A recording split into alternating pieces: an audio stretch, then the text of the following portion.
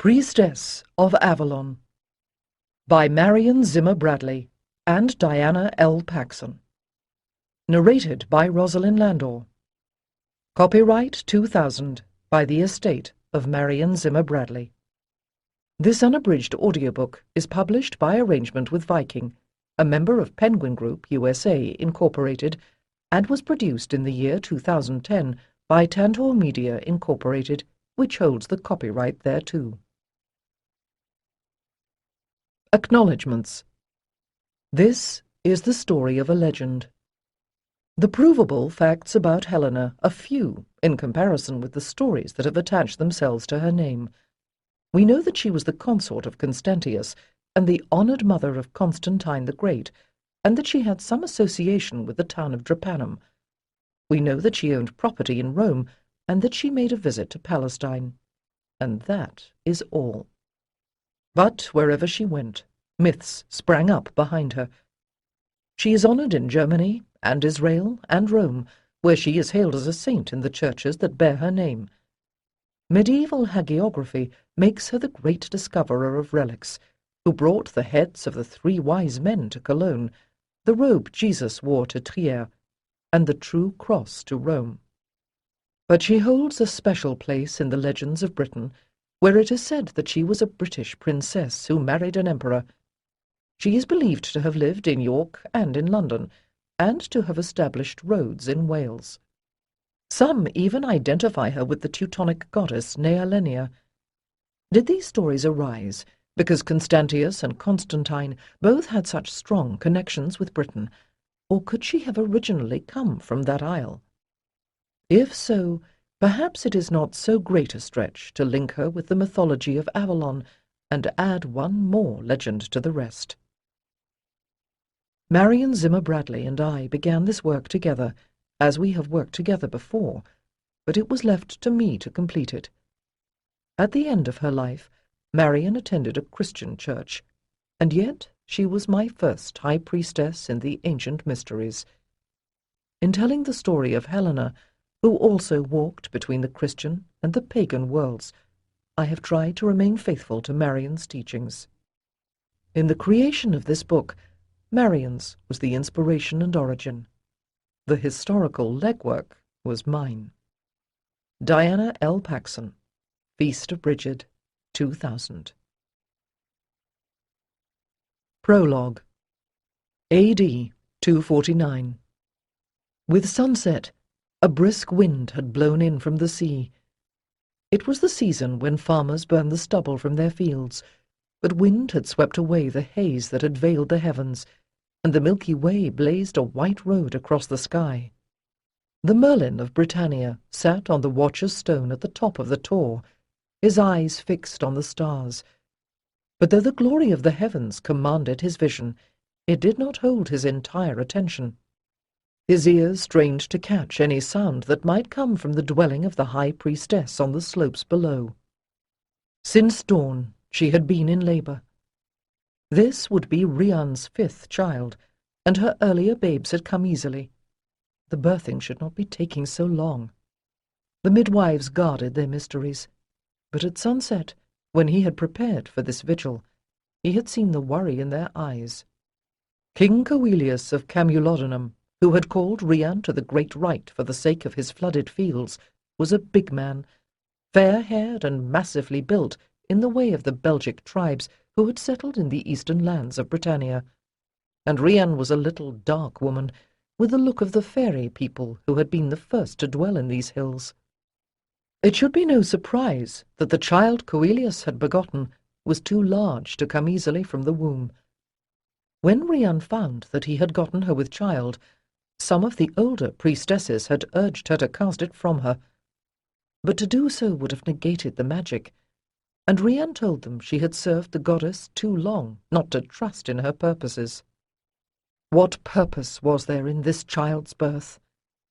The Merlin's old eyes scanned the heavens, seeking to comprehend the secrets written in the stars. The sun stood now in the sign of the Virgin. The old moon, passing him, had been visible in the sky that morning. Now she hid her face, leaving the night to the glory of the stars. The old man huddled into the thick folds of his grey cloak, feeling the chill of the autumn night in his bones. As he watched the great wane wheel ever further across the sky, and no word came, he knew that he was shivering not with cold, but with fear. Slow as grazing sheep, the stars moved across the heavens. Saturn gleamed in the southwest, in the sign of balance. As the hours drew on, the resolution of the labouring woman was wearing away. Now, at intervals, from the hut would come a moan of pain, but it was not until the still hour, just as the stars were fading, that a new sound brought the Merlin upright, heart pounding, the thin, protesting wail of a newborn child. In the east, the sky was already growing pale with the approach of day, but overhead the stars still shone. Long habit brought the old man's gaze upward. Mars, Jupiter, and Venus stood in brilliant conjunction. Trained in the disciplines of the Druids since boyhood, he committed the positions of the stars to memory. Then, grimacing as his stiffened joints complained, he got to his feet, and leaning heavily on his carven staff, made his way down the hill. The infant had ceased its crying, but as the Merlin neared the birthing hut, his gut tensed, for he could hear weeping from within. Women stood aside as he pushed back the heavy curtain that hung across the doorway, for he was the only male who by right could enter there. One of the younger priestesses, Zigvola, sat in the corner, crooning over the swaddled bundle in her arms. The Merlin's gaze moved past her to the woman who lay on the bed, and stopped. For Rian, whose beauty had always come from her grace in motion, was utterly still. Her dark hair lay lank upon the pillow. Her angular features were already acquiring the unmistakable emptiness that distinguishes death from sleep. "How?" He made a little helpless gesture, striving to hold back his tears. He did not know whether or not Rian had been his own child by blood, but she had been a daughter to him. "It was her heart," said Ganeda. Her features in that moment were painfully like those of the woman who lay on the bed, although at most times the sweetness of Rian's expression had always made it easy to distinguish between the sisters. "She had laboured for too long. Her heart broke in the final effort to push the child from the womb." The Merlin stepped to the bedside and gazed down at Rian's body, and after a moment bent to trace a sigil of blessing on the cool brow. "I have lived too long," he thought numbly. "Rian should have been the one to say the rites for me." He heard Ganeda draw breath behind him. "Say then, Druid, what fate the stars foretell for the maid-child born in this hour." The old man turned. Ganeda faced him, her eyes bright with anger and unshed tears. She has the right to ask this, he thought grimly. Ganeda had been passed over in favor of her younger sister when the previous high priestess died. He supposed the office would fall on her now. Then the spirit within him rose to answer her challenge. He cleared his throat. "Thus speak the stars." His voice trembled only a little. "The child that was born at the turning of autumn, just as the night gave way to dawn, shall stand at the turning of the age, the gateway between two worlds. The time of the ram has passed, and now the fish shall rule. The moon hides her face.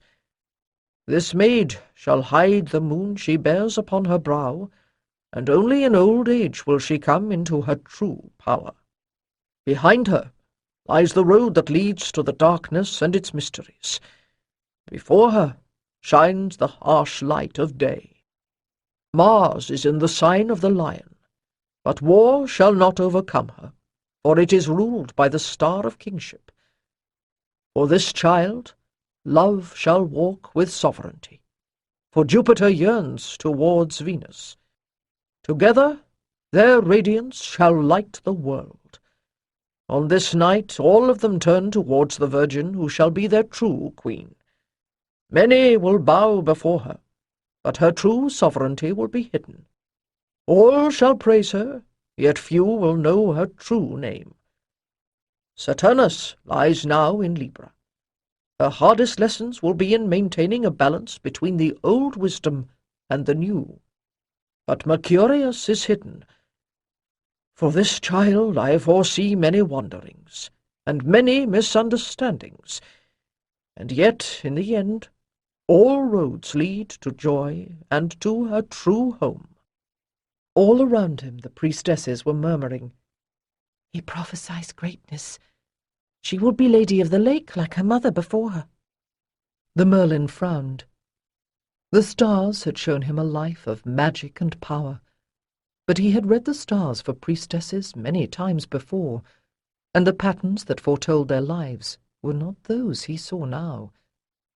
It seemed to him that this child was destined to walk a road unlike that which had been trod by any priestess of Avalon before.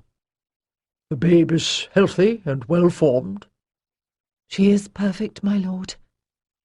Sigvola rose, cradling the swaddled infant close to her breast. Where will you find a nurse for her? He knew that none of the women of Avalon were currently feeding a child. "She can go to the lake-dwellers' village," answered Ganeda. "There is always some woman with a newborn there. But I will send her to her father when she is weaned." Sigvola clutched at her burden protectively, but the aura of power that surrounded the high priestess was already descending upon Ganeda, and if the younger woman had objections, she did not voice them aloud. "Are you sure that is wise?" By virtue of his office, the Merlin could question Ganeda's decision. "Will she not need to be trained in Avalon to prepare her for her destiny?" "What the gods have ordained they will bring to pass, no matter what we do," answered Ganeda. "But it will be long before I can look upon this child's face and not see my sister lying dead before me." The Merlin frowned, for it had always seemed to him that there was little love lost between Ganeda and Rian. But perhaps it made sense. If Ganeda felt guilt for having envied her sister, the babe would be a painful reminder. "If the girl shows talent when she is older, perhaps she can return," Ganeda continued. If he had been a younger man, the Merlin might have sought to sway her. But he had seen the hour of his own death in the stars, and he knew that he would not be here to protect the little girl. If Ganeda resented her, perhaps it was better that she should live with her father while she was small. "Show me the child." Sigvola rose, flipping back the corner of the blanket. The Merlin stared down at the face of the infant, still closed in upon itself like the bud of a rose. The child was large for a newborn, big-boned like her father. No wonder her mother had fought such a grim battle to bear her. "Who are you, little one?" he murmured. "Are you worth so great a sacrifice?" "Before she died, the lady said she should be called Ailyn," Sigvola answered him. "Ailyn," the Merlin echoed her, and as if the infant had understood, she opened her eyes. They were still the opaque grey of infancy, but their expression, wide and grave, was far older. "Ah, this is not the first time for you," he said then, saluting her like a traveller who meets an old friend upon the road and pauses for a moment's greeting before they continue on their separate ways. He was aware of a pang of regret that he would not live to see this child grown. "Welcome back, my dear one. Welcome to the world." For a moment the baby's brows met. Then the tiny lips curved upward in a smile. Part 1. The Way to Love. 1. AD 259. "Oh, I can see water gleaming in the sun. Is it the sea?" I dug my heels into the pony's round sides to bring it alongside Corinthius's big horse. The beast broke into a rough trot, and I clutched at its mane. "Oh, Helena, your young eyes are better than mine," answered the old man, who had been tutor to my half-brothers before being inherited by me. "A blaze of light is all that I can see, but I think that what lies before us must be the levels of the summer country flooded by the spring rains."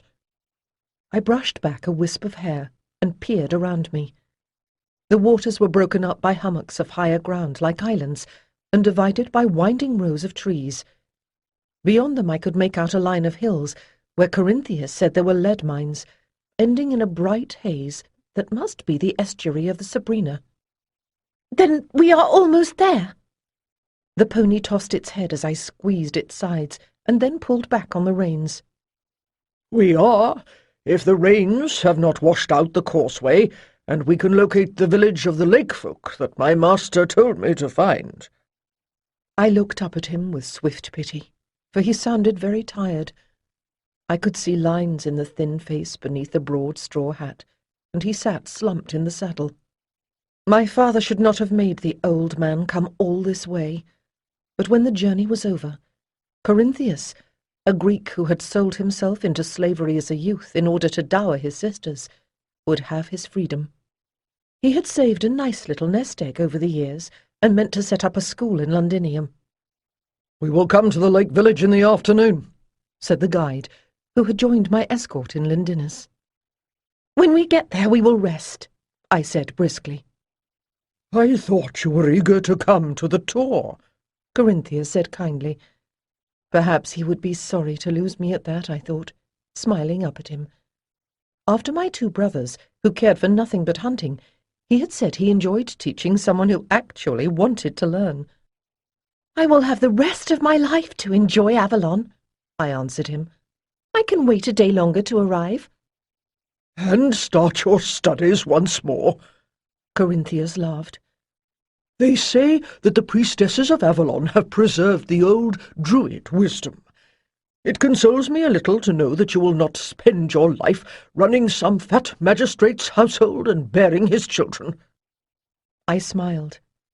My father's wife had tried to convince me that such a life was a woman's highest hope, but I had always known that sooner or later I would be going to Avalon. That it was sooner was due to the rebellion of a general called Posthumus, whose war had cut Britannia off from the empire. Unprotected, the southeastern coasts were vulnerable to raiders, and Prince Coelius had thought it best to send his little daughter to the safety of Avalon, while he and his sons prepared to defend Camulodunum. For a moment, then, my smile faltered, for I had been the apple of my father's eye, and I hated the thought that he might be in danger. But I knew well enough that while he was away from home, my life there would not have been a happy one. To the Romans I was my father's love-child, with no mother's family, for it was forbidden to speak of Avalon. In truth, it was Corinthius and old Huctia who had been my nurse, who had been my family, and Huctia had died the winter before. It was time for me to return to my mother's world. The road led downward now, winding gently back and forth across the slope of the hill. As we emerged from the shelter of the trees, I shaded my eyes with my hand. Below, the waters lay upon the land like a sheet of gold. "If you were a fairy horse," I murmured to my pony, "we could gallop along that shining path all the way to Avalon." But the pony only shook its head and reached for a mouthful of grass, and we continued to clop down the road one step at a time until we came to the slippery logs of the causeway. Now I could see the grey stalks of last summer's grass wavering in the water, and beyond them the reed beds that edged the permanent channels and pools. The deeper water was dark, charged with mystery. What spirits ruled these marshes, where the elements were so confused and mingled that one could not tell where earth ended and the water began? I shivered a little, and turned my gaze to the bright day. As the afternoon drew on towards evening, a mist began to rise from off of the water. We moved more slowly now, letting our mounts choose their own footing on the slippery logs.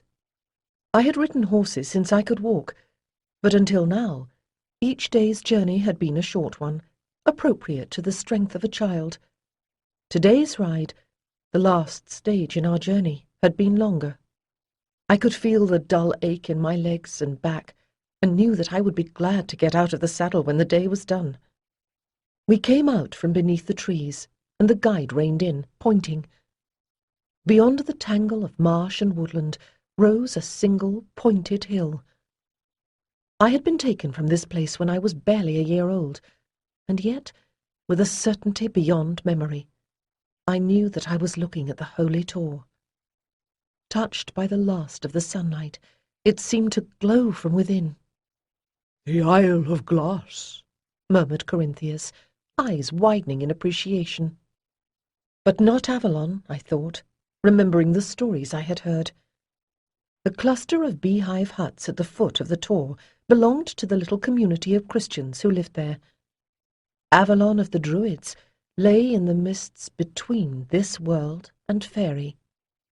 "And there is the village of the Light People," said our guide, indicating the trails of smoke that rose beyond the willows. He slapped the reins against his pony's neck, and all of the horses, sensing the end of their journey, moved forward eagerly. "We have the barge. A crossing to Avalon needs Priestess. She says if you are welcome. Is it important to go now? You want that I call?" The headman's words were respectful, but in his posture there was little deference. For nearly 300 years his people had been the gatekeepers for Avalon. "Not tonight," answered Corinthius. "The maiden has endured a long journey. Let her have a good night's sleep before she must meet all those people in her new home." I squeezed his hand gratefully. I was eager to get to Avalon, but now that our journey was over, I was painfully aware that I would not see Corinthius again, and only now did I realize how fond of the old man I really was. I had wept when my nurse died, and I knew that I would weep to lose Corinthius as well. The lake people made us welcome in one of the round thatched houses set on poles above the marsh. A long, low boat was tied up beside it, and a creaking bridge connected it to the higher ground. The villagers were a small, lightly built folk, with dark hair and eyes.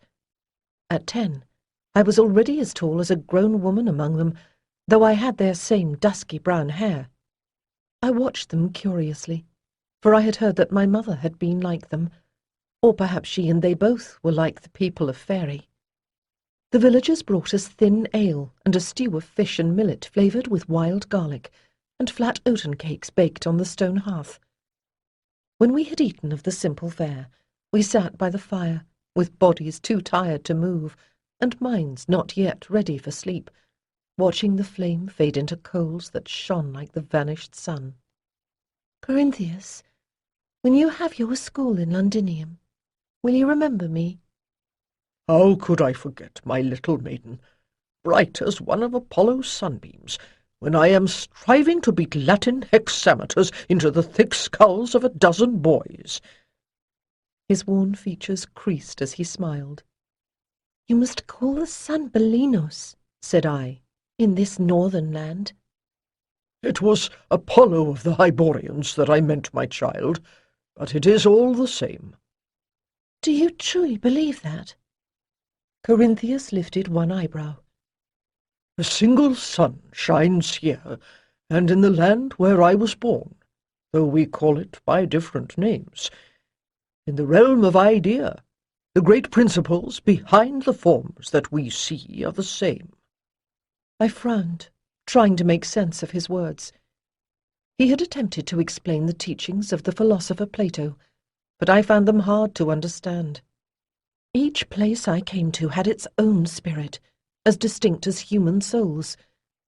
This land they called the summer country, all hill and wood and hidden pools, seemed a world away from the broad flat fields and coppiced woodlands around Camulodunum.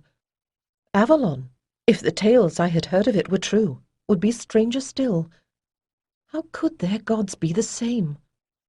"I think rather that it is you, little one, with all your life ahead of you, who will be forgetting me," the old man said then. "What is it, child?" he added, bending to lift the lock of hair that hid my eyes. "Are you afraid?" What What if they don't like me? For a moment, Corinthius stroked my hair. Then he sat back with a sigh. I ought to tell you that to the true philosopher it should not matter, that the virtuous person needs no one's approval. But what comfort is that to a child? None the less, it is true. There will be some people who do not like you, no matter what you do, and when that happens, you can only try to serve the truth as you see it.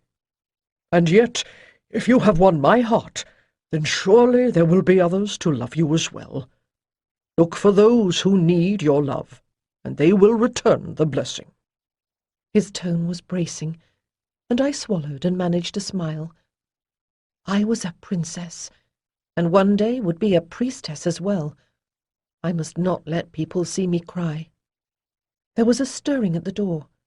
The cowhide flap was pushed aside, and I glimpsed a child holding a squirming puppy in his arms. The chieftain's wife saw him, and said something reproving in the dialect of the lake. I caught the word for hound, and realized he was being told to take the dog away. "Oh no, I like puppies," I exclaimed. "Please let me see." The woman looked dubious, but Corinthius nodded, and the boy came up to me, grinning, and released the animal into my outstretched hands. As I clutched at the wriggling bundle of fur, I began to smile as well. I could see already that this was not one of the graceful sighthounds who used to lounge in noble dignity about my father's hall. The puppy was too tiny, its creamy fur too thick already, and its tail too curled. But the brown eyes were bright with interest, and the tongue that flicked out below the moist black button of a nose to lick my hand was pink and warm. "There, there now, and aren't you a darling?" I gathered the little dog to my chest and laughed again as it tried to lick my face as well. A creature with neither breeding nor manners, said Corinthius, who was not fond of animals, and likely carrying fleas. "No, lord," answered the boy. "Is a fairy dog." Corinthius lifted an eloquent eyebrow, and the boy frowned. "I speak true," he exclaimed. "It happens before. Mamma gets lost. 2-3 days. Has only one puppy, white like this. Fairy dog lives long, and if not killed, when old it disappears. Dog sees spirits, and knows way to other world." Feeling the living warmth of the creature in my arms, I hid my face in the soft fur to hide my own laughter, for the rest of the lake people were nodding solemnly, and I did not wish to insult them. "She is gift. Will guard you," the boy said then.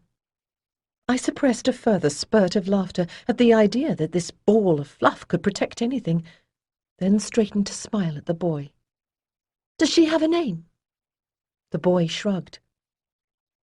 "Fairy folk know. Maybe she tells you one day." "I will call her Eldri, until they do, for she is as white and delicate as the flower of the elder tree."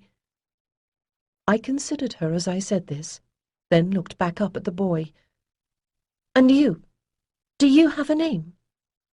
I hid my amusement as a blush warmed his sallow skin. "Is Otter in your tongue?" he said as the others laughed. A youth's name, thought I. At his initiation he would receive another that would only be known within the tribe. And how should I answer him? In my father's world I had been Julia Helena, but that seemed irrelevant here. Better to use the name my mother had given me when I was born. "I thank you," I said then. "You may call me Islan." I woke from a dream of many waters, blinking in the morning light. I had been in a long, flat boat that slid silently through swirling mists until they parted to reveal a fair, green island. But then the scene had shifted, and I was on a galley approaching endless flat marshlands and a great grey-green river that split into myriad channels as it entered the sea. Then the vision had changed to a land of golden stone and sand washed by a brilliant blue sea. But the green island had been the fairest. A few times in my life I had dreamed things that came true. I wondered if this was one of them, but already the memory was slipping away. I sighed and opened my eyes. I pushed back the sleeping furs in which I had nested with Eldry curled against me, and rubbed the grit from my eyes. Squatting beside the headman's fire and drinking tea from a cup of rough clay was someone I had not seen before. I noticed first the long brown braid and the blue cloak, and then, as she turned, the mark of a priestess tattooed between her brows. The blue crescent was still bright, and the smooth face that of a girl. She had not been an initiated priestess for long. Then, as if she had felt my gaze upon her, the priestess turned, and my eyes fell before that detached and ageless stare. "Her name is Suona," said Corinthius, patting my shoulder. "She arrived just at dawn." I wondered how the headman had called her. Did the fairy folk carry the message, or was there some secret spell? "This is the maiden?" asked Suona. "The daughter of Prince Quilius of Camulodunum," answered Corinthius. "but her mother was of Avalon." "She seems old to begin her training here." Corinthius shook his head. "She is well grown for her age, but she has only 10 winters, and Helena is not without education. She has been taught to use her mind as well as to do the work of a woman. She can read and write in Latin, and knows a little Greek, and has learned her numbers as well." Suona did not seem very impressed. I lifted my chin and met the dark gaze steadily. For a moment, I felt an odd tickling sensation in my head, as if something had touched my mind. Then the priestess nodded a little, and it ceased. For the first time she spoke directly to me.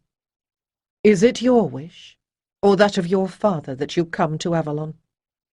I felt my heart thump heavily, but I was relieved when my words came out steadily. "I want to go to Avalon." "Let the child break her fast, and then we will be ready," said Corinthius, but the priestess shook her head. "Not you, only the maiden. It is forbidden for an outlander to look on Avalon except when the gods call." For a moment the old man looked stricken. Then he bowed his head. "Corinthius." I felt tears prick my own eyes. "Never mind." He patted my arm. "To the philosopher, all affections are transitory. I must strive for more detachment, that is all." "But won't you miss me?" I clung to his hand. For a moment he sat with closed eyes. Then his breath came out in a long sigh. "I will miss you, heart's daughter," he answered softly.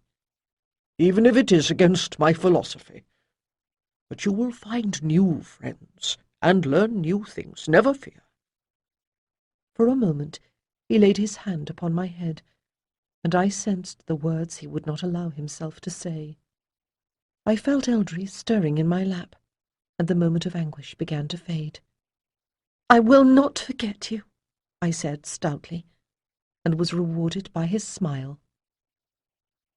My fingers tightened on the rail of the barge as the boatmen shoved down with their poles, and the barge slid away from the shore.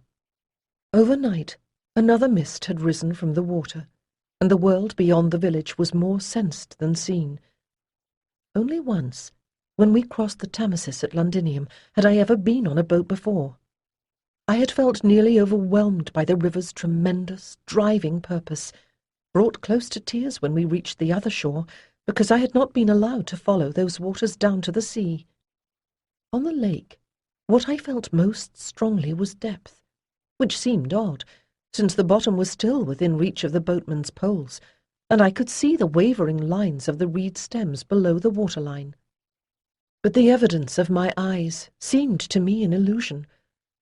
I could feel waters that ran below the lake bottom, and realized that I had begun to sense them as soon as we started to cross the levels, even when we were on what passed here for dry land. Here there was little distinction between earth and water, as there was very little separation between the world of men and the other world.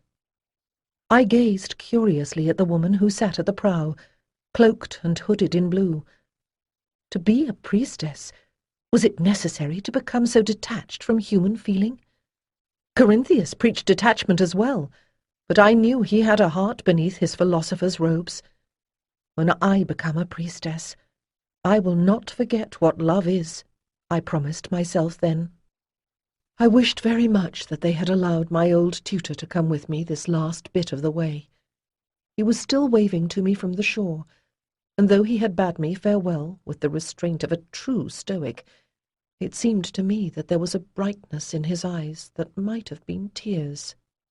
I wiped my own eyes and waved back harder, and then, as the first veil of mist blew between us, settled back onto my bench. At least I still had Eldry, tucked securely into the fold where my tunica bloused over my belt. I could feel the puppy's warmth against my chest, and patted her reassuringly through the cloth.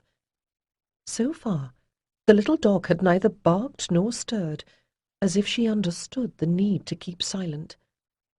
So long as the puppy stayed hidden, no one could forbid me to take her to Avalon.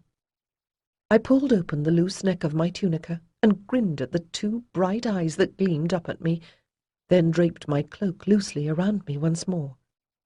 The mist was growing thicker, lying in dense skeins across the water, as if not only earth but air were dissolving back into the primal watery womb. Of the Pythagorean elements of which Corinthius had told me, that left only fire. I took a deep breath, at once unsettled, and oddly reassured, as if something within me recognized this protean admixture and welcomed it. We were well out upon the lake by now, and the boatmen were paddling. As the barge moved forward, the stilt village faded into the mist behind us. The Tor was disappearing too. For the first time, I felt a quiver of fear. Ahead lay only the village of the monks. Where were they taking me? But Eldry warmed my heart, and in the prow the young priestess sat quietly, her face serene. Suona was a plain-looking girl, yet for the first time I understood what my nurse had meant when she told me to sit like a queen. Though I saw no signal, abruptly the boatmen lifted their paddles and rested them on their laps. The barge floated quietly, the last ripples of its passage widening away to either side. I felt a pressure in my ears and shook my head to relieve it. Then, at last, the priestess stirred, casting back her hood as she got up. Feet braced, she stood, seeming to grow taller as she lifted her arms in invocation. She drew in her breath, and her ordinary features grew radiant with beauty. The gods look like this, I thought, as Suona gave voice to a string of musical syllables in a language I had never heard before. Then that too was forgotten, for the mists began to move. The boatmen had covered their eyes, but I kept mine open, staring as the great clouds began to sparkle with a rainbow of colour. The light spun sunwise around them, colours blending, wrenching reality out of time. For an impossible eternity, we hung between the worlds. Then, with a final burst of radiance, the mists became a haze of light. The priestess sank back to her seat, perspiration beading her brow. The boatmen picked up their paddles and began to stroke forward, as if this had been no more than a pause to rest their arms.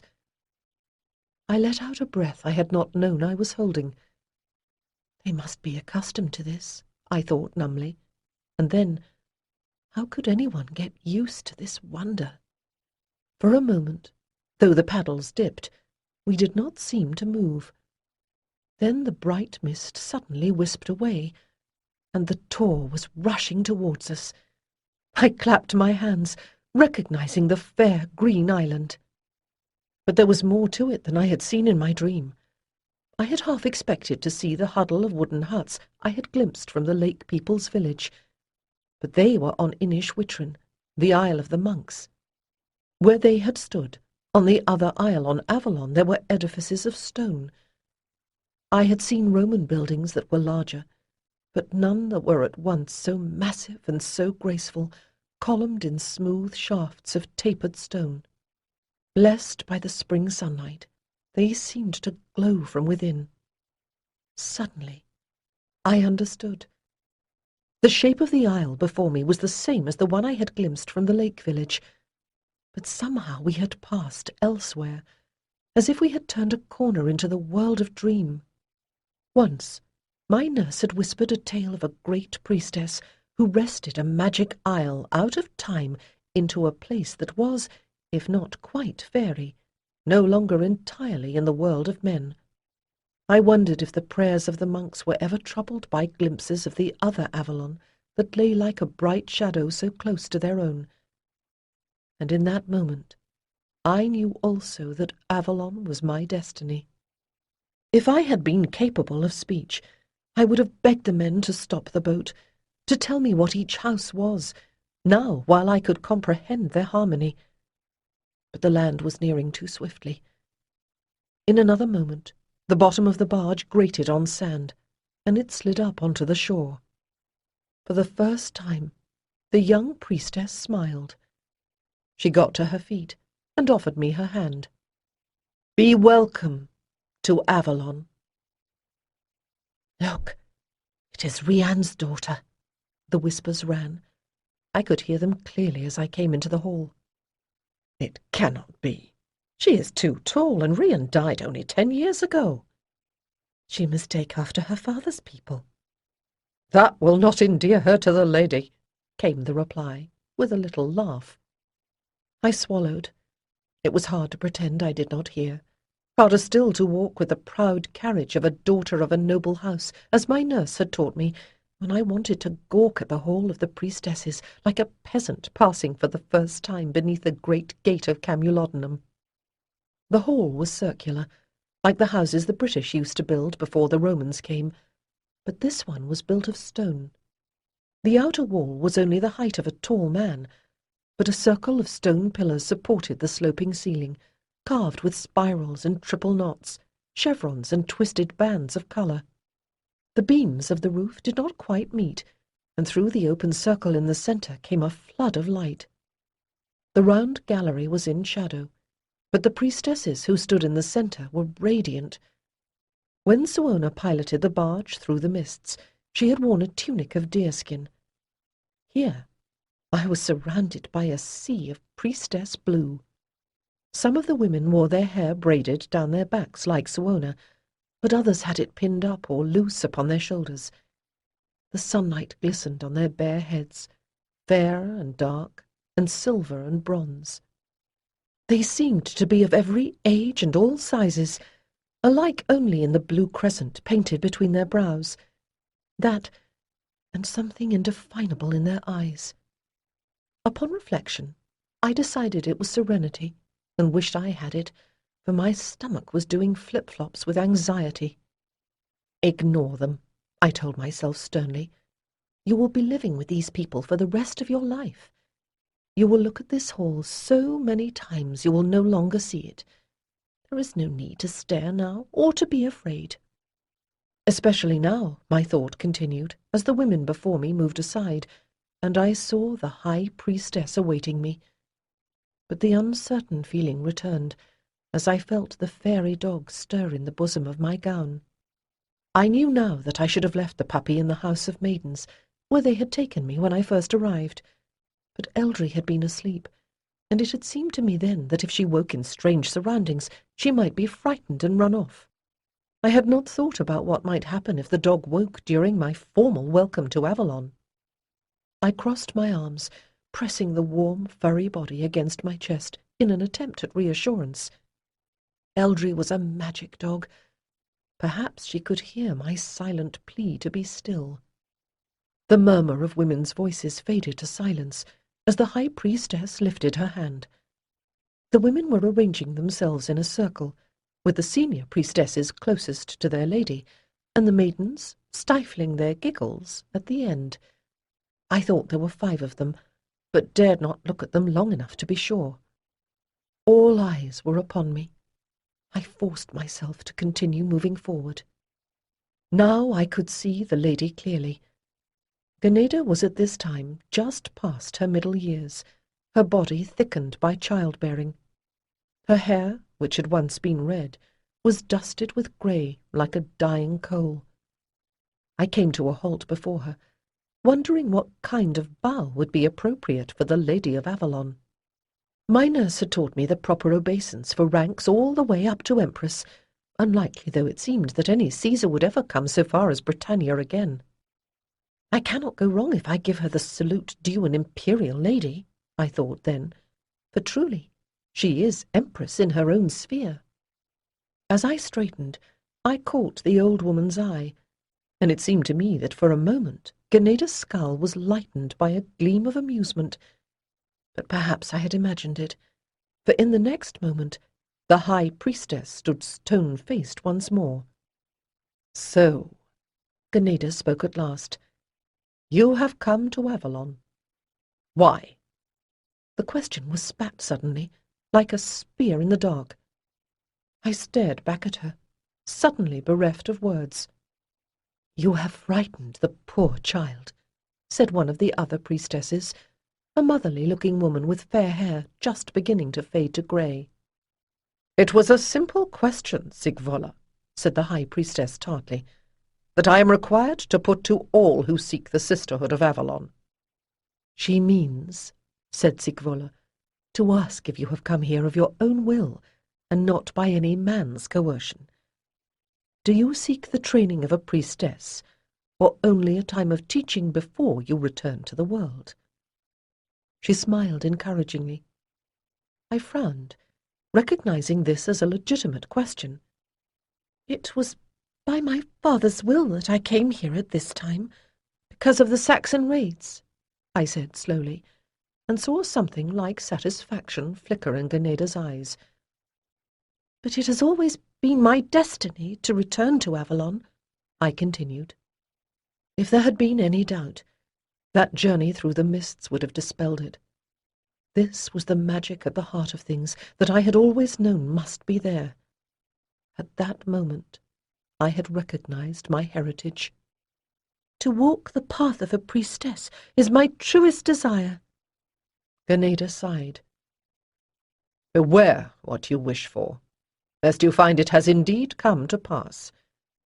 Still, you have said the words, and in the end it is the goddess who will decide whether to accept you, not I. So I bid you welcome here." There was a murmur of comment from the other priestesses at this grudging acceptance. I blinked back tears, understanding that my aunt blamed me for causing her sister's death when I was born. She did not want me here, and no doubt hoped that I would fail. But I will not fail, I promised myself. I will study harder than any, and become a great priestess, so famous they will remember my name for 1,000 years. Ganeda sighed. "Come." With my heart thumping so hard I feared it would wake Eldry, I started toward her. Ganeda opened her arms. She is scarcely bigger than I thought in surprise, as I moved into the older woman's reluctant embrace. The high priestess had seemed so tall and stately before. Then Ganeda gripped my shoulders and drew me hard against her breast. Eldry, crushed between us, woke with a sudden squirm and a yip of surprise. The priestess released me as if I had been a hot coal, and I felt the betraying colour flood into my face as the little dog poked her head up through the loose neck of my gown. Someone stifled a giggle, but my own impulse to laugh died at Ganeda's frown. "What is this? Do you think to mock us here?" There was an undertone in the voice of the priestess, like distant thunder. "She is a fairy dog," I exclaimed, my eyes filling with tears. "The lake people gave her to me." "A rare and wonderful creature," Sigvola put in, before Ganeda could speak again. "Such gifts are not bestowed lightly." From the other priestesses came a murmur of agreement. For a moment longer, Ganeda's mental thunder echoed in the air. Then As it became clear that most of the priestesses were viewing me with sympathy, Ganeda clamped down on her anger and managed a tight smile. "A fine gift indeed," she said thinly, "but the Hall of the Priestesses is not the place for her." "I am sorry, my lady," I stammered. "I did not know where—" "It makes no difference," Ganeda cut me off. "The community is waiting. Go. Greet the rest of your sisters now." With the puppy still peeking out of my tunica, I went gratefully into Sigvola's arms, breathing in the lavender that scented her gown. The woman who stood next to her had the look of a paler copy of Ganeda. In her arms she held a little daughter whose hair blazed like a fire. "I have seen your face in vision, little one, and I am glad to make you welcome. I am your cousin, Sian, and this is Diarna," she said softly. The little girl grinned toothily, as fair and fat a child as one might hope to find. Next to that flaming hair, her mother seemed even more pallid, as if she had given all her strength to her offspring. Or perhaps, I thought, it was growing up in the shadow of Ganeda that had sapped the strength from her. "Hello, Diarna." I squeezed the plump hand. "I'm 2," proclaimed the little girl. She reached out to Eldry and laughed as the puppy licked her hand. "You certainly are," I answered after a moment's confusion. Apparently that was the right answer, for Sian also smiled. "You are very welcome to Avalon," she said then, bending to kiss me on the brow. At least one member of my mother's family was glad to see me, I thought, as I turned to the next woman in the line. As I moved around the circle, some of the women had a pat for the puppy as well, and others a word of praise for my dead mother. The girls who were presently being trained on the Holy Isle received me with delighted awe, as if I had intended to play a trick on the High Priestess all along. Rud and Gwenna had the ruddy, fair colouring of the royal Celts, and Heron the dark, narrow build of the people of the lake. Alia was almost as tall as I, though her hair was a lighter brown. Tuli, who surveyed them from the eminence of her approaching initiation, and her younger sister Wren had fair hair, cut short like that of the others, and grey eyes. When the dog, excited by the attention, yipped, they laughed. This was not the way that I had intended to impress them, but for good or ill, Eldry seemed to be a powerful talisman. And then the formality of greeting was over, and the solemn row became a crowd of chattering women. But as the girls swept me away to the safety of the House of Maidens, I saw Ganeda watching me, and realized that if my aunt had disliked me before, she would hate me now.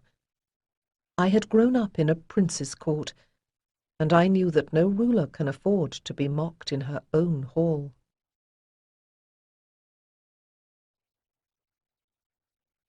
(2) AD 262 to 63.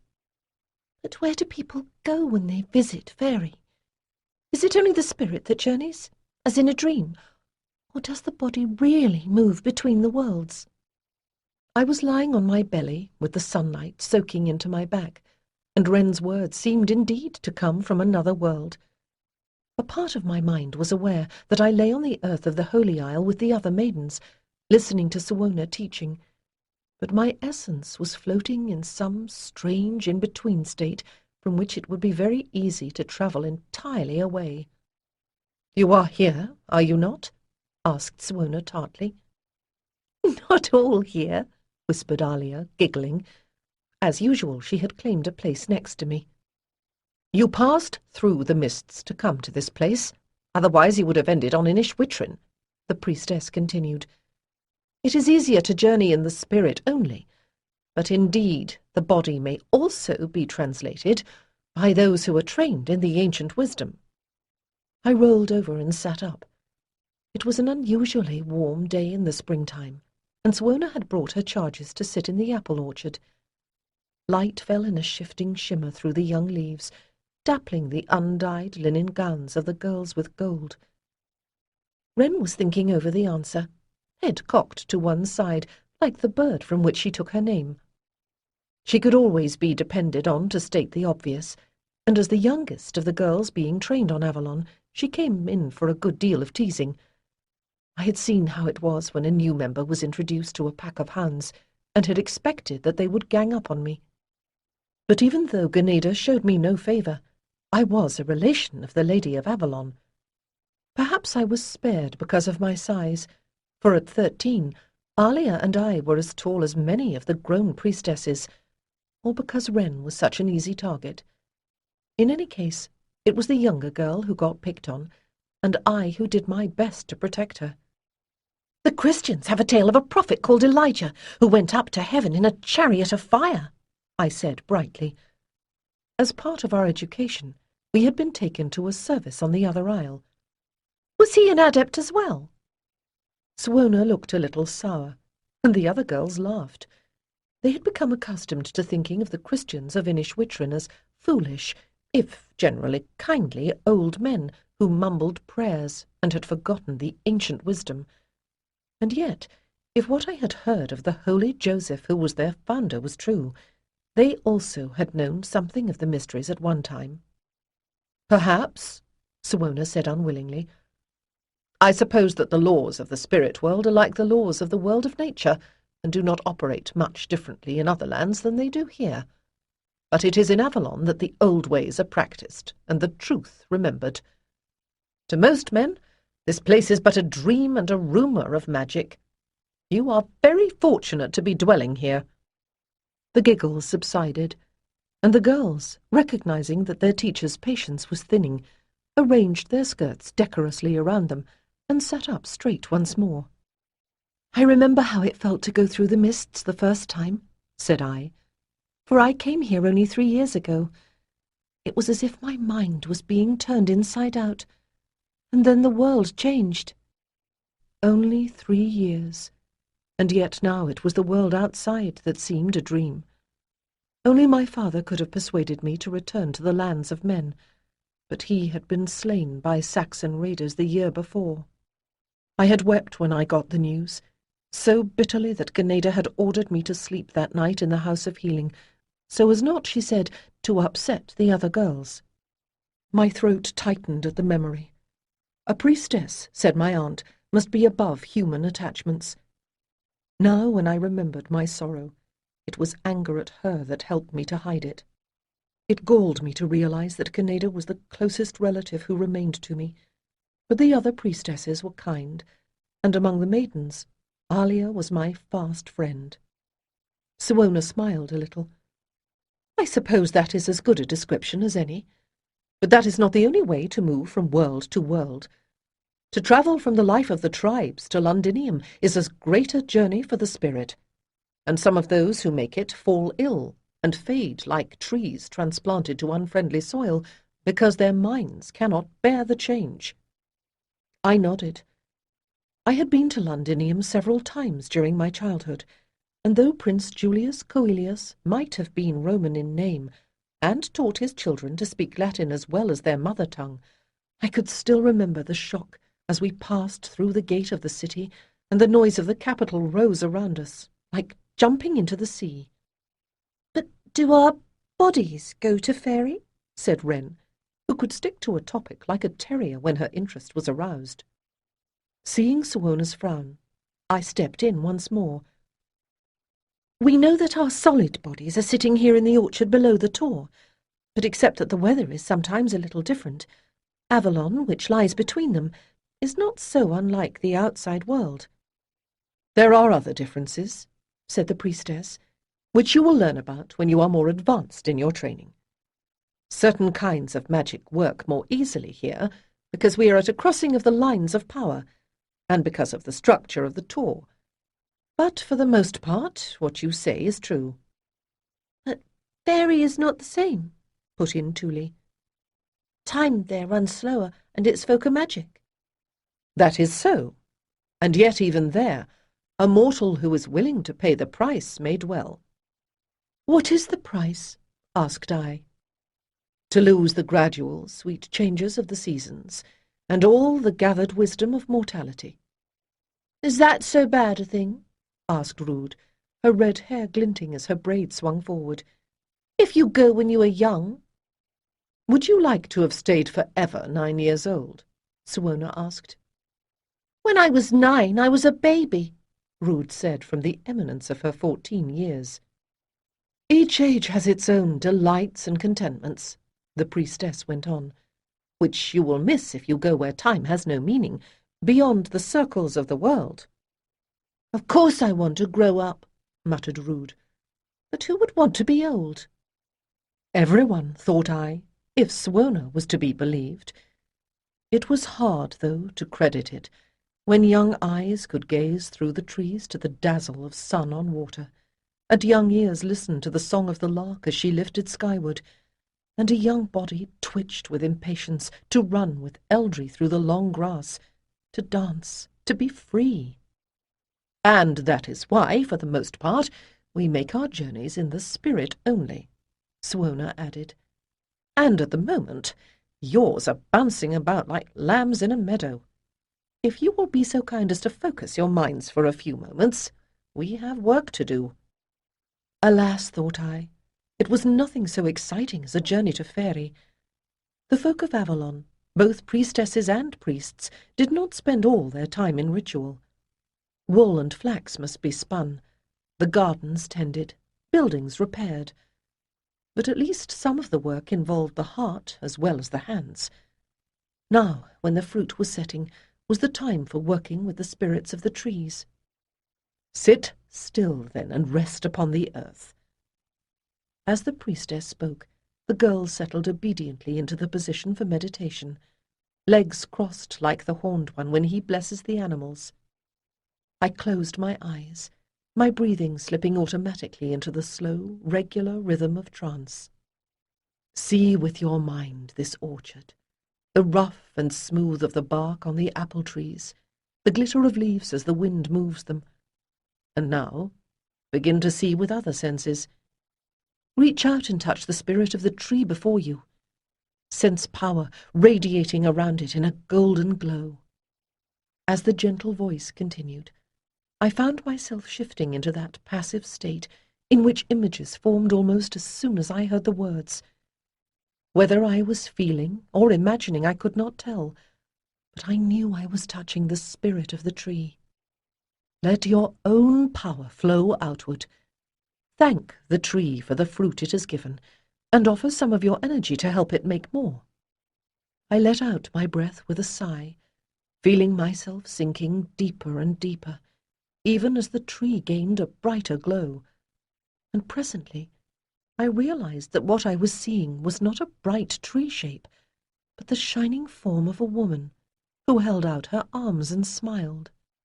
For a moment I seemed to see another country beyond me, shimmering with a beauty beyond even that of Avalon. A responding joy pulsed through me in a wave that whirled all awareness away. When I came to myself, I was lying on my back in the grass. Suona was bending over me. Beyond the priestess, I could see Alia, watching with a pale face and worried eyes. You were to use some of your energy, said Suona tartly, straightening. Beads of perspiration glistened on her brow, and I wondered just how hard it had been to bring my spirit back again. A priestess must learn not only to give, but to control her power. I am sorry, I whispered. I felt not so much weak as transparent, or perhaps it was the substance of the world that had grown thinner, for I could still see a glow through the trunk of the apple tree.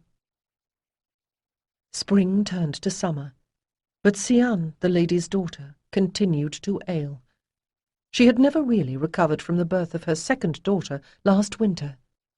It grieved me, for she had been kind, and I sensed she would have tried to soften her mother's severity towards me if she had been well.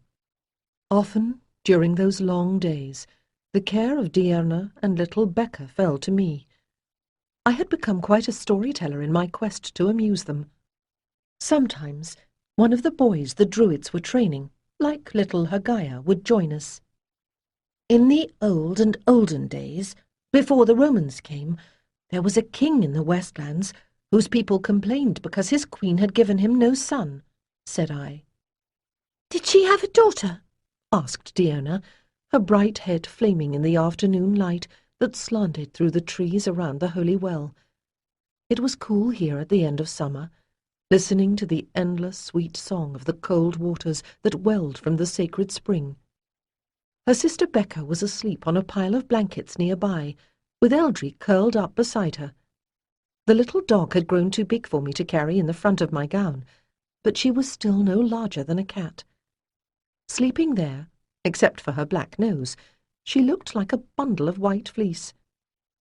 Haggai lay on his belly nearby, half supported on his elbows, his brown hair glinting in the sun. "Not that I ever heard," I replied. "That is why they complained then," said Diana decidedly. "It would have been all right if she had had a girl." This afternoon, Sian was resting. None of Sigvola's herbal remedies seemed to help her. I knew that the elder priestesses were worried, though they did not speak of it, or they would not have been so grateful when I offered to take care of the two girls. But in truth I did not mind, for Becca was as bright and bouncy as a puppy, and Diana like the little sister that I had always longed for. "Do you want to hear what happened or not?" I asked her, amused in spite of myself. Haggai pulled a face, but it was no wonder that Diana thought a daughter more important, living on the Holy Isle, where the Druids were subject to the will of the Lady of Avalon. If there had been a Merlin, authority might have been divided more evenly, but the last one had died shortly after I was born, and no one had inherited his powers. "So what happened?" demanded the boy. "The king loved his lady, and he told his councillors to give them another year to have a child. And sure enough, before the year was done, they had a little daughter." This was not the way the singer in my father's hall had told the story, but he was no druid, taught to memorize the old lore exactly, and had often said that a bard must adapt his material to the taste of his audience. Encouraged by Diana's grin, I forged ahead. The queen had women to watch by her, but they fell asleep, and while they were all sleeping, the little princess disappeared. When the women woke up, they were terrified that the king would be angry. Now that same night, the queen's hound bitch had given birth to puppies, so the women took 2 of the puppies and killed them, and smeared blood on the queen's mouth, and set the bones beside her. And when the king came, they swore that the lady had eaten her own child. Now not only were the children frowning, but Eldry had roused from her sleep and was staring at me with reproachful brown eyes, as if she understood every word. "Do I have to please you too?" muttered I, trying to think how I could save the story. "Don't cry, Diana. It will come out all right, I promise you." "Did the queen die?" whispered Haggai.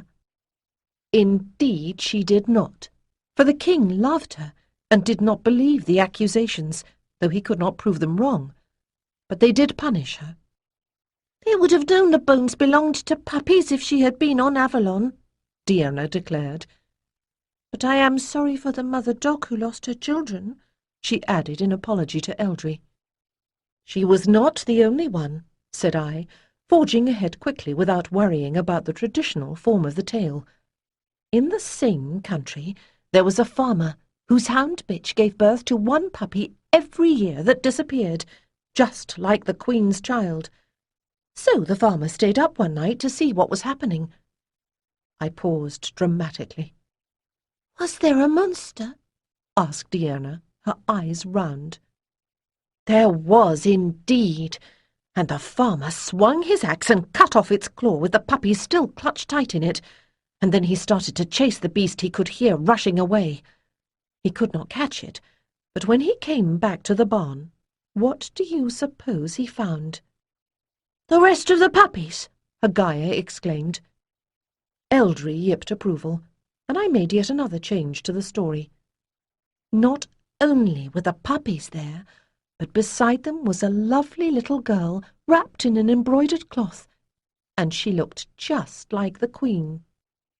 "And they took her back to her mother then, didn't they? And they were all happy?" Diana was bouncing with pleasure as she provided her own ending to the tale. And the puppies too, and they all grew up together, just like you and Eldry. I nodded, laughing, as the little dog bounded to Deanna and leaped up against her, licking her face enthusiastically. The little girl fell backward, and child and dog rolled over and over across the grass. At the noise, Becca began to stir, and I went to pick her up. "Is this how you fulfill your trust?" I looked up in alarm, blinking at the dark shape that stood between me and the sun. I scrambled to my feet, holding the baby tightly, and realized it was Ganeda, her worn features set in a frown. But that was nothing new. The High Priestess usually frowned when she looked at me. "Look at them! It is disgraceful! Deanna, let go of that dirty beast now!" I blinked at that, for Eldry's curly coat shone like washed fleece in the sun. The dog stopped first, and then the little girl, the laughter fading from her face as she looked up at her grandmother. "Get up!" she spat at Deanna. "You are the heir of Avalon. And you, boy, go back to the men's side. You have no business here." I lifted one eyebrow. Deanna came of the priestly line, to be sure, but so did I. And high priestesses, like Roman emperors, were chosen by their followers on the basis of merit, not bloodlines. She wants to rule Avalon even after she herself passes on, I thought then, and if her daughter dies, she will lay the burden on this child. "Yes, Grandmamma," said Deanna, getting to her feet and brushing the leaves from her gown. Haggai was already edging away, hoping to make his escape before worse befell him. For a moment, Eldry glared at the High Priestess. Then she trotted across the grass and very deliberately urinated below a tree. I bit my lip to keep from laughing as Ganeda turned back to me. "It is time for Sian to nurse the baby. I will take the children now." With difficulty, I detached Becca's tiny fingers from the neck of my gown and handed her to Ganeda.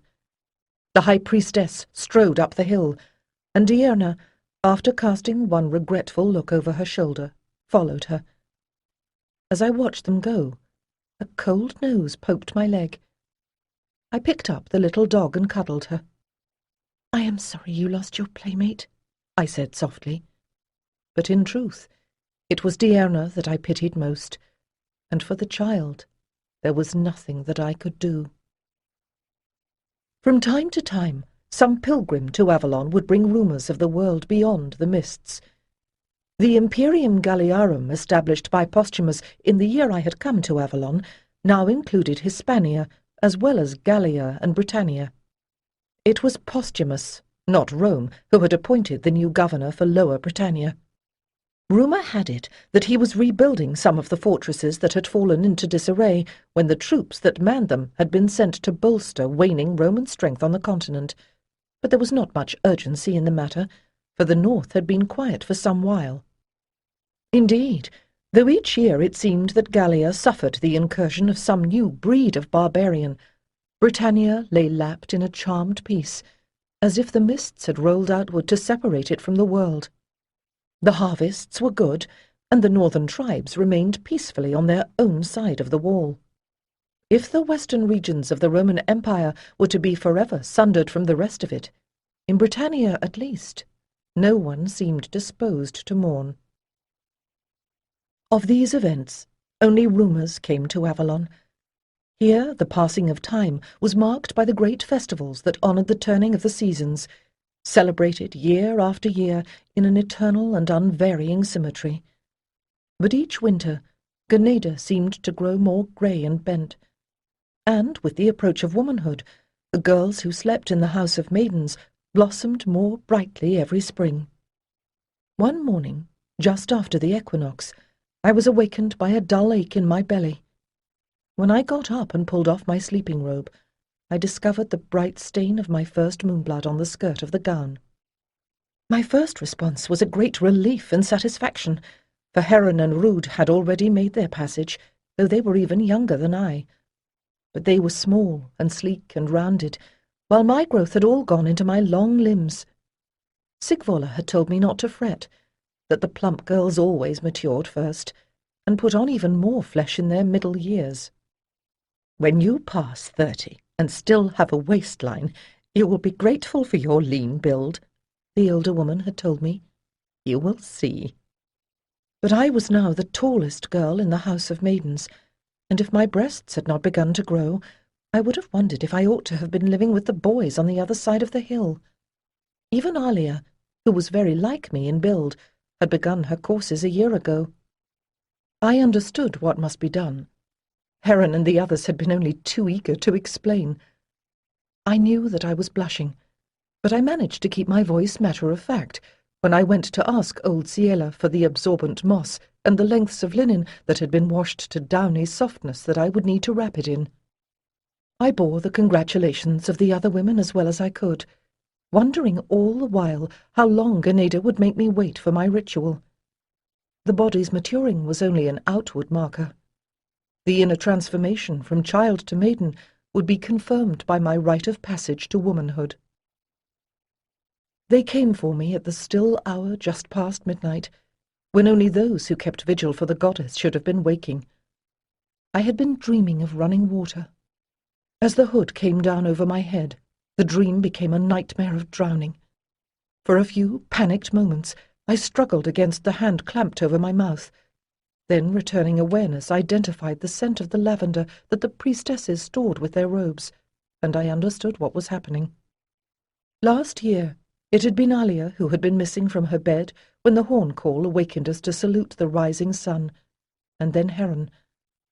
They had returned, pale with fatigue and smug with secrets, for the celebration of their passage that evening, and neither by threats nor by urging could they be compelled to tell the uninitiated girls what had occurred. But beyond reinforcing a sense of superiority that had seemed to me excessive already, whatever had happened to them seemed to have done them no harm. I forced my limbs to relax. I sensed the beginning of a growl from Eldry, who always slept in the curve of my arm, and pressed the little dog back into the bedclothes, stroking the silky fur until the tension left the small frame. I wish you could go with me too, I thought, but I must do this alone.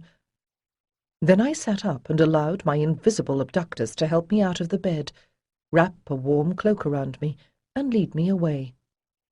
Gravel crunched beneath my feet, and I knew they were taking the path beside the lake. I smelled the dank scent of the marsh, and heard the wind whisper in the reed beds, and wondered for a moment whether they meant to take me across the water to one of the other isles. Several times my escort reversed direction, spinning me about until my head whirled, and only a firm grip on my elbow kept me from falling. Instinctively I lifted a hand to the hood, and someone else prevented me from lifting it. "Do not attempt to see," came a harsh whisper in my ear. "You have set your feet upon the path to a future you cannot know. You must walk this way without looking back to your childhood, trusting the wisdom of those who have gone before to show you the way. Do you understand?" I nodded, accepting the ritual necessity, but I had always had an excellent sense of direction, and as my dizziness passed, I could feel the power of the Tor to my right, like a pillar of fire.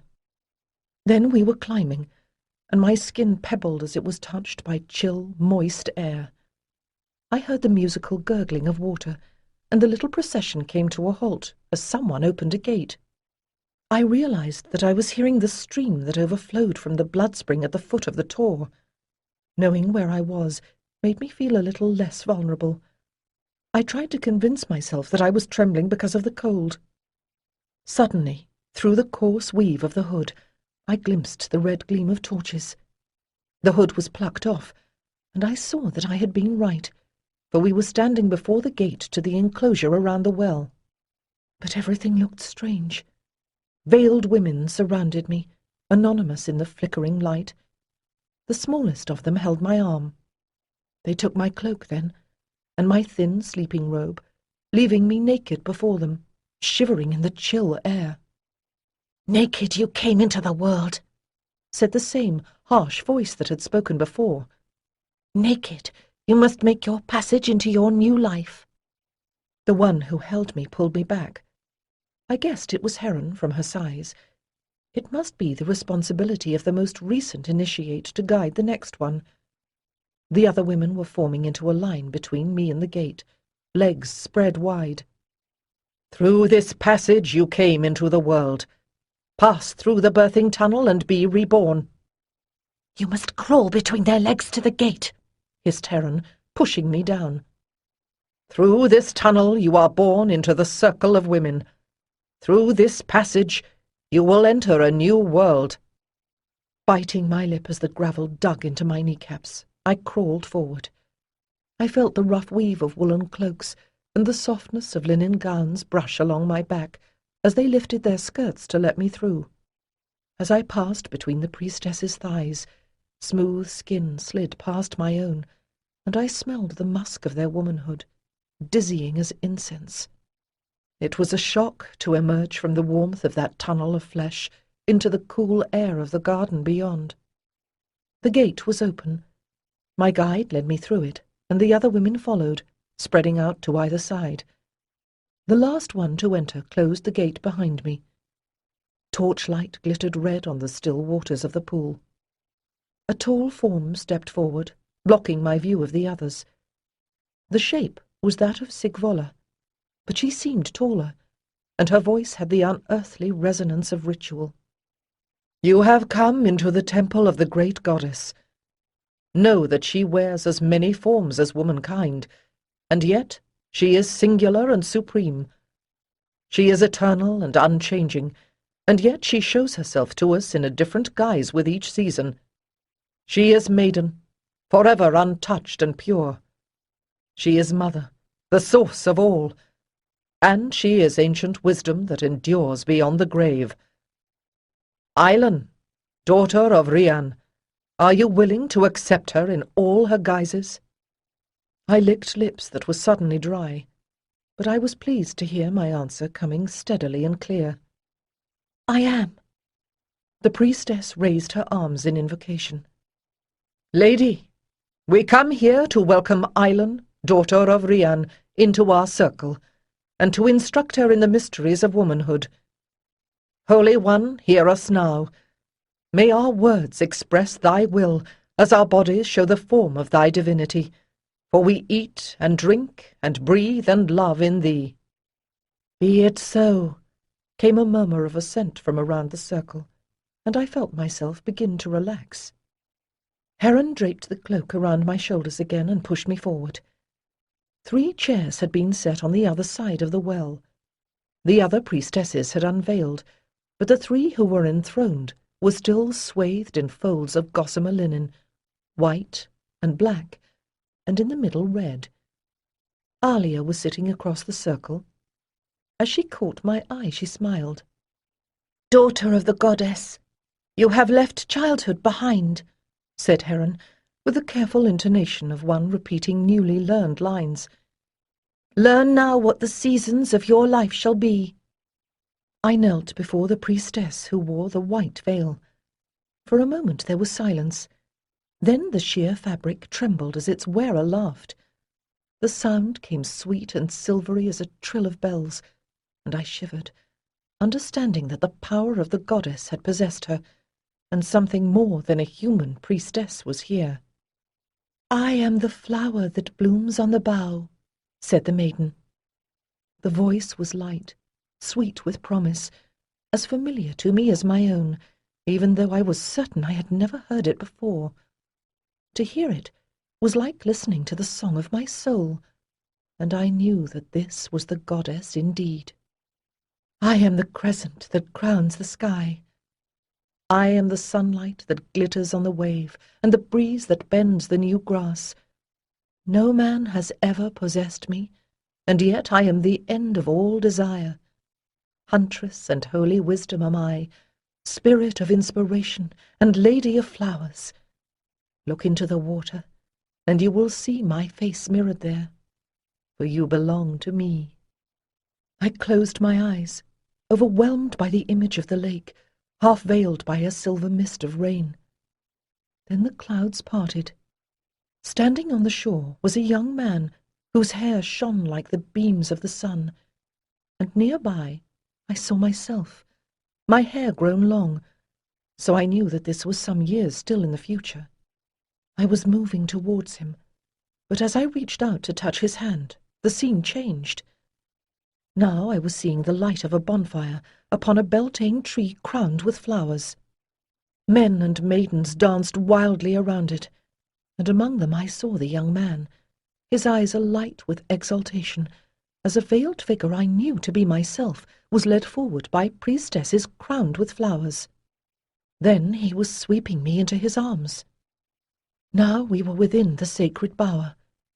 He pulled off the maiden's veil, and I saw my own face, alight with joy. I glimpsed the crescent moon through the new leaves, and then the scene dissolved in a shower of stars, and I was myself again, looking up at the mystery hidden by the white veil. "I hear you," I whispered in a shaking voice. "I will serve you." "Will you swear now to give up your maidenhead only to the man whom I shall choose for you, in the holy rites of Avalon?" I stared, wondering if this was a test, for surely the lady had just shown me the man I was destined to love. But the voice had lost that unearthly sweetness, and I thought that perhaps the goddess had departed again. Still, I had known that this oath was required of all who served as priestesses on Avalon. "I swear," I said gladly, for even in that glimpse of vision, my soul had begun to yearn for the young man I had seen. "It is well," said the maiden, "but there is yet another whom you must hear." I sat back, turning a little toward the second figure, whose crimson veil glowed with the torch's fire. "I am the fruit that swells on the branches. I am the full moon that rules the sky."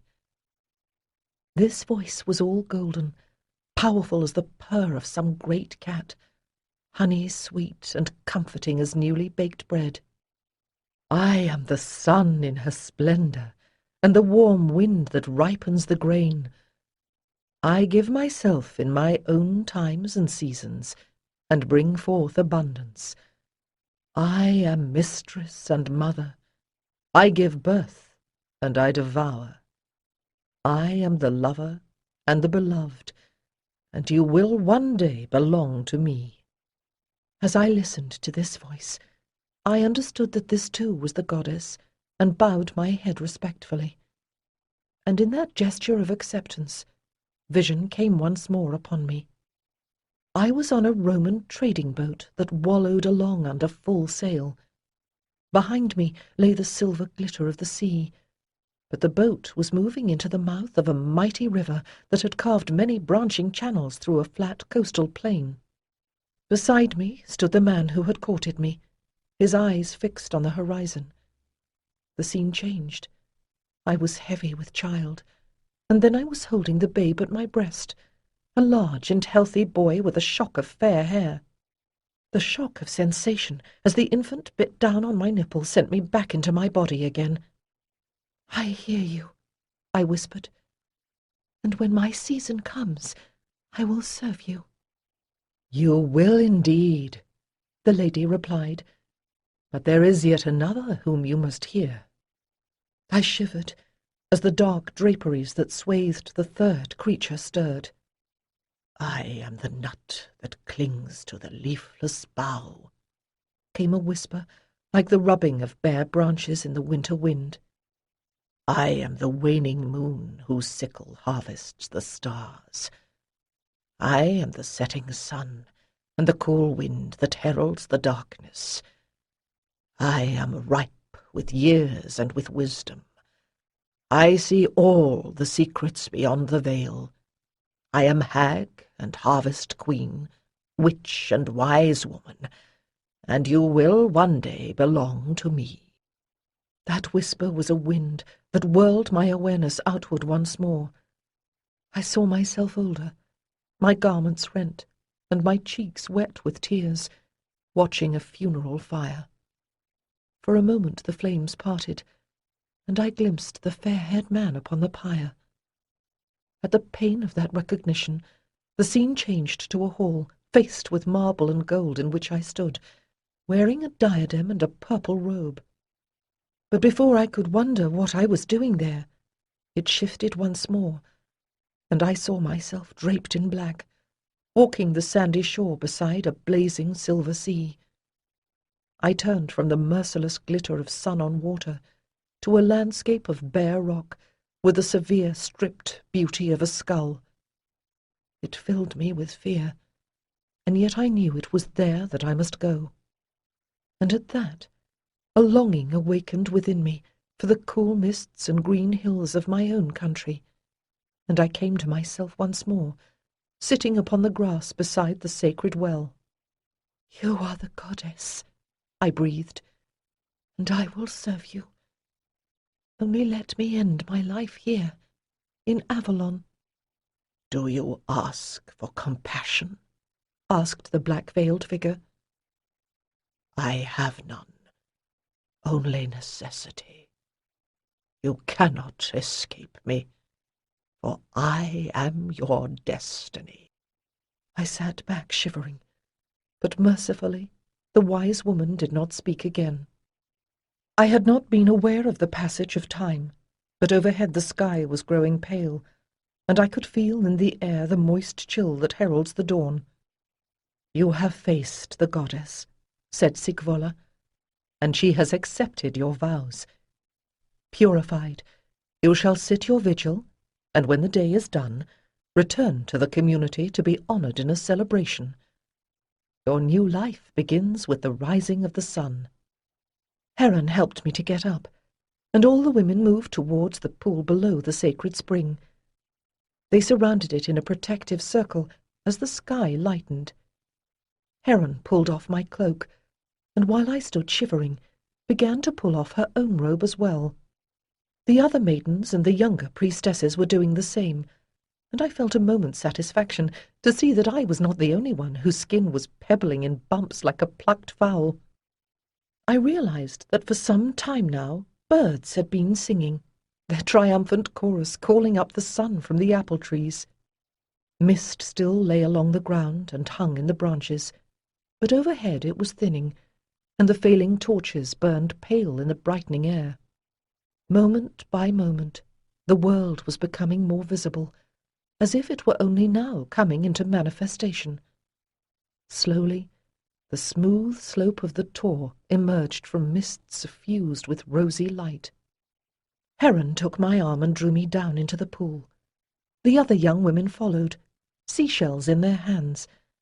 I gasped as the cold water touched my skin, and gasped again as the fiery orb of the sun lifted suddenly above the horizon. Light refracted from each drop of mist and every ripple in the water. I lifted my arms in adoration and saw my own pale flesh grow radiant. Heron dipped up water and poured it over me, but the heat within me welcomed its icy flame. "By the water that is the lady's blood may you be cleansed," came the murmur of voices, as the other maidens did the same. "Now let the water bear away all soil and stains. Let all that hid your true self be dissolved away. Be still, and let the water caress your body, as from the water that is the womb of the goddess you are reborn." I sank down into the water, and the locks of my unbound hair floated upon the surface, shining like the rays of the sun. A part of my mind knew that the water was cold, but my entire body was tingling as if I bathed in light. I could feel each particle of my flesh being transformed. For a timeless moment, I floated in the water. Then soft hands were drawing me upward, and I emerged into the full light of day. "Now arise, Island, clean and shining, revealed in all your beauty. Arise, and take your place among us, maiden of Avalon."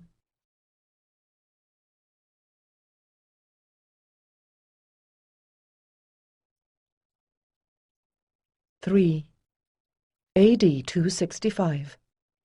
It was the end of summer, and I was trimming the hazel hedge when something stung my calf. I jumped and turned, striking out instinctively with the branch I had just cut. "Aha!"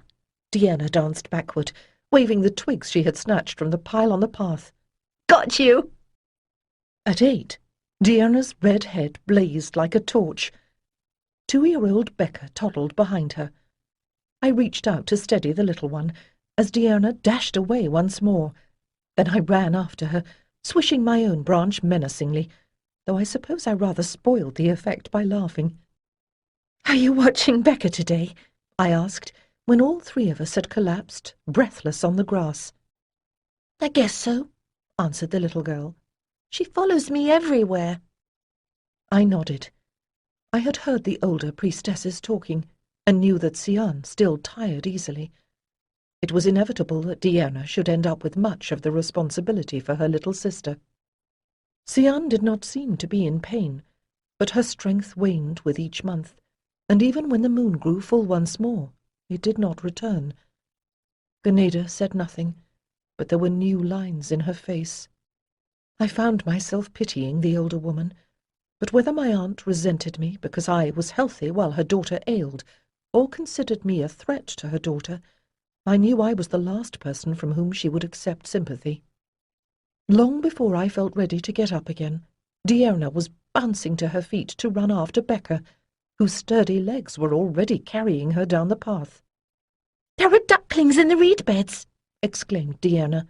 "Come with us and see." "I wish I could," I told her, "but I have promised to finish this hedge before dinner-time." "You have to work all the time," complained Deanna. She turned, saw Becca disappearing around a corner, and dashed after her. For a moment, I stood watching as the redhead caught up with the brown, and the two continued down the path towards the lake that sparkled in the afternoon sun. Then I sighed and turned back to my work once more. When I was a little child, I had envied my older half-brothers their training as warriors. In those days, whacking away with a broken branch at some laughing guardsman had been my favourite game. They had told me tales of Boudica, whose armies once made the Romans fear, and called me their warrior princess. But my brothers had smiled with male superiority, and assured me that the disciplines they were undergoing were far too difficult for a mere girl. Sometimes, when I remembered those days, I would wonder whether my brothers could have endured the education I was receiving now. In the 3 years since the ceremony that welcomed me to womanhood, the training of a priestess had ruled my days. True, I still shared some work and classes with the younger girls and the maidens who had been sent to Avalon to learn something of the old ways before going home to be married. But now I also had other training and additional duties. The girls who were destined to be priestesses sat with the youths being trained by the druids to memorize endless lists of names and master the elaborate symbols and correspondences by which meaning could be enriched or disguised. We ran races around the Holy Isle, for it was held that a vigorous body was necessary to support a strong mind. We were trained in correct use of the voice in ritual, and practiced as a choir for ceremonies. And with the initiated princesses, we maidens took our turns tending the flame on the altar that was the hearth of Avalon. To keep watch in the temple and feed the little fire was not physically demanding, but although meditation was encouraged during the vigil, sleep was forbidden. I loved to sit alone in the round thatched hut on the Maiden's Isle, watching the leaping flame. But now, in the lazy warmth of afternoon, my need for sleep was beginning to catch up with me. I found myself swaying, and stared stupidly at the hazel twig in my hand. "Better stop before I cut off one of my fingers," I thought, blinking, and bent to set the pruning knife on the ground. The hedge was an old one, and before me twisted branches formed a backrest. It felt natural to curl into it, and in another moment my eyes had closed. My lips moved soundlessly. "Shelter me for a little while, Hazel sister, and I will finish trimming your hair." I never knew whether it was some sound from below, or a whisper from the hazel hedge itself that woke me. For a moment, still dazed with sleep, I could not think why my heart was thudding with alarm. The shadows had lengthened just a little, and the afternoon was warm and still. I glimpsed Diarna's red head near the reed beds farther along the shore. The girls must be watching the ducklings. Then a closer movement caught my eye. Becca was crawling along the trunk of the old oak tree that had fallen half into the water during the last storm. I leaped to my feet. "Becca, stop!" For a moment, I thought the little girl had heard me, but Becca's pause was only to grab at something in the lake. Then she was working her way forward again. "Becca, stop! Hold on!" I cried as I galloped down the hill. Diarna was standing up now, but the shoreline curved inward here. She was too far away. I saved the rest of my breath for running as I saw the toddler stand up, reach toward the water with a glad cry, and fall in. I felt a flicker of wonder that time, which a few moments before had seemed to drag so endlessly, should now be passing in such a swift whirl. Becca had disappeared beneath the surface. Grass and shrubs flashed past, and then I was thrashing through the shallows, reaching out as the little girl flailed upward and snatching her into my arms. Becca gave one hiccup, coughed up water, and then began to scream. In moments, it seemed, we were surrounded by priestesses. I relinquished the child to the little dark lake woman who had been brought to Avalon to be her nurse, and sighed with relief as the sound of Becca's cries faded away. But in the next moment, I realized that someone was still yelling. Diarna was crouched on the ground, whimpering as Ganeda berated her with a violence all the more shocking because her body was as rigid as stone. Only her hair, escaping from its coiled braids, jerked and trembled. I stared, half expecting it to burst into flame. "Do you understand me? Your sister could have drowned, and with your poor mother lying ill, do you want to kill her by destroying her child?" "She is worried about Sian," I told myself, but even the other priestesses looked shocked at the venom in Ganeda's tone. Diarna shook her head, grinding her cheek into the dirt in an agony of negation. Beneath the freckles, her face was white as bone. Just as fear had moved me to save Becca, compassion compelled me to action now. A swift step brought me to Diarna's side. I bent, cradling the girl in my arms as if to protect her from a blow. She meant no harm. She was playing. It was too much responsibility for so young a child. I looked up at the high priestess, beginning to tremble myself as that furious gaze fixed on me instead. I used to wonder if my dead mother had resembled her sister. I hoped that Rian had never looked the way Ganeda did now. "She must learn discipline. She is of the sacred line of Avalon," Ganeda exclaimed. "Oh, so am I, Aunt. So am I thought, but my own mouth was going dry with fear. Once I hoped that you would love me, but I don't think you even know how." "Get away from her, before I forget to be grateful to you for saving the little one. You cannot stand between Diarna and her punishment." Diarna gasped and clutched at my waist. I tightened my own grip, staring up at the older woman defiantly. "She is only 8 years old. If you frighten her to death, how can she understand?" "And you are 16, hissed Ganeda. "Do you think that gives you the wisdom of the Lady of Avalon? You should have stayed with your father in the Roman lands." I shook my head. I belonged here. But Ganeda chose to take it as submission. "Gwynlys, take the child away." One of the younger priestesses stepped forward, eyeing the high priestess uncertainly. For a moment I resisted. Then it occurred to me that the sooner Diarna was out of earshot of her grandmother's wrath, the better it would be. I gave the girl a quick hug and thrust her into Gwynlys's arms.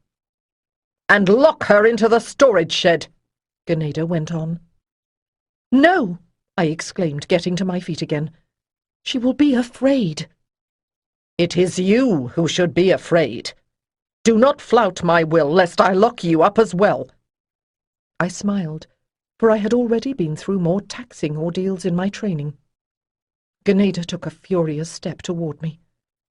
"Don't think I haven't noticed how you have been spoiling the child, interfering with my discipline, plotting to steal her affection away from me. I hardly need to do that. You will earn her hatred yourself if you treat her this way. You will have nothing to do with Diana in the future. Do you understand me? Or with Becca either. Ganada's anger had turned suddenly cold, and for the first time I felt fear. Hear me, all of you, and bear witness. The High Priestess turned to fix the others with that icy gaze. This is the will of the Lady of Avalon. Even before Ganada finished speaking, I had decided to defy her. But a stern order sent me back up the hill to finish trimming the hedge, and it was not until the still hour just after dusk had fallen, when the folk of Avalon gathered for their evening meal, that I was able to open the door to the storage shed unobserved. Swiftly, I slipped inside and took the shivering child in my arms. Island, The little girl clutched at me, sniffling. it's cold here and dark, and I think there are rats. Well, then, you must talk to the rat spirit and ask her to keep them away, I said bracingly. Diana shuddered and shook her head. Don't you know how? We will do it together, then, and promise her some food for her clan. Nobody has brought me any food, whispered the girl. I'm hungry. I was glad that the darkness hid my frown. Are you? I asked gently. Well, perhaps I can bring you some of my dinner, and an offering for the rat spirit, too. We will put it outside, and ask her to take her people out there. With a sigh of relief, I felt the child begin to relax in my arms, and began the familiar litany of counted breathing and relaxation that would put us in touch with the other world. I had forgotten that after dinner came the storytelling. The bread and cheese made an awkward lump in the corner of my shawl, but even when I went out to the privies, there had been too many people around for me to get away. Certainly I would be missed if I tried to leave now, and my absence would attract just the sort of notice I wished to avoid. The long hall was lit by torches, and a fire blazed on the hearth, for even in early autumn the nights were chill. But I could not help imagining how Diana must be feeling, all alone in the cold dark. On the first day of the week, the stories told in the Hall of Avalon were about the gods. By now I had heard most of them, but as I forced my attention back to the druid who was speaking, I realized that I had not encountered this one before. Our most ancient wisdom teaches that all gods are one god, and all the goddesses one goddess, and there is one initiator. But what does that mean? The Romans say that all gods are the same, and it is only that different peoples call them by different names. Thus they say that Cosidius and Melatu Cadros are the same as their Mars, and call Brigantia and Sulis by the name of their goddess Minerva. It is true that these deities care for many of the same things, but we teach that they are like pieces of Roman glass, set one behind the other. In that place where all gods are one, all colours are contained in the pure light of heaven. But when that white light passes through one piece of glass, it shows one colour, and a second where it strikes another, and only where the glass overlaps do we see a third tone that partakes of both of them. It is the same in this world, where the gods show a multitude of faces to humankind. To the untutored eye, those colours may all seem much the same, but vision is often a matter of what one has learned how to see. I blinked, wondering what else might be explained by this philosophy. I had had to learn how to recognize the aura that surrounded each living thing, and to read the signs of coming weather in the clouds. I was not as good yet at reading faces, although my aunt's scowl needed little interpretation. Surreptitiously I made sure the food in my shawl had not slipped out, wishing I could teach Diana how to see through the darkness. Still, tonight the moon was almost full, and the woven wicker walls of the store shed should let in some light. There are some gods for whom the Romans have no analogue at all. The druid was still speaking. They say that it is Mercurius of the crossroads who guides the traveller, but we have a goddess who watches over the roads of the world, and it is our belief that she was here even before the Britons came into this land. We call her Ellen of the Ways." I sat up, for that was very close to the name they called me here. Eilen. "In body she is tall and strong," the bard priest continued, "and it is said that she loves good hounds and the elder tree. All roads that men travel are under her protection, both the paths that cross the land and the ways of the sea. Traders pray to her for protection, and where she passes, the crops grow tall. Perhaps it is she who first showed our ancestors the way across the sea to this island, and certainly she is the one who teaches us how to safely cross the marshes that surround Avalon, for above all she loves those places where the waters mingle with the land. We call upon her as well when we seek to go between the worlds, for she is also mistress of the hidden ways." I remembered how reality had shifted around me when we passed through the mists to Avalon. Surely that was one of the roads that Ellen ruled. Dizzied by memory, I could almost understand how it had been done. Then the moment passed, and I realized that the druid had finished tuning his little lap harp and was about to sing. "O Lady of the moon path bright, and sea lanes laid by sun's fair rays, the dragon paths from height to height, and all the holy hidden ways, O Lady Ellen of the Ways." I blinked as the flame of the torch before me separated suddenly and rayed out in spokes of light. For a moment I was simultaneously aware of their infinite potentiality and the eternal balance of their radiant centre, and understood that there was a place where all the roads were one. But the bard was still singing. "From heath and hill to marsh and fen, thy dogs shall guide us all our days, through crooked paths laid down by men. Sweet Lady, show us all the ways, O Lady Ellen of the Ways." I thought of Eldry, and smiled at the image of the fluffy white dog trying to tug some poor confused soul up a mountain. But I knew how many times the little dog's unquestioning devotion had steadied me when Lady Ganeda swore I would never be worthy of becoming a priestess of Avalon. Could this goddess show me the way to my destiny? "When vision fades and courage fails, may thy light lead us from the maze. When neither strength nor sense avails, let thy love teach the heart new ways, O Lady Ellen of the Ways." The harp notes died away in a sweet ripple of sound. People began to stir from the trance into which the music or a good dinner had sent them. Now, in the confusion as the group broke up to prepare for bed, was the time to take Diana her supper. Carefully, I circled around behind the privies, pulling the other end of my shawl up to hide my pale face from the moonlight. The moon was not yet high, and the shed stood in shadow. I let the shawl drop with a sigh of relief, but as I touched the door, my belly tensed once more, for it swung freely beneath my hand. Surely, I thought desperately, I had secured the latch when I crept away before.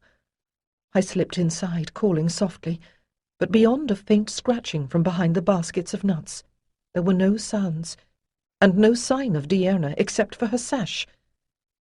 Diana was right, one part of my mind informed me. There are rats in here. The other part was speculating frantically. Perhaps Ganeda had taken pity on the child and released her, or one of the other priestesses might have stepped in. But I knew that the high priestess never modified her judgments, and none of the others had the courage to gainsay her. When I am grown, I thought grimly, I will. This time I took care to latch the door behind me. Then, forcing myself not to run, I sought the snug little house where the smaller children slept, asking as an excuse whether they were playing with Eldry there. But neither the dog nor Diana were to be seen, and the children were unusually quiet, as if the thought of her punishment oppressed them all. I bade them a hasty good night and returned to the House of Maidens. I should give the alarm now, but I trembled at the thought of the beating Deanna would receive for running away. Eldry jumped up, whining, as she sensed my anxiety, and I hushed her. Then I stilled. Eldry was no scent-hound, but she had proven her intelligence. Perhaps there was another way. To wait, while the other girls put on their night-robes and brushed out their hair, made a final visit to the privies, and blew out the lamps, and turned and coughed until sleep took them, was an agony.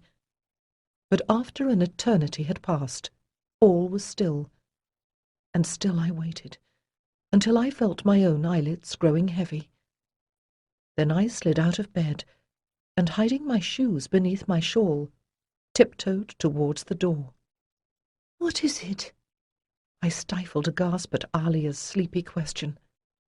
"Eldry has to go out again," I whispered, pointing to the little dog, who, unless told to stay put, was always half a step behind me. "Go back to sleep." But instead, Alia sat up, rubbing her eyes and staring. "Why are you carrying your shoes?" she whispered. "And your heavy shawl? Are you doing something that will get you into trouble?" For a moment I could say nothing. Then it came to me that perhaps I had better let someone know where I had gone, and I could trust Alia not to betray me. "It's Deanna who's in trouble." Swiftly I gave her a whispered account of what had occurred. "I think Eldry can find her," I finished. "At least I have to try." "Oh, Eileen, be careful," Alia breathed when I was done. "I will worry every moment until you return." She reached out to me, and I bent to give her a quick hug. Then she sighed and subsided back into her pillow, and I, my heart thumping so hard I thought it should wake them all, let myself out the door. By now the moon was fully risen, limning the hall and outbuildings in harsh black and white. I would have to be swift, for there was little cover. I darted from shadow to shadow, Eldry trotting behind me, until I reached the store-shed once more. Breathing hard, I took up Deanna's sash and held it under Eldry's nose. "This is Deanna's. Deanna. You know her. Find Deanna, Eldry. Find her now." For a moment the dog sniffed at the cloth. Then she whined and turned towards the door.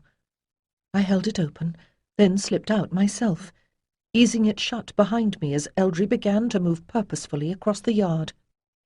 The dog's certainty lifted my spirits. As we passed the last of the buildings, I let out a breath I had not known I was holding, and as I breathed in again, felt a hint of the same tingling tickle across my skin that I had noticed sometimes when the priestesses were working with power. I hesitated, peering around me. It was not yet time for the full moon ritual, nor was it one of the great festivals. Perhaps the druids were engaged in some working. I did not know their ceremonies. But surely something was going on, for the night was full of magic. With luck, no one would have time to realize I had gone. Nose to the ground, Eldry moved around the base of the tor. Deanna must be heading towards the higher ground to the east, for at this season it was dry enough to cross into the pasture lands beyond. But though the sky above the tor was clear, beyond it mist lay heavy on land and water alike, so that Avalon seemed to rise from a sea of cloud. In a ground fog it was easy to lose one's bearings, and even if Deanna avoided the lake, there were bogs and hollows that could be more treacherous still.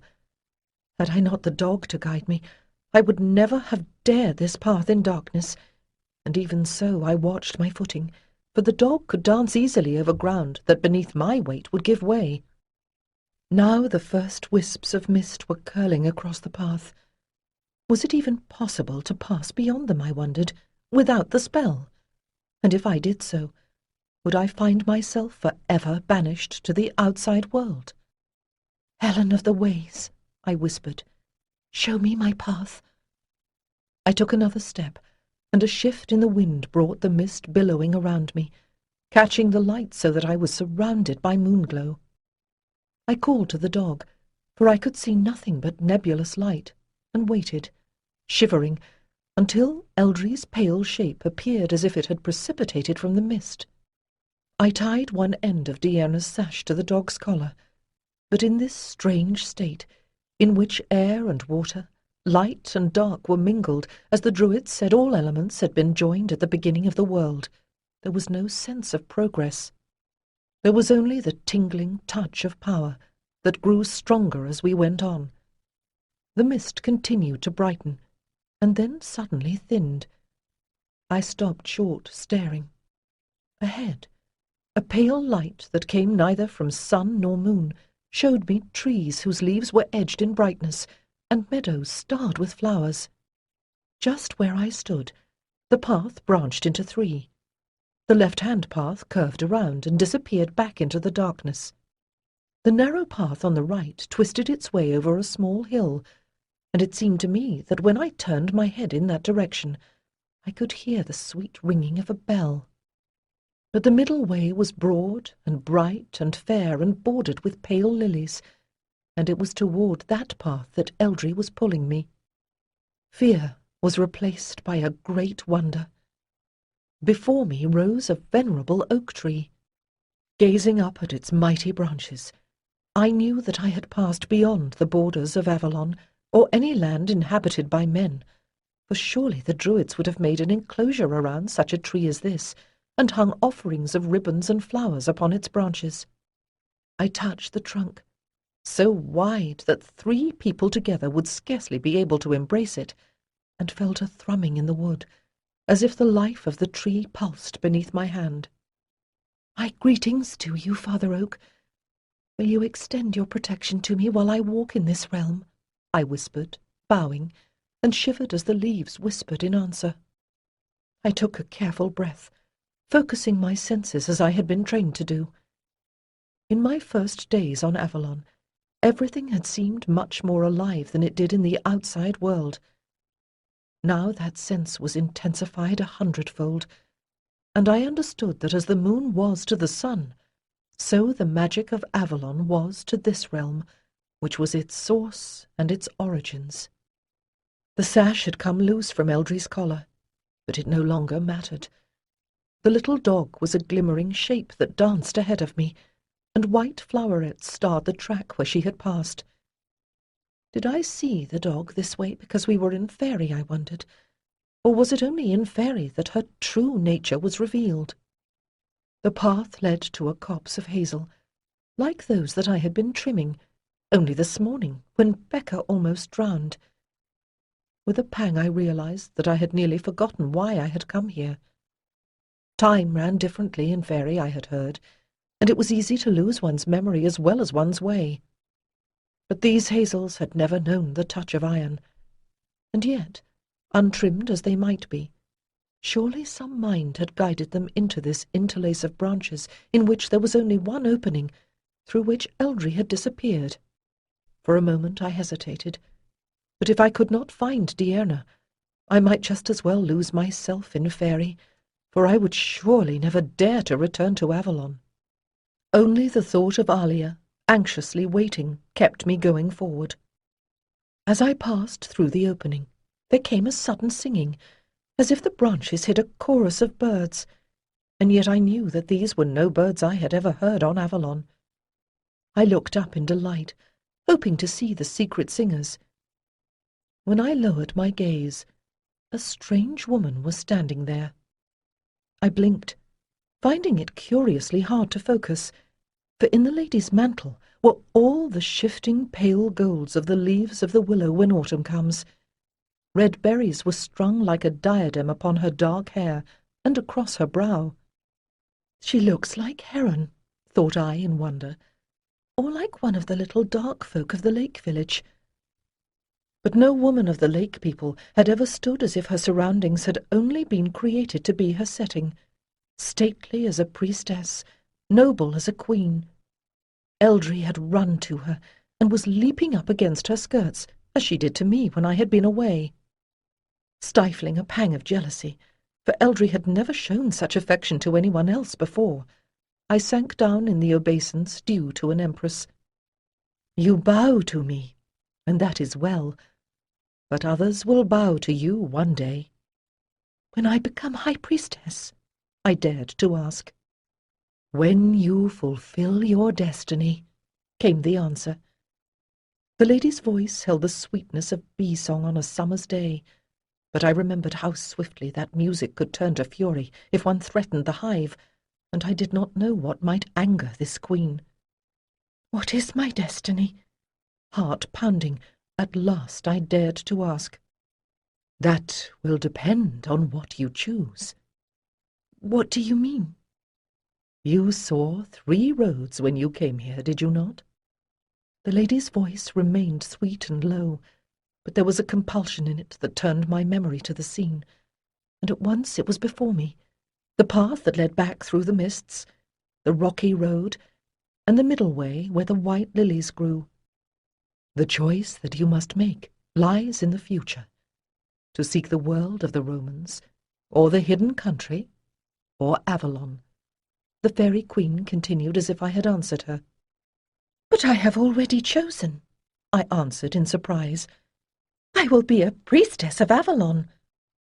"So says your head. But what does your heart say?" The lady laughed softly, and I felt a prickle of heat flush my skin. "I suppose that when I am old enough to think about such things, I will know," I said defiantly. "But I am sworn to give myself to no man, save as the goddess wills, and I will not break my vow." "Oh, daughter," the lady laughed once more, "be not so certain that you understand what your vows mean and where they will lead you. This much I will tell you. Only when you understand who you truly are will you know your way." From somewhere, words came to me. "Island I am, and Ellen shall guide me." The fairy queen looked at me, and suddenly, unexpectedly smiled. "Just so. And if you know that much, then you have set your feet already upon the path. But enough of such serious matters. For now you are here, and that is a thing not given to many mortals. Come, my little one, and feast with us in my hall." Gazing at me with a sweetness that touched the heart like pain, she held out her hand. "If I go with you, will I be able to return to Avalon?"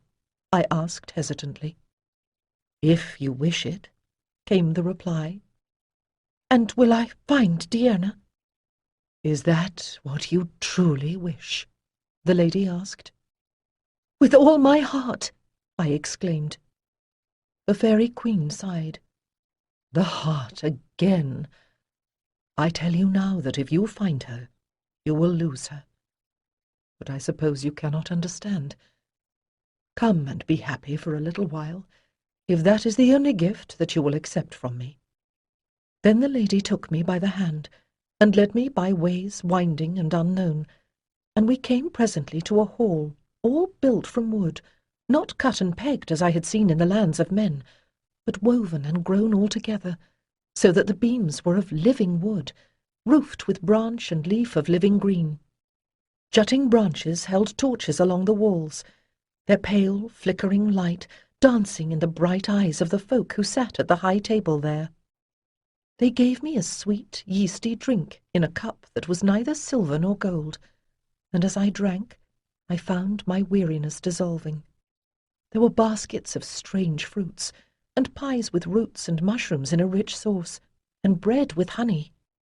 It was only long afterward, as I tried to remember, that I realized that there had been no roast of boar or venison or beef as there would have been at a great feast in my father's hall. But meat was eaten so rarely in Avalon, and then mostly for ritual reasons, that I did not miss it here. The food refreshed my body, although, as I remembered tales I had heard about the fairy country, I wondered if it was an illusion. But the harping fed something in my spirit that I did not even know had been hungering. A young man with merry eyes and a wreath of golden wheat upon his dark curls took my hand and swept me into the dance. At first I stumbled, for this was nothing like the stately measures that were thought suitable for the maidens being trained on Avalon. The rhythm was like the drumbeat that came from the Tor when the initiated priestesses danced with the druids at the Beltane fires, and the girls in the house of maidens lay in the darkness listening, their blood pulsing to a beat they did not yet understand. I laughed and let the music lift me, but when my partner would have drawn me away from the dancing into a leafy bower, I knew it for another temptation, and slipped from his embrace and back to the feasting table once more. "Was not the young man to your liking?" asked the Queen. "I liked him well enough," said I, and felt my cheeks grow hot with a betraying flush, for though his beauty struck no answering chord in my heart, his touch had stirred my senses in a way I did not entirely understand. "But I have stayed here too long. I hold you to your promise, lady, to lead me to Diurna, and thence back to my home." "There is time and enough for that. Wait just a little. The greatest of our bards is about to sing." But I shook my head. "I must go. I will go. Eldry! Eldry, come to me!" I looked around in sudden terror, lest the little dog, who had after all brought me to this place, should have abandoned me. But in the next moment I felt the drag on my skirts as the dog pawed at them. I bent to scoop her into my arms, and hugged her fiercely. "Yes, your will is very strong," said the lady thoughtfully. "What if I were to tell you that by returning to Avalon, you will take the first steps on the path that leads away from it, and in doing so, you will set events in motion that will end by forever separating it from the world of men?" "I will never do so!" I cried angrily. "The wind that is stirred by a butterfly's wing may cause a tempest half the world away. In the hidden country we do not think on the passing of time, and so for us it runs slowly, or not at all. But when I look into the world of men, I can observe the results of actions that you swift-living mortals will never see. Learn from my wisdom, daughter, and stay." I shook my head. "I belong to Avalon." "Be it so," the Fairy Queen said then. "This much comfort I will grant you, that however far you may wander, so long as you have your hands, you will find your way home. Go then, with the blessing of the elder folk, and perhaps from time to time you will remember me." "I will remember you," said I, tears pricking my eyes. I set Eldry on the ground once more, and the dog, after looking back to make sure that I was following, trotted towards the door. We passed into the leaf-filtered light of the fairy wood, and then, between one step and another, into a darkness in which the glimmering white shape of the dog ahead of me was the only thing I could see. Then I felt the cold touch of mist upon my skin, and slowed, testing each step before trusting my weight to it, to be sure of keeping to the path. I could not be certain how long I continued in this way, but gradually I became aware that the mist was brightening, and then it thinned, and I passed through the last of it and onto the grass of the tor. The moon still rode high, as high nearly as it had been when I set forth. I stared at it in amazement, for surely in Fairy the feasting and the dancing had gone on for hours. But here I was back again, and it was the same time of night as when I had gone. But was it the same night? I wondered in sudden fear. Or the same month or year? Did Alia grieve for me still? I started forward, looking anxiously about me to see if anything had changed, and sighed in relief to see before me the hazel hedge, still half pruned as I had left it. Something pale stirred in its shadow. Eldry, sitting beside a curled heap of clothing. I took a step forward, striving to see, and the tumble of fabric took form suddenly, and I recognized the shape of a sleeping child. I fell to my knees beside her, heart pounding in my breast. "Blessed goddess," I breathed, "never again will I doubt you." And then, when my pulse had slowed nearly to its customary beat, I gathered the child into my arms. "Diurna," Wake up, little one. You are such a great girl now, I cannot carry you. The child stirred, burrowing sleepily against my breast. The door was open. I thought you left it for me and came here to find you. I can't go back to the shed. I'm afraid. I will stay with you, said I, and so will Eldry. But she's so little, Deanna giggled, reaching out to ruffle the dog's curly hair. Do not underestimate her. She is a magic dog, I answered her. In the shadow, it seemed to me that a little of the glamour of fairy clung to that pale fur still. Come now. I got to my feet, and after a moment's hesitation, Deanna followed me. I told myself that I could sneak back to the House of Maidens before I was missed in the morning, but even if Ganeda learned that I had disobeyed, I found it hard to care. There was enough straw in the shed to make a bed, and when I had gotten Deanna to lie down, I told the child tales of my adventure in fairy until she slept once more. And at that, the fatigue of my own night's adventuring came fully upon me, and so it was that when Suona came to release the child in the dawning, she found us curled up together, with Eldry beside us, guarding the door.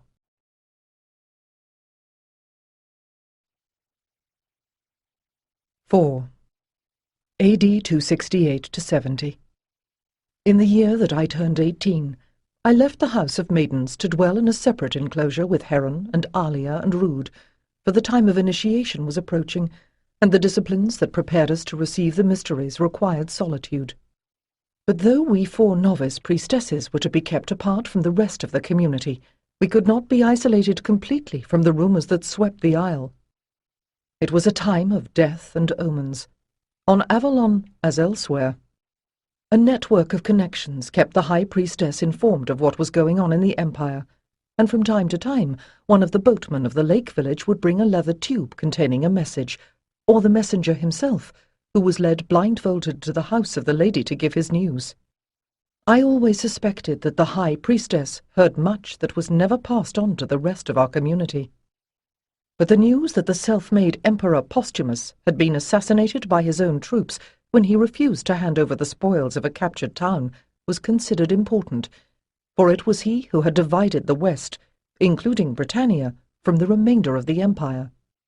A man called Victorinus had assumed his title, but rumour held that he was a warrior of the bedchamber whose adulteries were already eroding his support. It was his mother Victorina, said the reports, who really ruled the Imperium Galliarum now. But to those of us who dwelt on the Holy Isle, these tales meant little, for at the end of the winter, Sian, Ganeda's daughter and likely heir, died, and the community of Avalon was plunged into mourning. The year that followed seemed to promise little improvement.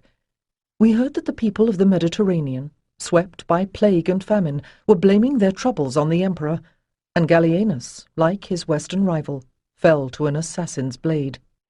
Of his successor, Claudius, little was known, save that he came from somewhere on the Danube, and was said to be a good general. We worried more about the Saxon sea raiders, who were, in ever greater numbers, attacking the southern coasts of Britannia. Still, the Saxon shore was far away. As the year turned towards harvest, my own time of testing was approaching quickly, and that gave me a more immediate reason for fear. Our final lessons were the responsibility of the High Priestess, and now that Ganeda was once more forced to acknowledge my existence, it was clear that she had not learned to love me any better than before. Sometimes it seemed to me that she blamed me for being alive and healthy when her own child lay cold in the ground. I knew that she hoped I would fail the tests that determined who was worthy to be called a priestess of Avalon. But would she betray her own vows and use her powers to make sure? I woke each morning with a knot in my belly, and approached the garden beside the house of the High Priestess, where we had our lessons, as if it were a battlefield. Soon you will be sent out beyond the mists to the outer world, to bend time and space, if you can, to return to Avalon. It was a fair day just after midsummer, and through the leaves of the hawthorn hedge I could glimpse the blue glitter of the lake, Today the mists were only a thin haze on the horizon. It was hard to believe that beyond them lay a different world. It seemed to me that the gaze of the High Priestess rested on me a little longer than on the others.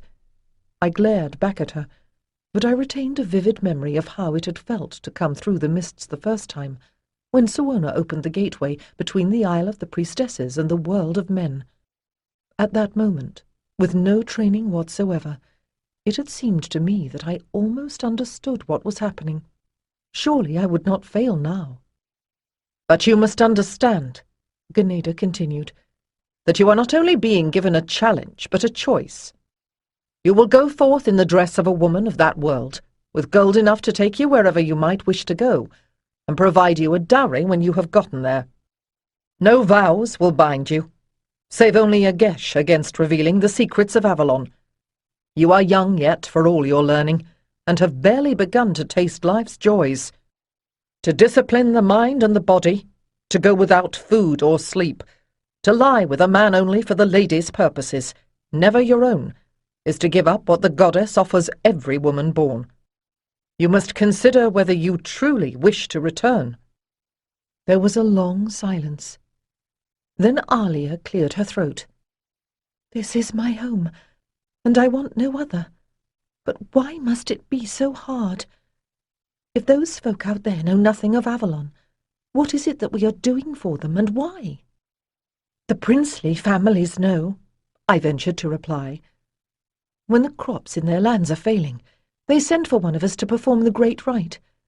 That is how I came to be born, and they send their daughters to us for training in the old ways of our people."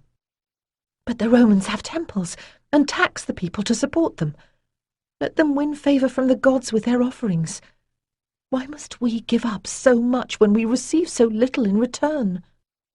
The High Priestess was watching with a sour smile, but she did not seem angry, so I dared to answer once more. "Because the Romans have forgotten what the rituals mean, if indeed they ever knew. My father used to say that they think that if every word and action of a ceremony is performed correctly, the deity must do their bidding, and that no amount of sincere belief will matter if one syllable is wrong. My tutor Corinthius, that kind and gentle man, had believed that rituals were only a means of holding society together, and the gods were some kind of philosophic ideal." "The people of my village knew better than that," exclaimed Heron. "Our festivals put us in harmony with the cycles and seasons of the world." "And the rituals of Avalon can change the world," Ganeda put in at last. "We are halfway to the other world already, and what we do here resonates on all the planes of existence. There have been times when we worked more openly within the world, and times when we have stayed behind our mists, invisible, but we work with the energies of the cosmos, according to the teachings that have come down to us from the land of Atlantis, that lies now beneath the waves.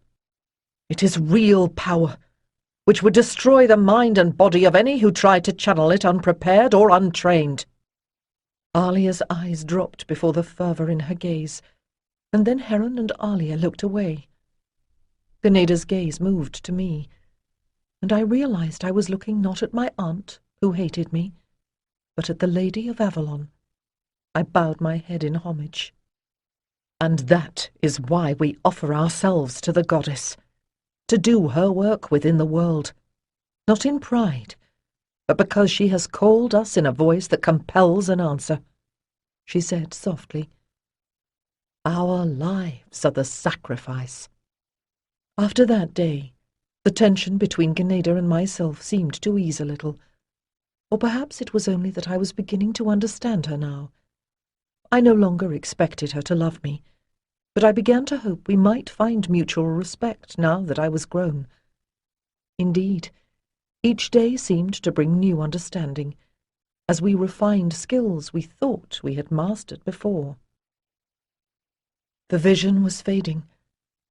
Reluctantly I released the image of the tor, ablaze with light, and willed myself to retrace my steps around and back again to the garden.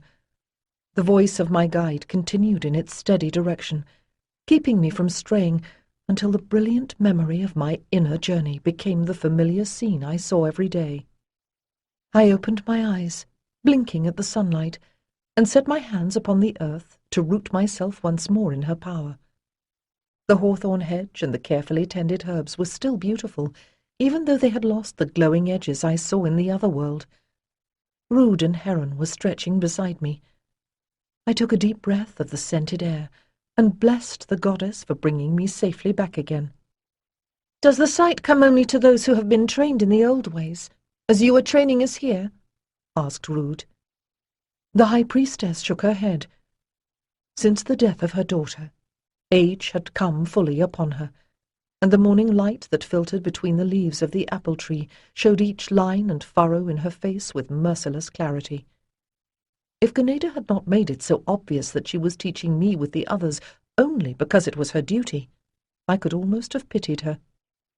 "There are many among our people in whom the gift runs strongly," she answered, "but it does them little good, for it comes unbidden, without direction or control. Untrained, they know neither how to keep such vision from coming when they do not want it, nor how to focus and control its power when they do. And so for them the sight is more a curse than a blessing." Heron frowned thoughtfully. "And that is why you were so careful about when and where you allow it?" Ganeda nodded. I wondered whether she feared for the safety of the visionary, or that the vision might be beyond her control. It seemed to me presumptuous to think that one could tell the gods when or how they could speak to men. For a week now she had been teaching the many ways in which one might divine the future.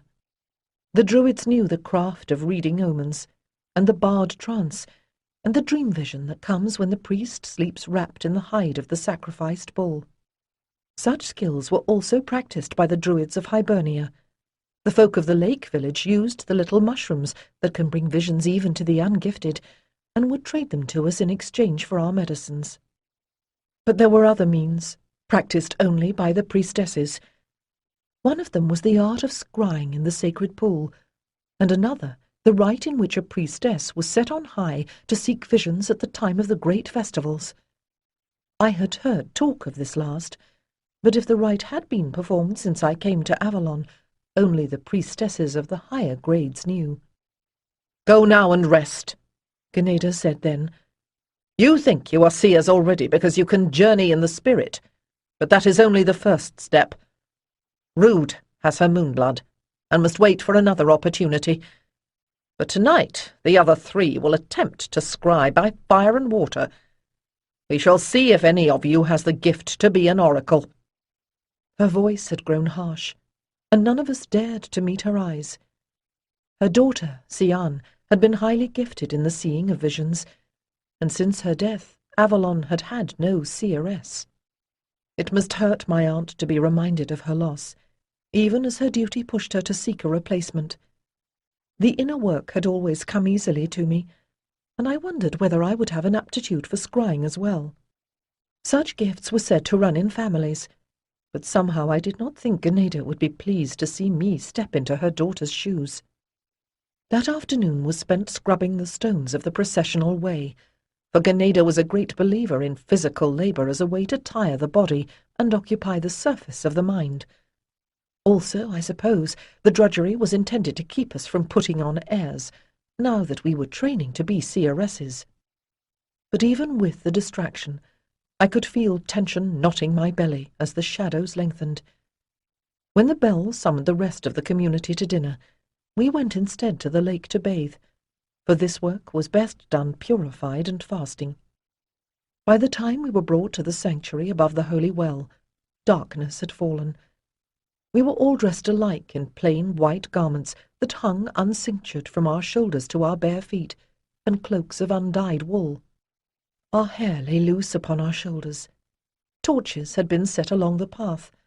Their wavering light gleamed from Heron's dark locks, and touched Alia's hair with fire.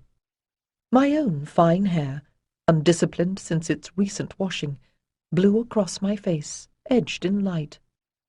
Seen through that golden veiling, the familiar way appeared mysterious and strange. Or perhaps it was only that the day's fast, and the expectation of trance was beginning to affect me. It seemed to me that it would be very easy to let go of ordinary awareness and travel between the worlds. I wondered whether the rule that one must seek visions fasting was always wise. It was keeping control of the vision that was likely to be a problem now. A stool had been set upon the stone terrace. Before it, coals glowed in a brazier.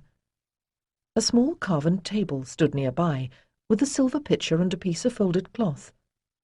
Silently, we took our seats on the bench and waited, hands resting on our knees, breathing deeply of the cool night air.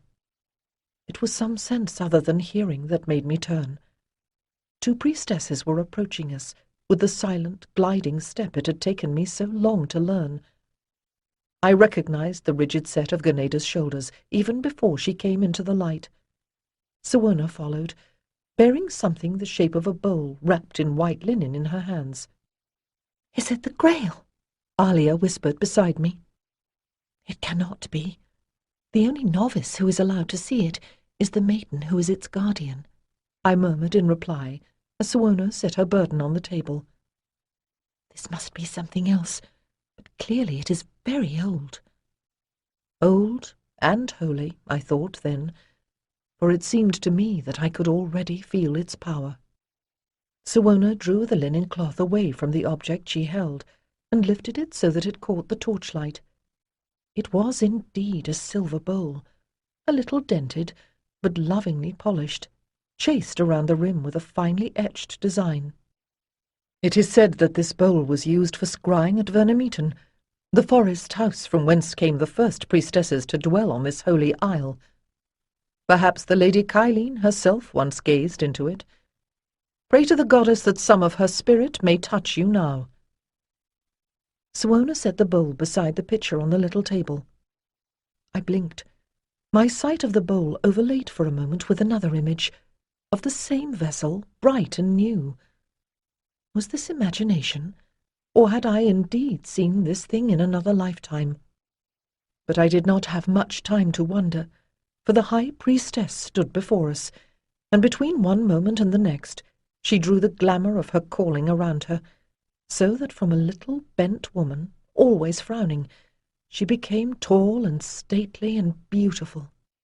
I had seen that transformation many times now, and it never ceased to amaze me, or to remind me that I must never discount this woman's powers, no matter how she treated me.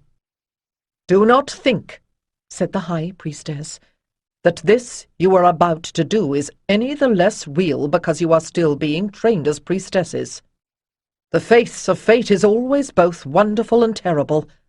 Beware how you lift her veil. Certain knowledge of what is to come is given to few. For most, even a holy seer, foreknowledge comes in glimpses only, distorted by the understanding of the one who sees and the ones who hear the prophecy."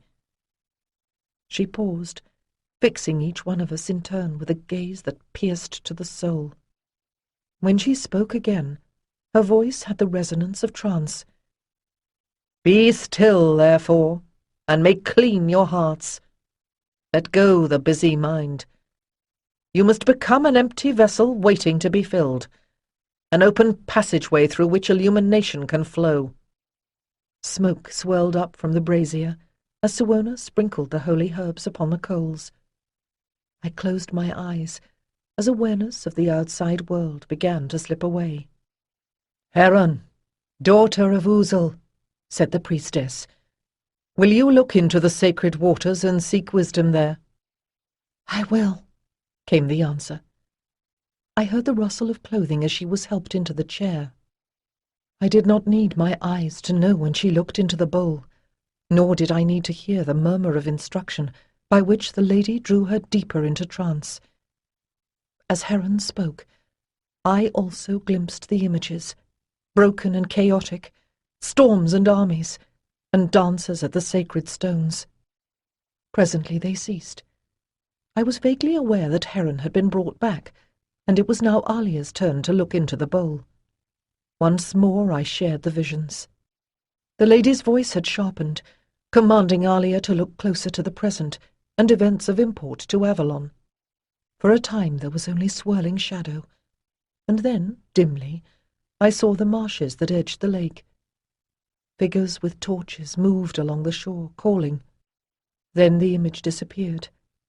There was a splash as the bowl was emptied, and Alia sat down beside me once more. I could feel her shaking, and wondered what it was that her mind had refused to see. But now I could feel the High Priestess standing like a flame before me. "Ailen, daughter of Rian, are you willing to seek visions?"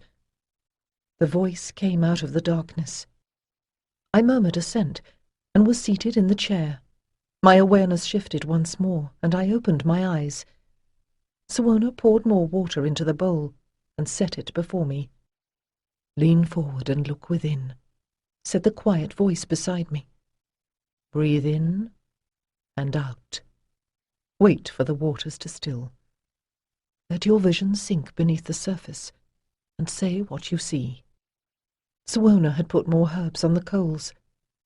As I breathed in the heavy, sweet smoke, my head swam, and I blinked, trying to focus on the bowl. Now I could see it.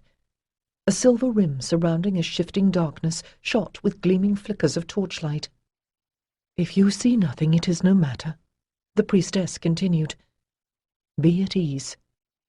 It does too matter, I thought with a twitch of annoyance. Does she want me to fail? Perhaps it would be easier without the distraction of external vision. I did not quite dare to close my eyes again, but I let them unfocus, so that I saw only a dim blur surrounded by a circle of light. Look for the marshes, I told myself. What had Alia been trying to see? And at the thought, the vision began to emerge before me, first in scattered flickers, and then complete and whole. Dusk was fading into evening. The lake gleamed faintly in the last of the light. But the mixture of marsh and islet that stretched to the south and east was all in shadow. Torches moved along the higher ground, but my vision was drawn to a dark pool in the shadow of a twisted willow tree. Something moved there. With a gasp, I recognized Diarna's bright head. With one arm she clutched a fallen log. The other reached down, as if she were holding on to something beneath the surface. I strove to see more clearly, and the scene shifted. The searchers had found her. In the torchlight, I could see Diarna sobbing, though I heard no sound. 2 of the druids were in the water beside her. One lifted her into Sigvola's waiting arms. The other was fixing a rope around something beneath the water. The men pulled. A pale shape surged upward. "Becca! Drowned!" The words tore from my throat. "Please, don't let me see it! Don't let it be true!" I convulsed away from the table, and bowl and pitcher went flying. I fell to the ground, curled in anguish, grinding my palms against my eyes as if to erase what I had seen. In another moment, Suona had my wrists and was holding me close, her voice a soothing murmur beneath my sobs. "Of course she will be all right," Ganeda's voice came from behind me. "These hysterics are only to gain attention."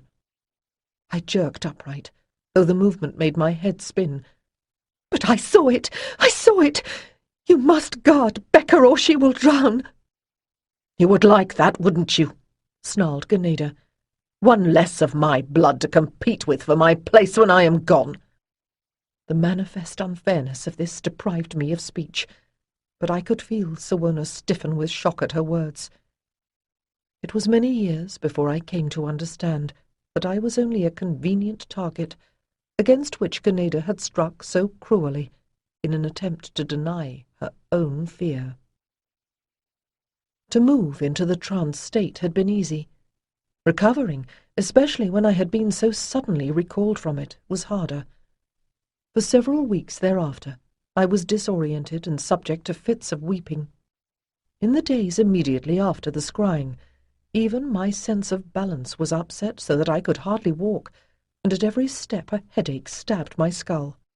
When it became clear that a single night's sleep would not restore me, I was sent to the House of Healing. The reason given was that the other maidens would tire me. but I think now that it was really because Ganeda did not wish me to speak to the others, and especially to Diana, about what I had seen. And so it was that I was still there, being cosseted by Sigvolla whenever I emerged from my uneasy dreams, when I heard shouting from outside the house, and sitting up, saw the flicker of torches in the darkness through the open door. "What is it?" I cried. "What is going on?" But a fear uncoiled in my belly that I already knew what it would be. I tried to get out of bed, but the pain in my head struck me back down, moaning. I was still sitting there, trying to control the agony by careful breathing, when the door flew open and Heron darted in. "Hylan, we cannot find Diana or Becca," she whispered, looking over her shoulder to make sure she had not been seen, and from that I knew that no one had come to see me, because Ganeda had forbidden them to come. "In your vision, where did you see her? Tell me quickly." I clutched at her arm, describing as well as I could where the willow pool that I had seen lay in relation to the path. Then she was gone, and I lay back, tears leaking from my closed eyes. An eternity of misery later, I heard the searchers returning, voices deadened by sorrow or hoarse with weeping. I turned my face to the wall. It did not help that without my vision, Diana might have died with her sister. I had wanted so desperately to prove to Ganeda that my seeing was true, but now I would have given anything to have her accusations proven right, and little Becca safely home again. It was close to dawning when Heron slipped into the house of healing once more. "I heard weeping," I whispered, when I saw how the other girl fought to find words. "Is Diana safe?" Heron nodded and drew a shaking breath. "But, Hylan, Becca is gone." "How did it happen?" I asked, dully astonished to find that once the terrible tension of waiting was over, my own pain had disappeared. "Diana went hunting herbs in the marshes. She told Becca to stay behind. But you know how the child was," she corrected herself with a sob. "She's been her sister's shadow ever since their mother died." "And so Becca followed," I said, like a man probing a spear wound to see how deep it has gone. Heron nodded. "And she fell into the bog. Diana heard her calling and ran back, but the quicksand had already pulled Becca under. Diana couldn't get her out. She could only hold on." Her voice broke again. "Until the searchers came." I closed my eyes, seeing again the vision of Diana's mud-streaked face above the dark water. "She will be blaming herself," I whispered, knowing that particular pain only too well. If Ganeda had told Diana about my vision, could this tragedy have been prevented? On this night, all three of us suffered alike as we mourned the sweet child we had lost. Gradually my own health improved, and I was allowed to return to the House of Maidens. I was not surprised to hear that the chill Diana had taken from the water had turned to lung fever. Now it was her turn to be nursed in the House of Healing. I asked to visit her, but Ganeda forbade it. I remembered a story that my tutor Corinthius had once told me about an Oriental king who responded to bad news by executing the messenger. It made no sense for Ganeda to blame me for what had happened, particularly since she had not believed me, but I had learned long since that where I was concerned, the actions of the High Priestess rarely made sense at all. Our training went on, but we were given no more lessons in scrying, and I for one was content to have it so. I had learned the first paradox of prophecy, which is that glimpsing the future does not necessarily mean one can understand it, much less alter what one sees. In time, Diana also recovered, to creep about with eyes like holes in a blanket, and a face pale as whey against the fire of her hair. It was as if she had died with Becca, and it was only her ghost who remained with us on Avalon. And so that dreadful summer drew to a close at last. The cattails in the marshes grew full and brown, nodding in the wind that fluttered the turning willow leaves, and the mists that surrounded Avalon seemed suffused with gold. One evening, as the new moon was rising, I was returning from the privies, when I glimpsed a pale shape moving down the path towards the lake, and recognized Diurna. My pulse leaped in instant alarm, but I stifled the cry that rose in my throat, and whistled instead to Eldry to go after her. When I caught up with them, Diurna was sitting beneath an elder bush with her arms around Eldry, weeping into the little dog's silky fur. At the sound of my footsteps she looked up, frowning. "I was all right. You didn't need to send Eldry after me," she said sullenly, but I noticed that she did not let the dog go. "But maybe you think I ought to walk into the lake and just keep going." I swallowed. This was worse than I had thought. I sat down, knowing better than to try to touch the girl now. "They all say it wasn't my fault, but I know what they're thinking," she sniffed, and wiped her nose on her sleeve. "I saw what happened, you know, in the scrying bowl," I said finally. "But nobody believed me. I keep thinking that if I had only tried harder to convince them—" "That's stupid! You couldn't know when—" Diurna exclaimed, then paused, eyeing me suspiciously. "We both feel guilty," I said then. "Perhaps we always will. But I will try to live with it if you will. Perhaps we can forgive each other, even if we cannot forgive ourselves." For a moment longer she stared at me, her blue eyes filling with tears. Then, with a sob, she threw herself into my arms. We stayed that way, weeping, while the white sickle of the moon swung across the sky. It was only when Eldry growled and pushed her way out from between us that I realized how much time had passed, and that we were not alone. For a little while I had felt peace, holding the child, but now my belly tensed once more. The cloaked shape confronting us was that of the Lady of Avalon. "Diurna," I said softly, "it is late, and you should be in your bed." She stiffened as she saw her grandmother, but I was already pushing her to her feet. "Run along now, and may the goddess bless your dreams." For a moment I thought she would insist on staying to defend me, but perhaps Diurna realized that to do so would only increase Ganeda's wrath, for although she glanced backward several times, she left us without arguing.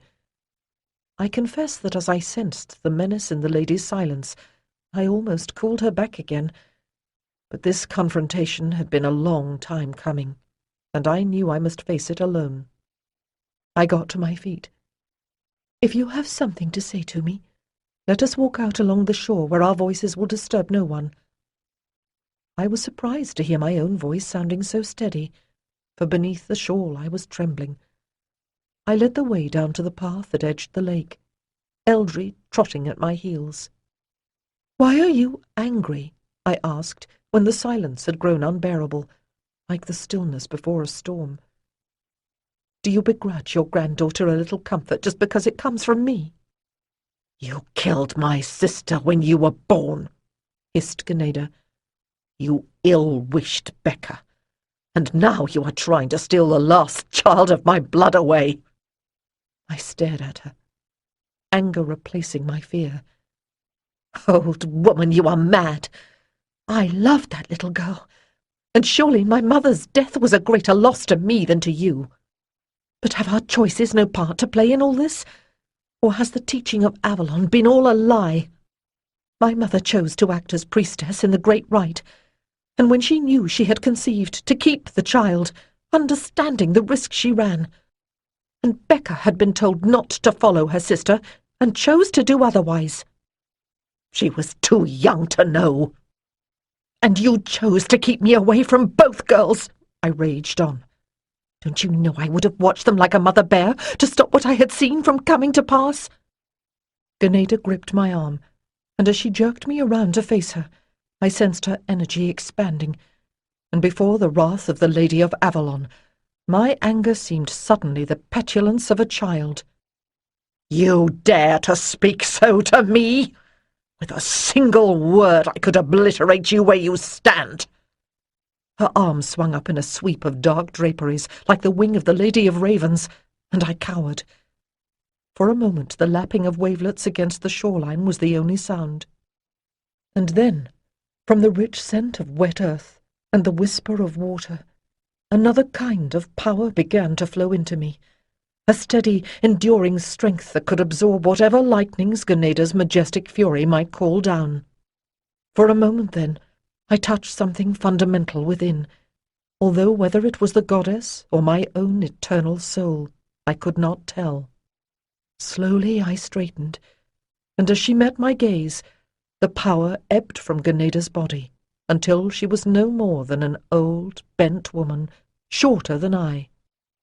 "You are the Lady of Avalon," I said with a sigh, "but we are both daughters of the Lady who rules over all.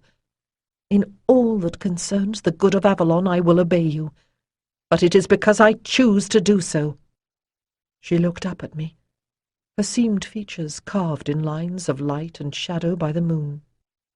"You are young," she said in a low voice, "young and proud.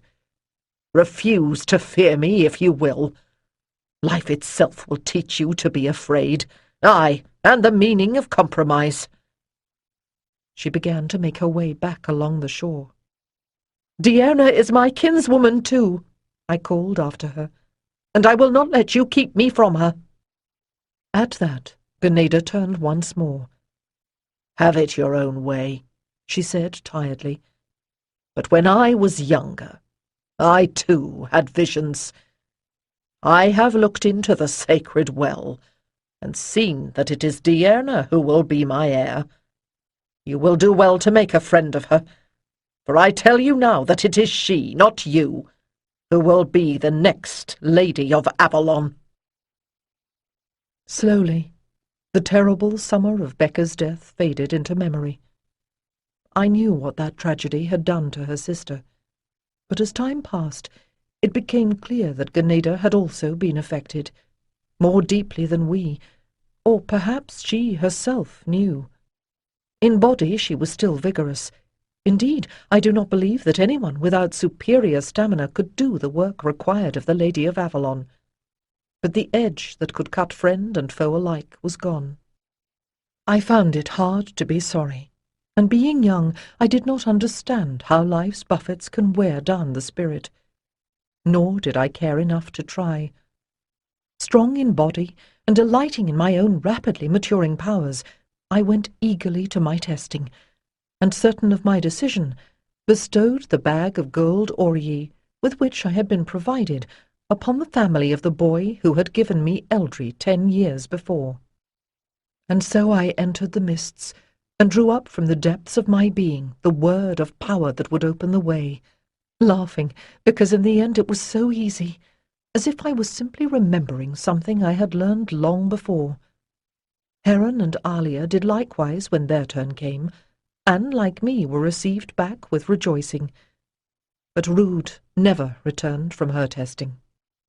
In the year of silence that followed, I was forced to look inward in a way that the myriad demands of my training had never before allowed. It is this, I think now, which was the true initiation, for it is not the adversaries outside oneself, which can be confronted and defied, which are most dangerous, but the more subtle antagonists that dwell within. Regarding the oath with which that year ended, I must also keep silence, save that it was, as Ganeda had promised, an act of making sacred, of sacrifice.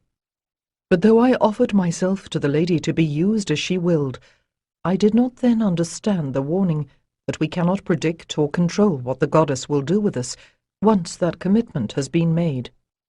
Nonetheless, when my oath had been given, I passed through the mystery of the cauldron, and the blue crescent of a priestess was placed upon my brow. With my attention fixed upon my own struggles, I did not at first realize that things were not going so well in Avalon. During the year of silence that followed initiation, Alia and I grew even closer. I was surprised to find that, wordless, I understood more of what was in her heart than I ever had when we concealed our thoughts in conversation, and knew she felt the same about me. when we used our voices only to sing the offices of the goddess, words themselves took on a new and sacred meaning. Thus, the first meeting of the consecrated priests and priestesses, to which I was admitted after my year of silence, seemed charged with unusual significance. In truth, matters were serious enough. It had been several years since any new youths or maidens had come to be trained at Avalon, and Rude was not the only one who had gone out for her testing and never returned. In addition, the princes whose contributions helped to maintain the community on the Isle had become increasingly unwilling to pay what was due. "It is not that we have no money," said Argonax, who had become chief among the Druids the previous year. "Britannia has never been more prosperous, but the Emperor Claudius in Rome seems to have forgotten us, and with the death of Victorinus, the Imperium Galliarum has concerns more pressing than collecting taxes here." Sigvola laughed. "It is his mother Victorina who rules there now, despite those young cousins she has set up to warm the throne, and she is twice the man he was from all I hear. Perhaps she would welcome the assistance of Avalon. The princes supported us gladly when the foot of Rome was on their necks," said Suona. "It is almost as if they feel they no longer need us, as if they can abandon the old ways of Britannia now that they are free of direct control by Rome." For a moment we stared at her in bemused silence. Then Ganeda cleared her throat. "Are you proposing that we work magic to bring the emperors back again?" Suona flushed and fell silent, but the others were babbling with speculation. "We can decide nothing without knowing what we face," Ganeda said finally, "and we have exhausted the knowledge available by any ordinary means." "What are you proposing?" asked Argonax. Ganeda looked around the circle with the exasperated frown I remembered so well from my days as her student. "Are we Greeks, to waste our lives debating the limits of our philosophy? If our skills are worth preserving, let us use them. The turning of spring is almost upon us. Let us make use of this balance point between the two halves of the year, to invoke the oracle."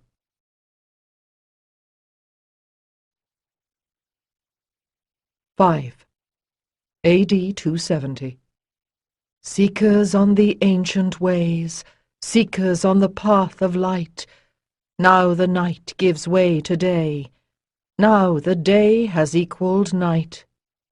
Singing, the line of dark-robed priestesses moved with gliding steps around the circle, matched by the Druids in their white garments marching in the opposite direction. Dark and light in perfect balance completed the circle and came to rest.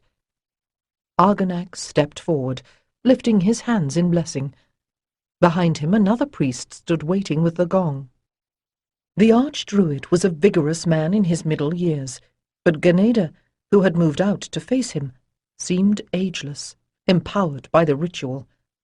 Her robe, of so dark a blue it was almost black in the lamplight, fell in straight folds to the polished stone floor, and the moonstones in the silver ornaments of the high priestess glowed unwinking from her breast and brow. "Behold, the sun rules in the house of the ram, and the moon rests in the arms of the twins," the druid proclaimed. "The winter is past, and herbs are pushing their way towards the sunlight. Birds return, proclaiming their readiness to mate. Beasts emerge from their long sleep. Everywhere life arises, and ourselves with it, moved by the same tides, kindled to action by the same great energies. Keep silent, and behold the rebirth of the world, and as we are all one, behold the same great transformation within." I closed my eyes with the others, trembling to the vibrations of the great gong that echoed from the pillars of the great hall of the Druids. It seemed to resonate in every atom of my being. Lost in the beauty of the moment, I forgot to feel envy that it would be Heron, and not I, who would be sitting on the three-legged stool and descending to the well of prophecy. "Awake! Awake! Awake!" came another voice, high and clear. "Companions of the cosmic light, the hidden splendor will appear. Greet it on high and in your hearts. Return to life. Cast off your fear. I opened my eyes. 4 youths stood now in the corners of the hall, bearing torches. Someone had cast the first handful of herbs onto the brazier, and in their light the sweet smoke glowed as if it had ignited the air. Now I could see the images painted on the plaster of the walls. An island surrounding a harbour, great temples, a pyramidal mountain spouting flame, and other scenes from the fabled land that in one day of doom had sunk beneath the wave. Like this ritual, those tales belonged to a wisdom of which the Druids were only the inheritors. With question and response, the ritual rolled onward, defining the sacred moment when, night and day being equal, a doorway opened between past and future, and one who was properly prepared might see between the worlds. The circle opened to reveal a veiled figure, half supported by Wren and Alia. Carefully, they guided her to the 3-legged stool, steadying her until she found her balance. The sacred drink has taken her swiftly, I thought, watching. Goddess grant it does not take her too far. In the old days, I knew, they had called on the goddess herself to speak through the lips of her priestess. Now, though the gods might come down sometimes to dance with us at their festivals, it was considered more useful for the seeress to become open and empty of any personality, even her own, with no will save to describe the images she saw. The high priestess moved forward to stand at her side. The little table with the silver bowl had already been set before her. Berries of mistletoe floated on the water, along with other herbs. From where I stood, I could see the glitter of torchlight on the dark water. I felt myself sway, and blinked quickly to break the spell, then turned my gaze away, hoping no one had noticed my momentary disorientation. I was a trained priestess now, and should have had better control. Sink down, sink down, sink deeper and sink deep. Ganeda's voice was a murmur, leading the seeress on her journey inward, downward, until the bowl of gleaming water became one with the sacred well beside the white cypress tree. Then she straightened and stepped away. What passes now among the Romans? What is the Emperor Claudius doing now? Argonax asked. For a long moment there was silence. Tell us, seeress, what you see, Ganeda prompted her. A shudder vibrated through the sheer folds of the veil. I see cypresses against a sunset sky. No, it is firelight. They are burning bodies. One of the watchers staggers and falls. Heron spoke softly, her voice calm as if she watched from some vantage point outside of the world. The scene changes. An old man lies in a rich room. His bed is hung with purple, but he is alone. He is dead. Would you know more? Plague, whispered someone. May the gods grant it does not come here. Is the Roman power ended, then? Will they return to Britannia? The Druid asked, and this time Heron's answer came without prompting. I see armies and ships. Britain fighting Britain. Blood. Blood and fire. She shook her head in confusion, as if the images were overwhelming her. Sink back down to that place where there is only the shining water, said Ganeda in a low voice. Tell me, who will come to our aid? Heron stiffened. The sun blazes in splendor. It blinds my eyes. For a moment she remained transfixed, then let out her breath in a long sigh.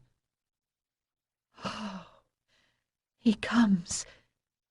His armor is Roman, but his eyes are those of one who knows the mysteries. There is a city. I think it is Londinium. In the streets, people are cheering, Redditor Lucis, Redditor. She stumbled on the unfamiliar Latin, but I could translate it. Restorer of the light. So could Argonax. He traded glances with Ganeda. "If this man is an initiate, he could help us greatly," he said in a low voice. Then he bent forward again. "Who is he? No. Where is he now?" Once more Heron swayed above the scrying bowl. "I see him, but he is younger. Hair like a dandelion," she added in response to further questions. "He is riding a chestnut mule along a Roman road, but it is in Britannia, the road to the lead mines in the hills." "Here!" exclaimed Argonax. "Surely the gods have destined that he shall come to us." The seeress was still mumbling to herself, but at the druid's words she straightened, quivering like a drawn bow. "Destiny!" she echoed, and then cried out suddenly in a great voice quite unlike her own. "The son of the sun, greater than his father! A cross of light burns in the sky. All things changing. Fate hangs in the balance. The sun will blaze across the world." With a last ringing cry, the seeress threw out her arms, sending the scrying bowl spinning across the floor. I saw her begin to crumple, and Alia and I were just in time to catch her as she fell.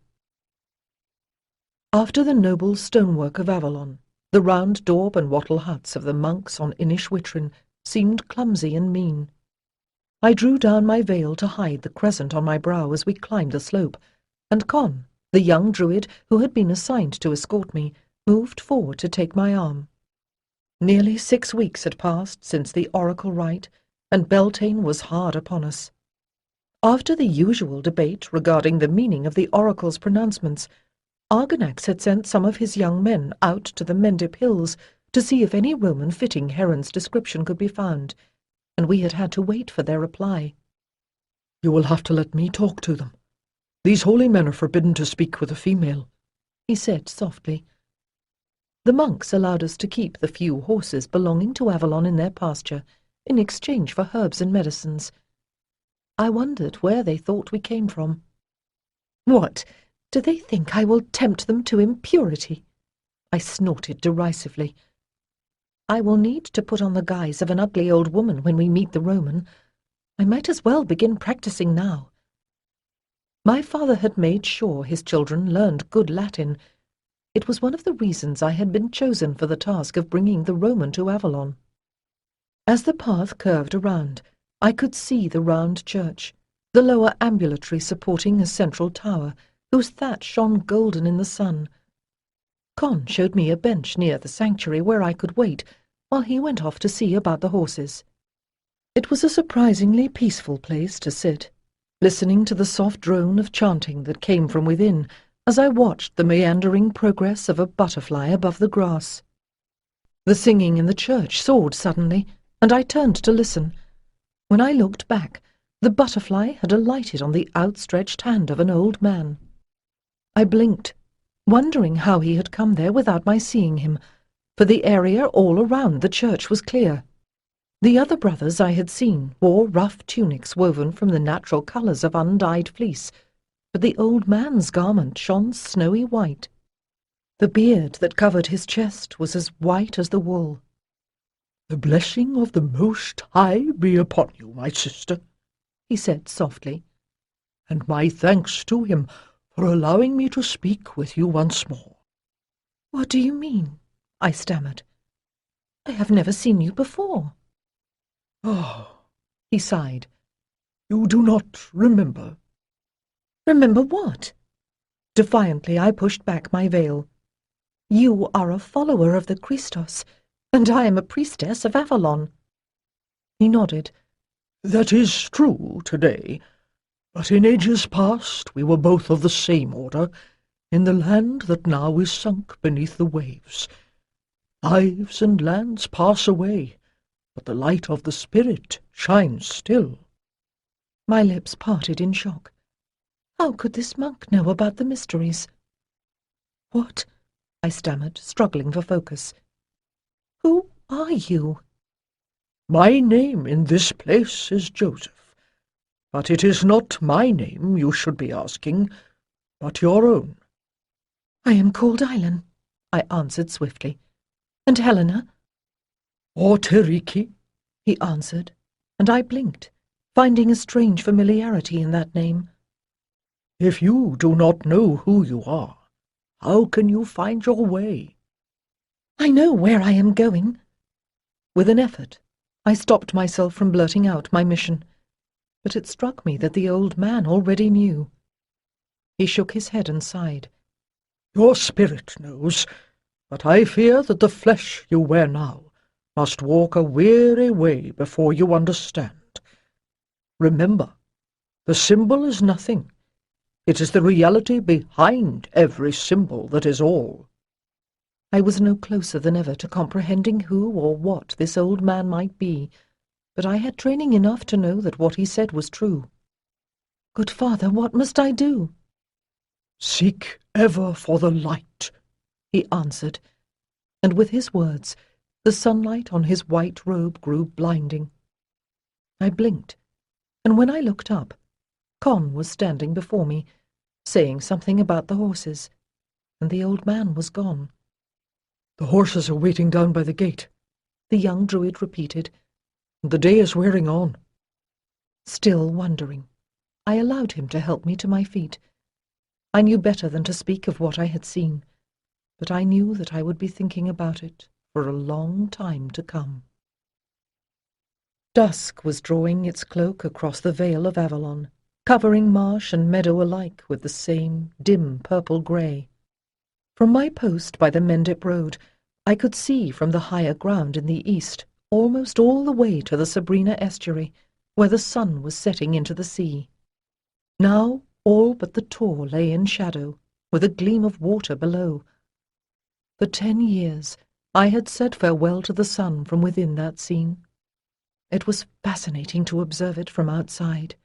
Indeed, it was in all ways strange and fearful, and oddly exciting to be back in the world of ordinary humankind, even if only for a little while. Con touched my elbow. It is almost dark.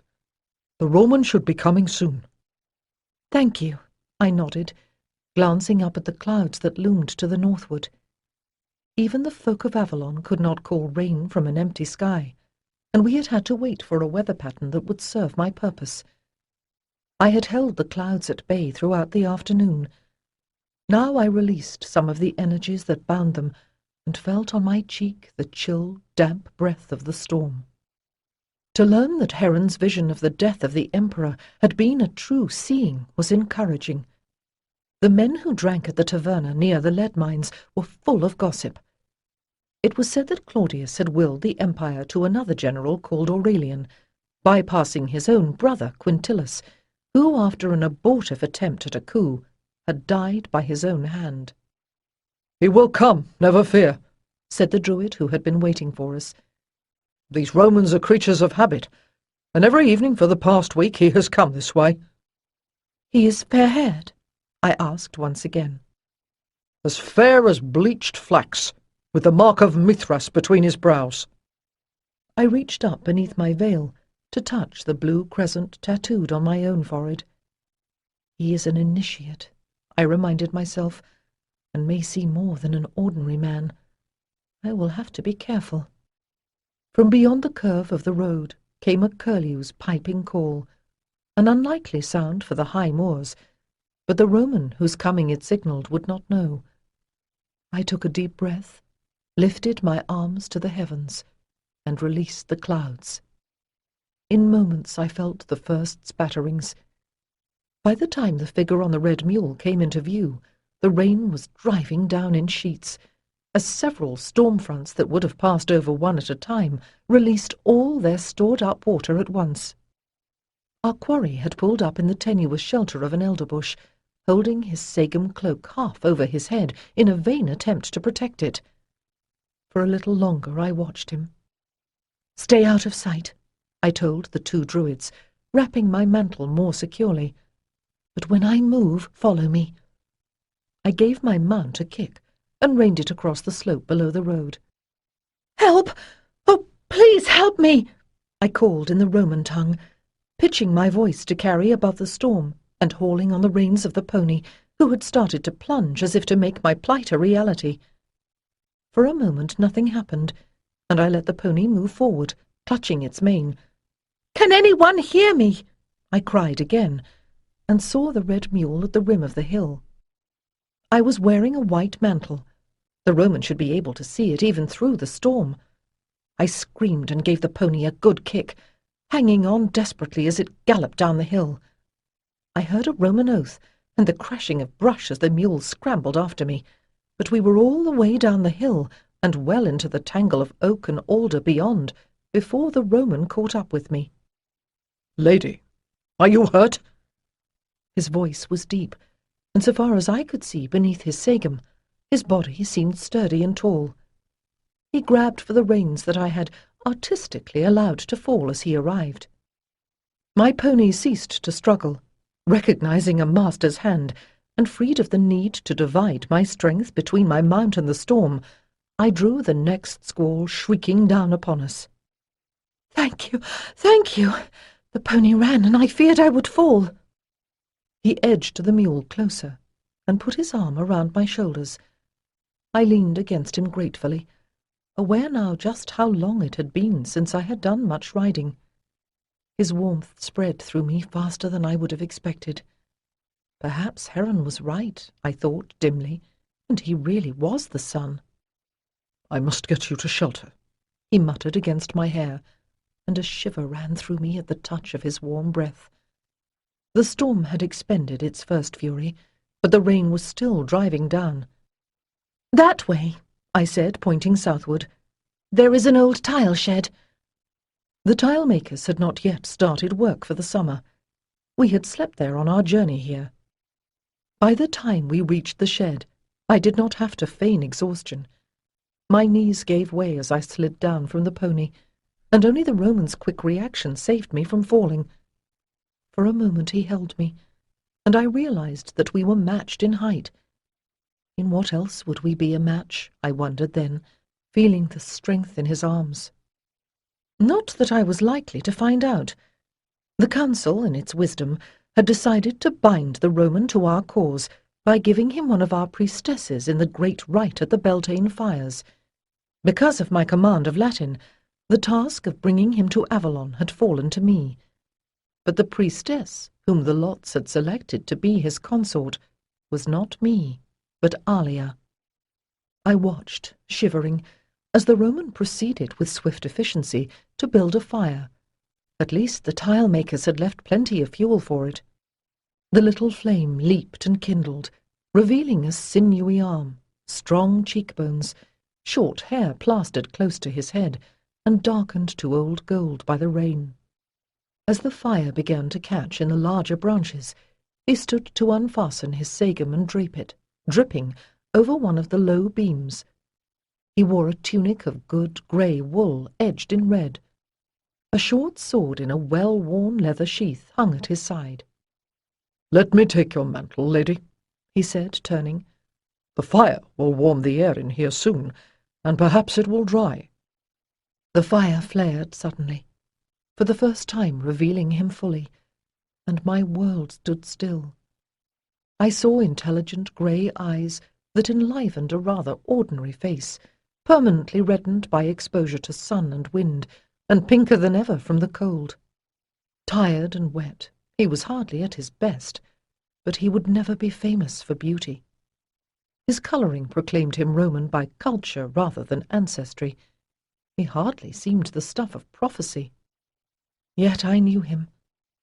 In the ceremony that made me a woman, the goddess had shown him to me. He was the lover who would claim me at the Beltane fires, and I was the woman who would bear his child. The Druids found the wrong man, I thought desperately. This is not the hero of Heron's vision, but of my own. And if they were the same? I do not know what my face showed at that moment, but the Roman took a step backward, lifting his hands in self-deprecation. "Please, Domina, do not be afraid. I am Flavius Constantius Chlorus at your service." I felt myself flushing, as I realized that I hardly looked my best either. But that was as it should be. He must see me as ugly, old even, until I knew whether he was my destiny. "Julia Helena thanks you," I murmured, giving my own Roman name. It felt as strange on my tongue as the Latin. The girl who bore that name had lived another lifetime, 10 years ago, but suddenly I wondered if she was destined to live again. A leather flask hung at his side. He pulled the strap over his head and held it out to me. "It is only wine, but it may warm you." I managed a smile and turned to rummage in my saddlebags. "And I have here a little bread and cheese and dried fruit that my sisters packed for me." "Then we will feast." Constantius seated himself on the other side of the fire and smiled. It transformed his face, and I felt a rush of heat that seared my flesh like fire. This was the man of whom I had dreamed since I was 13 years old. Wordless, I held out the loaf of bread, and he took it from my hand. I had heard once that in the hill country, to share a meal, a bed, and a fire made a marriage. We had 2 of them already, and for the first time in my life I felt the temptation to deny my vows. When my fingers brushed his, he had trembled. My druid escorts were outside somewhere. They would not disturb us unless I screamed. It would take very little, a step in the Roman's direction, a shiver as if I were cold and needed his arms to warm me. A man and a woman alone together. Though my knowledge of physical love was still theoretical, surely our bodies would do the rest without direction. But what of our souls? To come to him without honor would destroy that other emotion, sweeter even than the feeling that was beginning to fill my body, that I sensed might grow between us. And so, although I felt like a starving man pushing food away, I edged back, drawing ugliness around me like a tattered cloak, the reverse of the glamour a priestess knew how to wear. Constantius shook his head a little, cast a frowning glance at me, and looked away. "Do you live nearby?" he asked politely. "I dwell with my sisters on the edge of the marshes," I answered truthfully, "near the isle where the Christian monks have their sanctuary." "The Isle of Inishwitrin. I have heard of it." "We can reach my home tomorrow before the sun is high," I added. "I would be grateful for your escort." "Of course. The men who oversee my family's holdings would rather I had never come here. They will not care if I miss a day or more," he added bitterly. "How did you come to riding the back roads of Britannia? You seem a man of authority," I asked with real curiosity. "Not to mention family connections." There was an edge to the bitterness now. "My grandmother was sister to the Emperor Claudius. I wanted to make my own way by ability, not patronage. But since my great-uncle tried to seize the Imperium and failed, I will settle for simply staying alive. The new emperor has good reason to distrust men of my family." He shrugged and took a pull from the wineskin. "My mother's family has investments here in Britannia, an import company in Iburacum, and an interest in the lead mines. So it seemed a good time to send an agent to check on them. At the moment, the Gallic Empire is safer for me than Rome." "But will not the Gallic emperors consider you a danger?" Constantius shook his head and laughed. "It is Victorina Augusta who really rules. They call her the mother of the camps, you know, but she has little attention to spare for Britannia. As long as she gets a share of the profits, they will leave me alone. Emperors may come and go, but it is gold that rules the world." "You do not sound very happy about it," I observed. "I would not have guessed you for a merchant." For a moment, that grey gaze held my own. "And what did you think I was?" "An army man," I answered, for thus in vision I had seen him. "Until a few months ago that was so." His face darkened. "I was born at an army post in Dacia. It is all I know, all I ever wanted to be." "Are you so eager for battle?" I asked curiously. He did not seem bloodthirsty, but how could I know? "Say rather that I want what battle can win," he corrected. "Justice, order, safety for the folk beyond the frontier so that peace can grow." He fell silent, his ruddy skin reddening further, and I judged he was not a man who often let his feelings show. "Your fortunes will turn," I assured him. For a moment he eyed me uncertainly, and I reinforced the illusion that disguised me. "But now we should sleep," I went on. "Tomorrow's journey will be difficult after such a storm."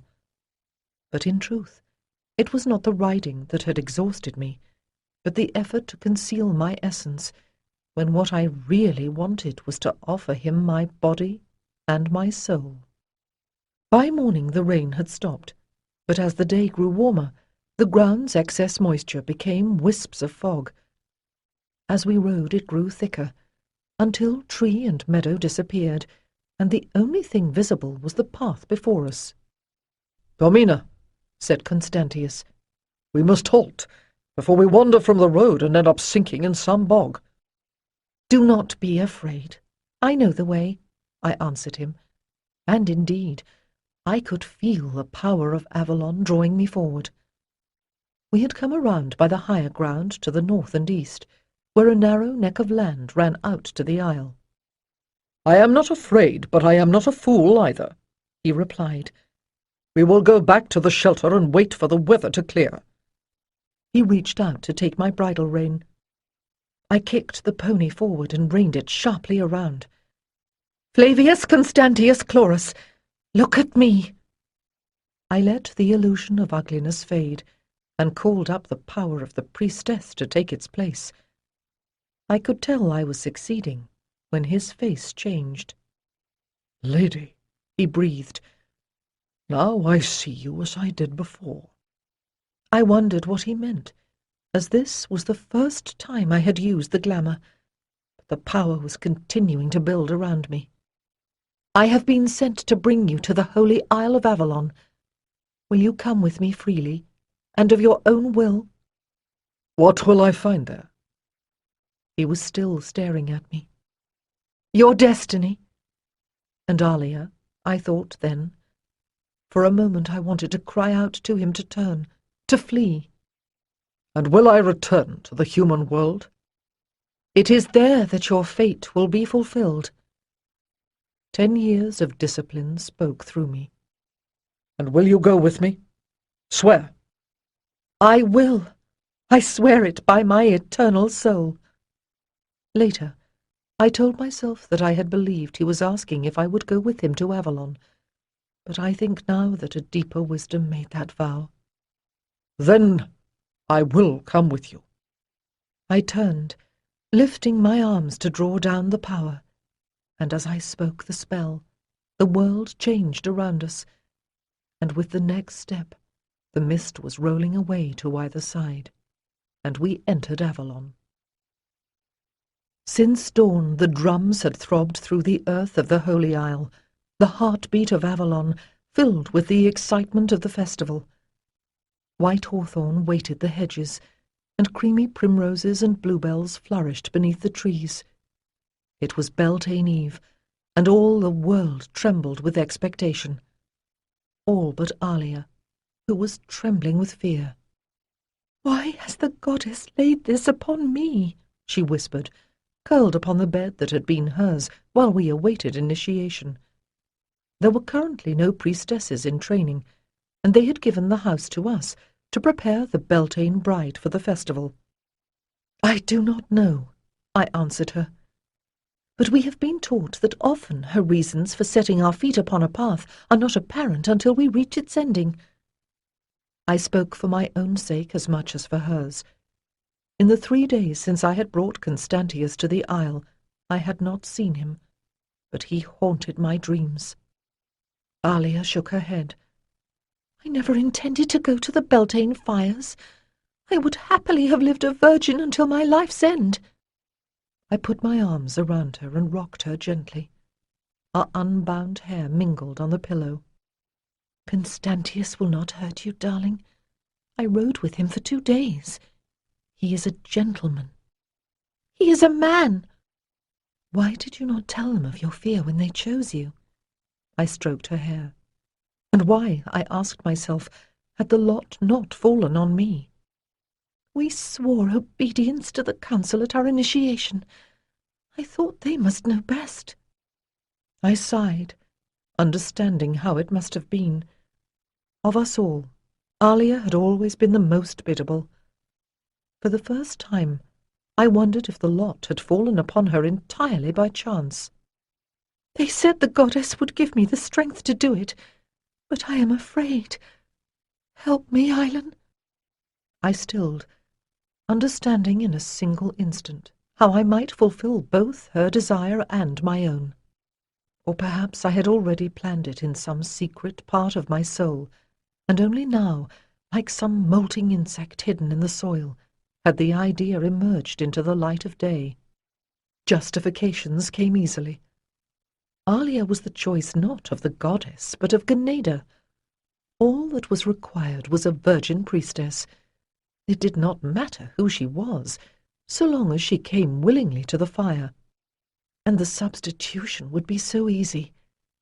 Though she was paler in colouring than I, and thinner as well, Alia and I were enough alike for newcomers to mistake us.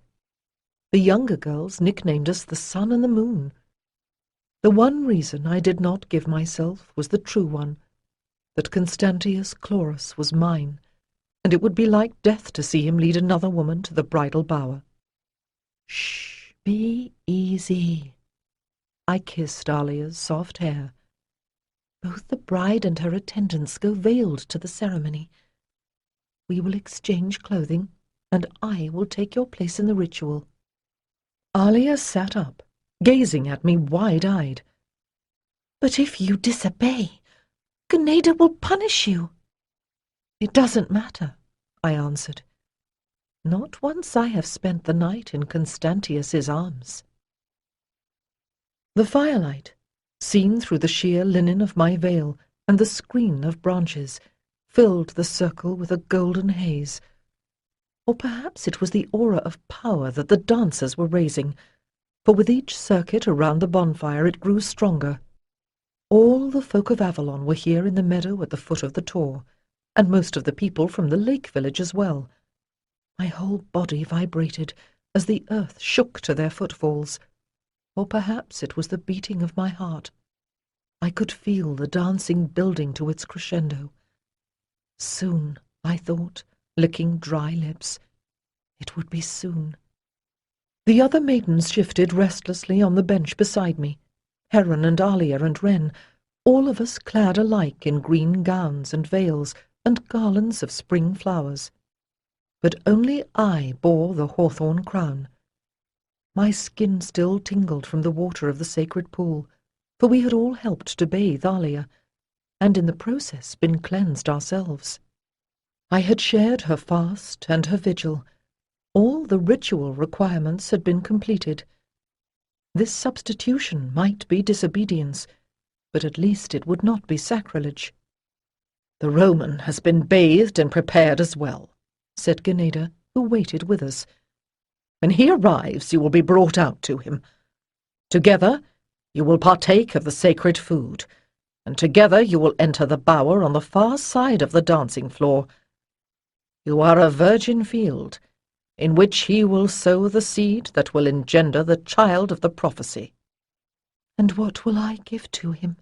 I whispered. In the outer world, the female is passive while the male initiates action, but on the inner planes it is otherwise. I have spoken with this young man, and at present fortune does not smile upon him. It is for you to awaken his spirit, to arouse and activate the higher soul within him, that he may fulfill his own destiny and become the restorer of the light for Britannia." I dared not ask more, lest my voice be recognized. And then I heard a change in the drumming, and my throat began to ache so with tension that I could not have spoken if I had tried. The druids were coming in, their white robes washed with gold by the firelight, wreaths of oak leaves upon their hair. But as I watched, I caught a glimpse of brighter gold among them. The lake folk who had come to the festival were cheering. The air throbbed with wave upon wave of sound. Dizzied, I shut my eyes, and when I opened them again I blinked, dazzled by the golden figure who stood before the fire. As my sight adjusted, I saw that it was only a saffron tunic to which the light had added a deeper gold, but the wreath that crowned Constantius was fashioned of the true metal, like that of an emperor. I realized that when I had last seen him, splashed with mud and worn out by our battle with the storm, Constantius had not been at his best either. Now his skin glowed against the tunic, and his fair hair was as bright as the wreath of gold. "He is Logos come among us," breathed Heron.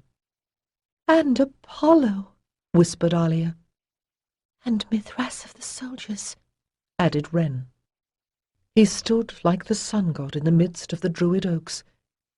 If I had not loved him already, in that moment I would have adored him, for the body of the man had become a clear vessel through which shone the light of the god within. Now the drumming was giving way to the music of bells and harp-strings. The maidens beside me assisted me to my feet as the screen of branches was lifted away. The noise of the crowd became a hush of awe, and there was only the music. Constantius turned as we came forward, and his expression focused suddenly, as if he could see past the veil to the woman, or the goddess, within. Wren scattered flowers before me. Alia and Heron walked to either side, and then they too fell back, and I went forward alone. Constantius and I faced each other, priest to priestess, across a little table that bore a loaf of bread, a dish of salt, and a cup and flagon filled with water from the sacred spring. "My lord, the gifts of the earth I offer you. Eat and be strengthened." I broke off a piece of bread, dipped it in the salt, and offered it to him. "You are the fertile earth. I accept your bounty," Constantius replied, as the druids had taught him. He ate the piece of bread, tore off another, and held it out to me. "And I shall spend my strength to care for the sacred soil." When I had eaten, he picked up the flagon, poured some of the water into the cup, and held it out to me. "I am poured out for you like water. Drink, and be renewed." "You are the rain that falls from heaven. I receive your blessing." I sipped from the cup, then offered it back to him. "But all waters are at last reborn from the sea." He took the cup from my hand and drank. The drum began to beat once more.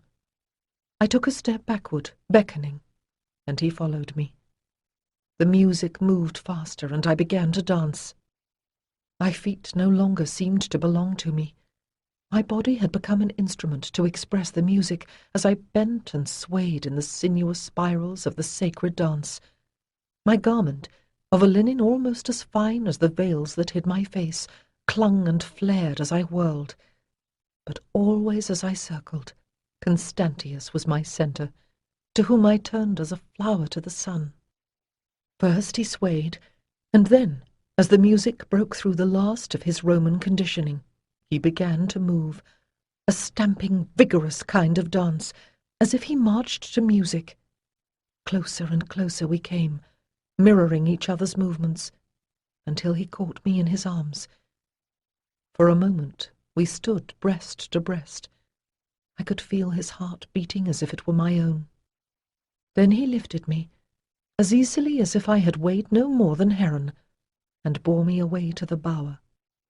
It was a round hut in the ancient fashion, made from branches loosely woven together. Flowers had been twined among them, and firelight gleamed through the gaps, dappling the rich cloth that covered the bed, and the walls and our bodies with golden light. Constantius set me on my feet again, and we faced each other, silent, until the golden leaves of his wreath no longer quivered with the swiftness of his breathing. I am all that is, has been, and will be, I said softly, and no man has ever lifted my veil. Make pure your heart, O you who would look upon the mystery. I have been purified according to the law, He answered me. Then he added, I have eaten from the drum. I have drunk from the cymbal. I have seen the light that shines in the darkness. I will lift your veil. These words were not the ones the priests had taught him, though the mysteries of Eleusis were known to the adepts of Avalon. Clearly, he was not only an initiate of the soldier's god, but of the mother and the daughter, as they are known in the southern lands. He reached out, and with steady hands lifted the hawthorn wreath from my brow, and then drew off my veil. For a moment, he simply stared at my face. Then he knelt before me. It is you. Even in the storm I knew you. You are the goddess indeed. Did you show yourself to me first in the guise of a hag to test me? And is this my reward? I swallowed, gazing down at his bent head, and then, bending, took off his golden crown and laid it beside my wreath of flowers. With this crown, or without it, you are the god to me, I managed to say.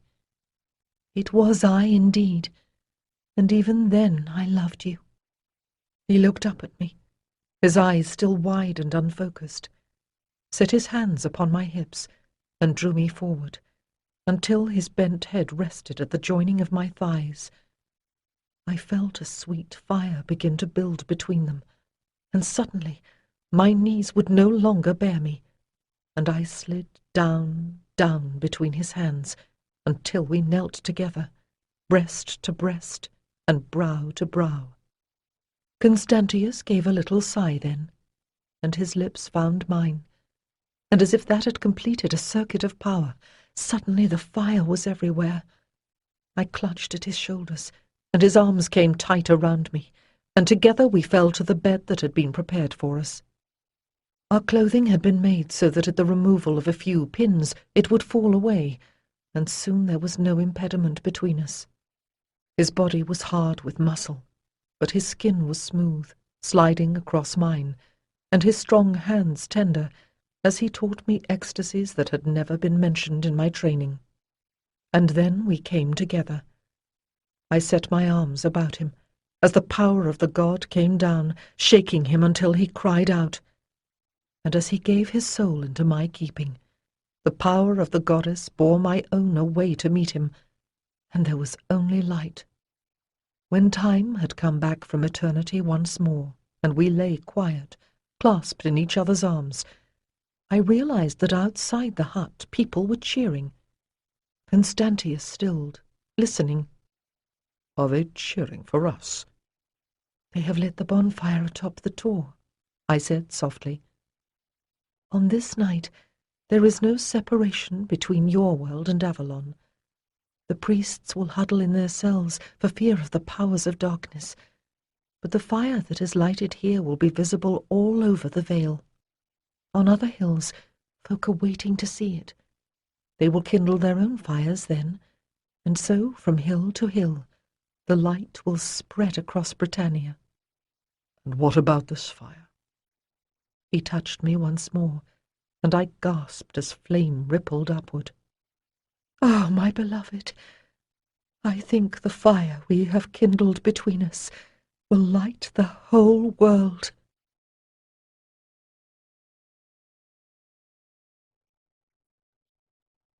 (6) AD 270. When I woke, the pale light of early morning was filtering through the leaves of the bower. The air was moist and cool on my bare skin. I burrowed back under the covers, and the man beside me grunted, turned, and flung out a possessive arm to draw me close against his side. For a moment I stiffened in confusion. Then my awakening senses flooded me with memory. I turned, fitting myself more closely against him, astonished, despite the unaccustomed soreness in my body, by how right it felt to lie this way. I could hear no human sounds, but the birds were singing a triumphant welcome to the new day. I raised myself on one elbow, gazing down at the sleeping face of my lover. That seemed too light a word for our union, and yet what had passed between us had surely been more personal than the transcendent joining of priest and priestess as they manifest the power of the divine into the world. Though that certainly had been part of it. When we came together, the awakening earth had been filled by the radiant power of the sun. In the earth I could feel the aftermath of that conjunction, like ripples spreading through the stillness of a pool. And what else had the ritual accomplished? I focused on my own body, lips swollen with kissing, breasts awakened to an exquisite sensitivity, the muscles of my inner thighs sore with unaccustomed stretching, and the secret place between them beginning to throb once more as memories stimulated new desire. I forced awareness deeper, into the womb that had received Constantius's seed. Was I pregnant? Even my priestess-trained senses could not tell. I realized that I was smiling. If last night's lovemaking had not planted a child in my belly, we would have to try again. Relaxed in sleep, Constantius had a serenity I would not have suspected. His body, where the sun did not touch it, was like ivory. I gazed upon his face with growing delight, memorizing the strong lines of cheek and jaw, the high-bridged nose, the noble sweep of his brow. In the pale light, the band of Mithras on his forehead was barely visible to the eye, but to my inner senses it glowed, focusing the radiance of the soul within. As if that awareness had been a physical touch, he began to waken, first with a sigh, and then with a flutter of the eyelids, and then the muscles of the face tightening into their accustomed lines as he opened his eyes. He was, it would seem, one of those fortunate people who pass in one instant from unconsciousness to full awareness. The grey eyes that gazed up at me were wide, not with sleep, but wonder. "Sanctissima Dea," he whispered. I smiled and shook my head, unsure whether that had been a title or an exclamation. "Not now," I answered. "Morning has come, and I am only Helena." "Yes, now," he corrected. "And when you came to me last night, and when you sat as a hag beside my fire, and when you summoned me to Avalon. The Greeks say that Anchises trembled in fear because he lay with a goddess all unknowing. But I knew." He reached up and very gently brushed the hanging lock of hair back from my brow. "And if the gods had blasted me for my presumption, I would have counted the price well paid." The gods had not blasted us, though there had been moments when we might well have been overcome by ecstasy. It was Ganeda, I thought suddenly, who was going to blast me when she realized I had taken Alia's place in the ritual. "What is it?" he asked. "What is the matter?" "Nothing.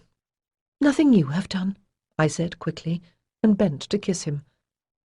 Clearly his reverence for me did not unman him, for his response was instant. He pulled me down beside him, and in the flood of sensation as he made love to me, all thought was for a time submerged.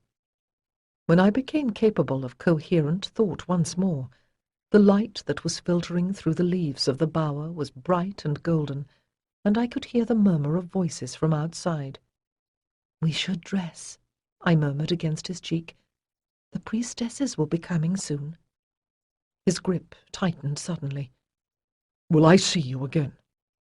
"I do not know." Yesterday, I had not really thought beyond the ritual.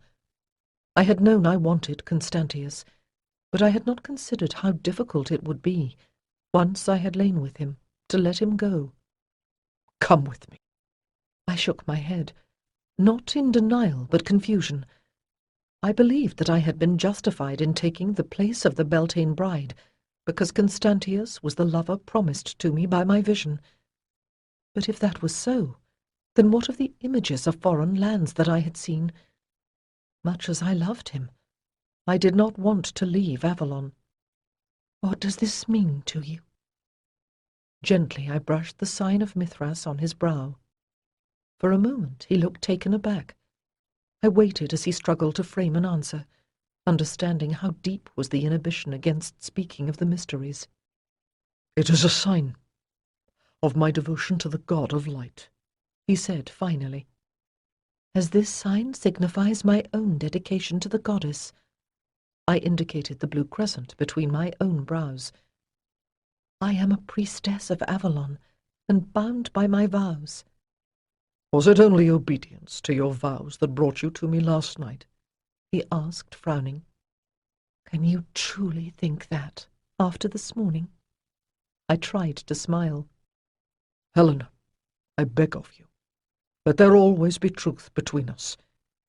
His face had gone grim. For a long moment I met his gaze, wondering how much I dared say. But surely he was going to hear about it as soon as I emerged from the bower, and they saw it was not Alia. I took the place of the priestess they meant for your bride. I have the sight, and it showed me your face long ago. And then I was sent to bring you here, and I began to love you." "You disobeyed." In his face, anxiety warred with satisfaction. "Will they punish you?" "Even the Lady of Avalon cannot change what has happened between us." I managed a smile, but we both knew that I had not really answered him. There was a sound outside, and I stiffened. Someone was knocking softly against the upright of the door. "Hylan, can you hear me? Is the Roman asleep?" It was Alia's voice, and I remembered suddenly that she had been told that after she lay with him, she must make sure Constantius drank the contents of the silver flask in the corner, so that he would sleep while she slipped away. "Hylan, come quickly, and no one will—" She broke off with a gasp. I heard the sound of several people approaching, and the pit of my stomach went suddenly cold. With a leaden certainty, I knew it would be Ganeda even before I heard the next words. "Is she still sleeping? It would seem she did not fear a man's touch so greatly after all. You will have to go in and wake her." The laughter stilled. "Alia!" There was a short, charged silence. As I started to drape the coverlet around me, Constantius gripped my arm. "You shall not face them alone." After a moment I nodded, and waited while he twisted my veil about his loins, reminding me of the statues I had seen in Londinium.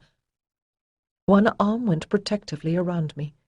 With the other, he pushed aside the woven curtain that covered the doorway, and together we emerged into the uncompromising illumination of a new day. What awaited us was worse than I had expected. Not only Ganeda and the priestesses, but Argonax and his druids were standing there. Alia still crouched by the doorway, weeping silently. I reached down to touch her shoulder, and she clung to me. "I see," said the high priestess, in a voice like grating stones. She looked around her at the dancing floor, and I saw that the people who had dropped down to sleep there, in couples or alone, were beginning to awaken and cast curious glances at the scene by the bower. With an obvious effort, she controlled the words that trembled on her lips. "Alia and Ailan," she ground out the names, "will come with me." Her gaze turned to Constantius. "My lord, the druids wait to attend you." His grip on me tightened. "You will not harm her." Ganeda's face darkened further, as she realized just how much I must have told him. "Do you think we are barbarians?" she snapped, and he responded to the note of command and let me go, though in truth that was no answer at all. "It will be all right," I said in a low voice, though my gut was still knotting in apprehension. "I will not lose you," Constantius replied, and it occurred to me that not only had I not anticipated how this night would bind me to him, I had not even imagined how it might affect his feelings for me. I helped Alia to rise, and putting my arm around her, started towards my reckoning. "Why does it matter?" I exclaimed. "Both of your purposes have been accomplished. You wanted a man of destiny for the great right, and you wanted to win his friendship for Avalon." The sun was nearing noon, and we were still arguing. By now, my belly was cramping not from fear, but from hunger. "You forget the third reason, and that was the most important of all," Ganeda said grimly. "Constantius was to engender the child of prophecy." "And so he shall, with me. In my womanhood vision, I saw myself with his child." "But not the child of the great right," the High Priestess said grimly. "Why do you think Alia was intended as his consort in the ritual?" "Because you could bend her to your will." "You little fool. She was chosen indeed, but not for that reason. In your arrogance you thought you knew better than the Council of Avalon, but you were an untried maiden, ignorant of the mother's mysteries. Last night Alia was at the height of her fertile time. If the Roman had lain with her, she would have come away pregnant, and the child would have been born here in Avalon." "How do you know I am not?" "Your moon time is barely 3 days past," she answered me, "and I have examined you. There is no spark of new life in your womb." "There will be. Destiny cannot be denied," I answered, but the first breath of doubt stole the force from my words. "Constantius has pledged his faith to me. A priestess will bear his son." "But when? Even now do you not understand? The stars have told us that a child begotten last night would have preserved the mysteries for 1,000 years. Even if your fantasies were true, what stars will rule the fate of the babe you finally bear?" "He will be my son," I muttered. "I will raise him to serve the gods." Ganeda shook her head in disgust. "I should have sent you back to your father long since. You have been a troublemaker since the first day you arrived." "You missed your chance," I hissed, touching the crescent on my brow. "He is dead, and I am a priestess now." "And I am the Lady of Avalon," she snapped in return, "and your life is in my hand." "All your anger, Ganeda, cannot change what has been done," I said wearily. "At least I have won Constantius's friendship for Avalon." "And what about that which was undone? Do you think the man will come back every Beltane like a stallion to stud until he gets you with child?" Some tension eased within me. I had feared she would forbid me ever to see him again. Surely he would come back, I told myself, and somehow I would endure until that day. "So, what is my punishment?" "Punishment?" There was venom in her smile. "Did I not promise the Roman I would do you no harm?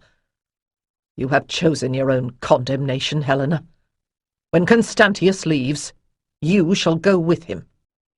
"Leave? Avalon?" I whispered. "That is what he is demanding. Be grateful you are not being turned out like a beggar to wander the world." "But what about my vows?"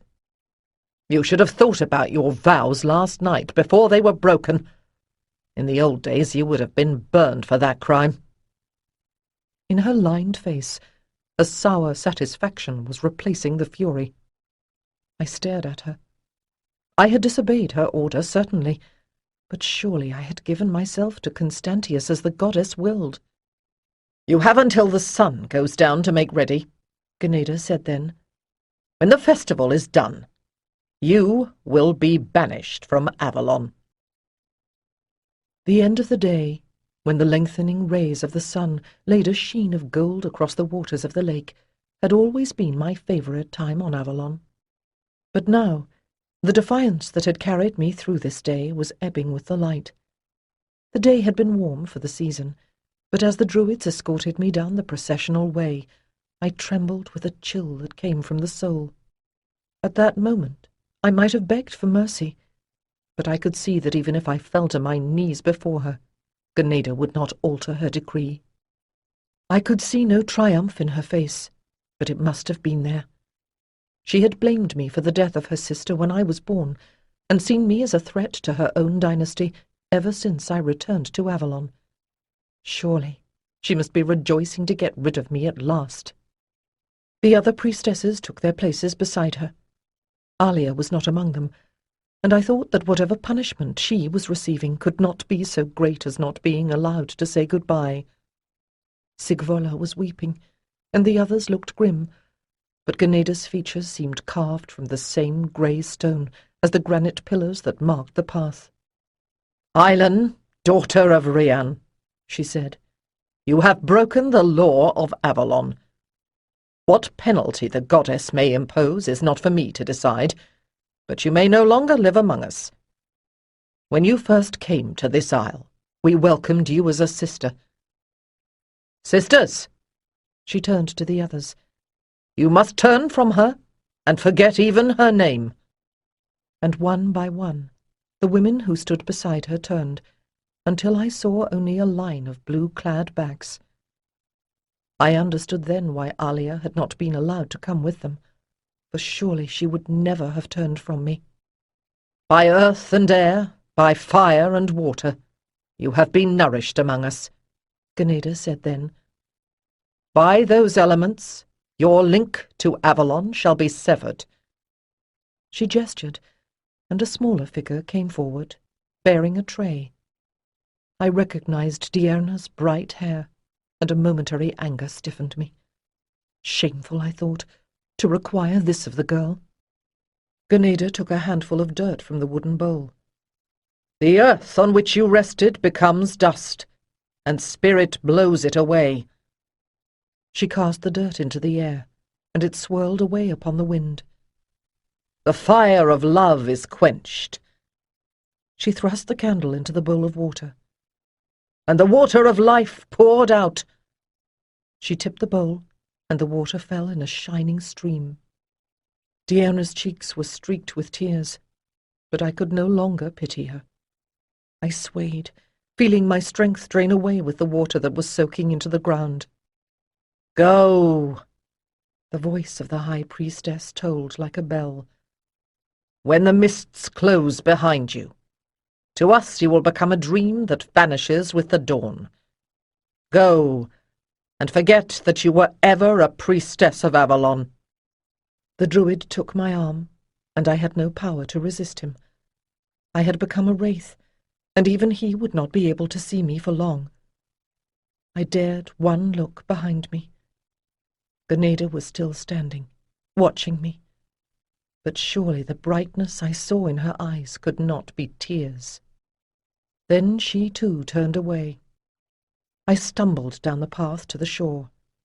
The lakemen had already loaded our horses onto the barge.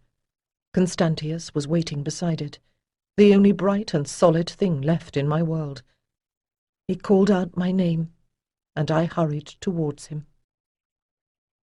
The Christians, I had heard, had a legend that told how the first parents of humankind were exiled from paradise. When the mists of Avalon closed behind me, I understood how they must have felt. Had it comforted Eve to have Adam still beside her? Knowing that my own choices had forced this destiny upon me was little comfort. I told myself that if Constantius had gone alone, leaving me behind, I would have been weeping bitterly. But the grief that kept me numb and silent as the barge bore us through the mists was of a deeper order entirely. As we slid up onto the shore below the lake people's village, I felt a sudden disorientation, as if one of my senses had disappeared. I staggered, and Constantius lifted me in his arms and bore me up the bank. When he set me on my feet again, I clung to him, trying to understand what had happened to me. "It's all right," he whispered, holding me against him. "It is all behind us now." I looked back across the lake and realized that the psychic sense that had always told me where to find Avalon was no longer there. Physical sight showed me marshland and blue water, and the beehive huts on the Christian Isle. But when I had left before, I had only to close my eyes in order to sense, at an odd angle to the mortal world, the way to Avalon. I had taken the link for granted.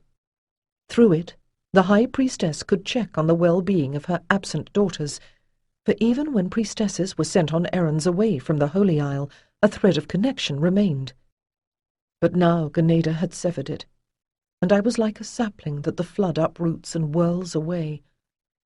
By the time I ceased my weeping, a cold grey dawn was breaking once more. I do not know whether the fact that Constantius tolerated me for the next few weeks was a measure of his honour or his love. He told the keeper of the posting inn where we spent the next night that I was ill, and it was true, though my sickness was not of the body, but of the soul. By day, my only comfort was Eldry's devotion, and by night, the strength of Constantius's arms. And when it became clear to him that it was a constant torture for me to live where every clear day showed me the Vale of Avalon, he concluded his business at the mines, and we set out for Eboracum, where the workshops his family owned turned some of the lead into pewterware.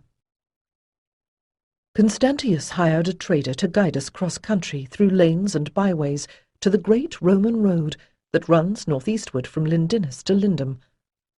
For the first few days I rode in dismal silence, too wrapped up in my own grief to notice my surroundings. Still, if any time of the year could reconcile one to the loss of Avalon, I suppose it must be the smiling season that follows Beltane.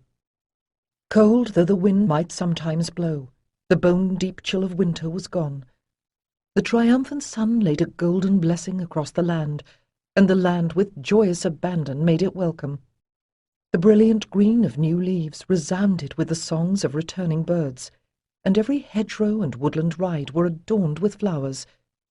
As day followed glorious day, my body, like the earth, responded to that radiant light.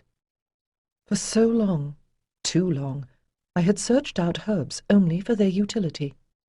Now I picked the creamy primroses and the nodding bluebells, bright celandine and hidden violets, and forget-me-nots like pieces of fallen sky, for no other reason than that they were beautiful. The training of Avalon was intended to develop the spirit, and all the resources of mind and body were put at its service, under the direction of a disciplined will. The needs of the flesh were given grudging recognition only at the festivals, and those of the heart no honour at all. But Constantius had conquered my awakening senses, and my heart was carried along in their triumph, a willing prisoner. I made no attempt at resistance. Banished from the realm of the spirit, the world and its pleasures were all that remained to me. We travelled slowly, staying sometimes at villas and farmsteads, and sometimes sleeping under the stars in some woodland thicket or in a field by the side of the road. The first significant town along our route was Aquae-Sulis, tucked into the hills where the Arbona curved round on its way to the Sabrina estuary. I know now that it was a small place, but at the time I was impressed by its elegance. Since ancient times, the healing springs had been considered holy, but the Romans, for whom bathing was a social necessity, had made the place a spa that could compete with any in the empire. As we rode in, I marvelled at the buildings, constructed from warm golden stone. The people who thronged the streets were well dressed, and I became abruptly conscious of what a week of journeying had done to my only gown, and my hair. I drew my veil up hastily, and nudged my pony closer to Constantius's mule. "My lord." He turned with a smile, and I marvelled at how naturally he fitted into this civilized scene. "Constantius, we cannot stay here. I have nothing to wear." "That is precisely why I wanted to stop here, my love," he grinned back at me. "It's little enough I have to offer in return for all you have given up for me, but Aquae-Sulis contains, in miniature, the best of the empire. I have enough funds for us to stay for a few days in a decent inn, and enjoy the baths and buy clothing that will do justice to your beauty."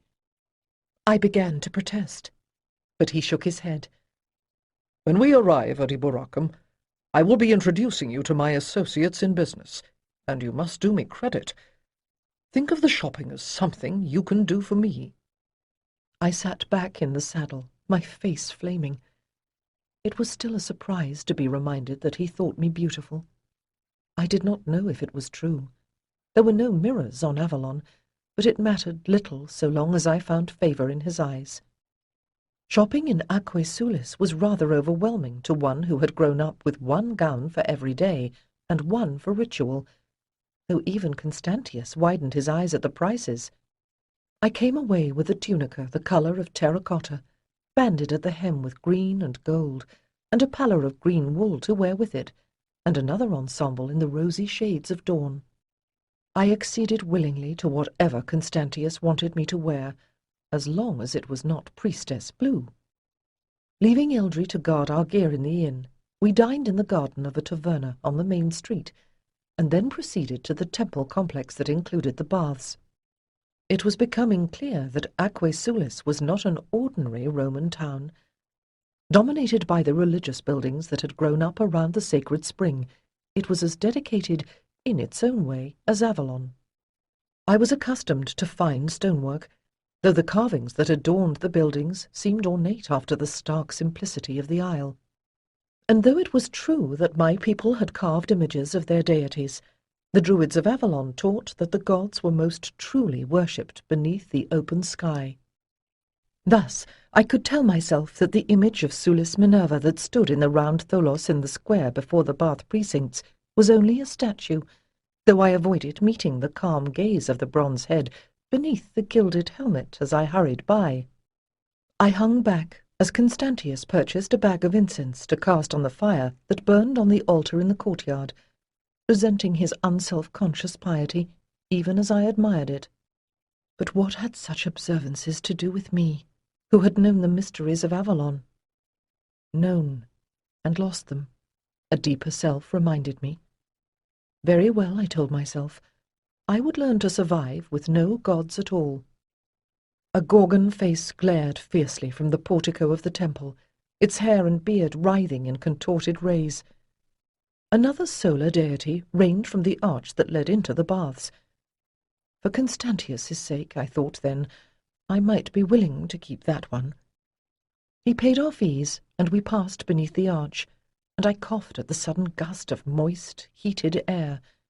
It had a faint odour of old eggs, not strong enough to be unpleasant, but distinctly medicinal. Before us, glimmering faintly in the light that came through the high arched window, lay the sacred pool. "The water rises here and is piped to the other pools," said Constantius. "This place has been sacred since long before the divine Julius brought his legions to this isle. It is customary to make an offering." He opened his pouch and took out 2 silver denarii. Other coins gleamed from the bottom of the pool, along with lead votive tablets inscribed with prayers and other offerings. He drew the hood of his cloak up over his head, his lips moving silently, and tossed his denarius in. I followed his example, though I had no prayer to offer, only a voiceless need. "You are in luck. The attendant told me that the hot pools were reserved for women at this hour. I will go to the steam room at the other end of the baths and meet you at sunset by the altar outside." Constantius squeezed my hand and turned away. For a moment, I wanted to call him back again, but after a week on the road, all other considerations were overwhelmed by the desire to get truly clean. I turned in the other direction and passed from the first chamber into the colonnade adjoining the large pool. Talk in the taverna had suggested that it was early in the season for the numbers of visitors the baths were built to receive. The warm pool was almost empty, its water green where sunlight slanted in from above, its sides mysteriously shadowed by the colonnade. I continued around it, looking for the smaller pools I had been told lay beyond it. The pool I chose was heated by water that rushed from beneath a stone slab, its stones blurred by an accretion of minerals from the spring. It reminded me of the holy well at Avalon, but this water was warm as blood. Sinking into its embrace was like a return to the womb. I lay back with my head on the smooth curve of the coping, letting the water support my body, and muscles I had not known were tense began to unkink at last. The two women who had been soaking when I arrived climbed out of the pool and went off, chattering about a new cook. A slave girl came in with an armload of towels, saw I needed no assistance, and departed. The water grew still. I was alone. For a timeless interval I floated, without need or desire. In that moment, undisturbed by demands from either mind or body, I did not realize that the defences I had thrown up around my spirit were dissolving away. The gentle lapping of wavelets against stone faded, until the murmur of the water flowing into the pool was the only sound. And presently that subtle murmur became a song, ever flowing, ever growing, from the earth to the sea, ever falling, ever calling, ever coming to be. I relaxed into the music, and without intention my soul stirred and reached out to the spirit of the waters. The singing continued. I found myself smiling, uncertain whether my own imagination was supplying words to the music, or I was indeed hearing the voice of the spring. Now new words were whispering through the hushed trickle. Ever living, ever giving, all my children are free, ever turning, ever yearning, they return unto me. But I was cut off from that eternal source, and forbidden to return. At that, a great grief rose up in me, and the tears rolled down my cheeks and mingled with the waters of the goddess in the pool. It seemed an eternity before the slave girl came back into the chamber, but I suppose that in truth not so much time had passed. I felt empty, and when I left the water and saw the blood running down my inner thighs, I realized that I was empty in truth. Ganeda had been right in her calculations, and despite the ecstasy of our loving, Constantius had not gotten me with child. When the girl had provided me with clouts and padding, I sat for a long time in the moist shadow, gazing at the swirling waters and waiting for more tears to come. But for the moment I had no more emotion. My life stretched before me, devoid of magic, but not, I reminded myself, of love. By now Constantius would be waiting. It was not he who had broken my heart. I had done that all by myself. Deceived, lured from his ordinary world into Avalon, and then burdened with a disgraced and weeping priestess when he left it, Constantius had not complained. He at least deserved a cheerful companion. By this time my hair was drying, the shorter strands curling in moist tendrils around my brow. I called to the slave girl once more to dress it high with pins, and help me to disguise my puffy eyes with kohl, and my pale cheeks with rouge. When I looked into the bronze mirror, I saw a fashionable stranger. When I came out of the baths, the sun was about to sink behind the hills that sheltered the town. I turned from the dazzle of light and stopped short, facing a pediment that was the twin to the one that led to the sacred spring. But here the dominant figure was a goddess, her hair twisted up on each side and caught in the centre by a ring. She was haloed by a crescent moon.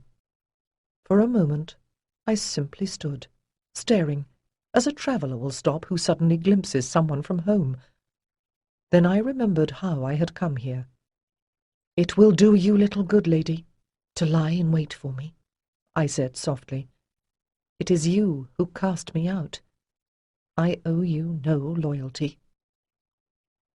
From Aquae the military road angled northeastward across Britannia.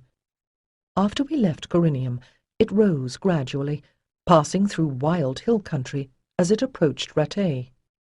Nonetheless, we continued to find mancios and posting inns spaced a day's travel apart along the road, and from time to time I would glimpse through the trees the red tiled roof of a villa.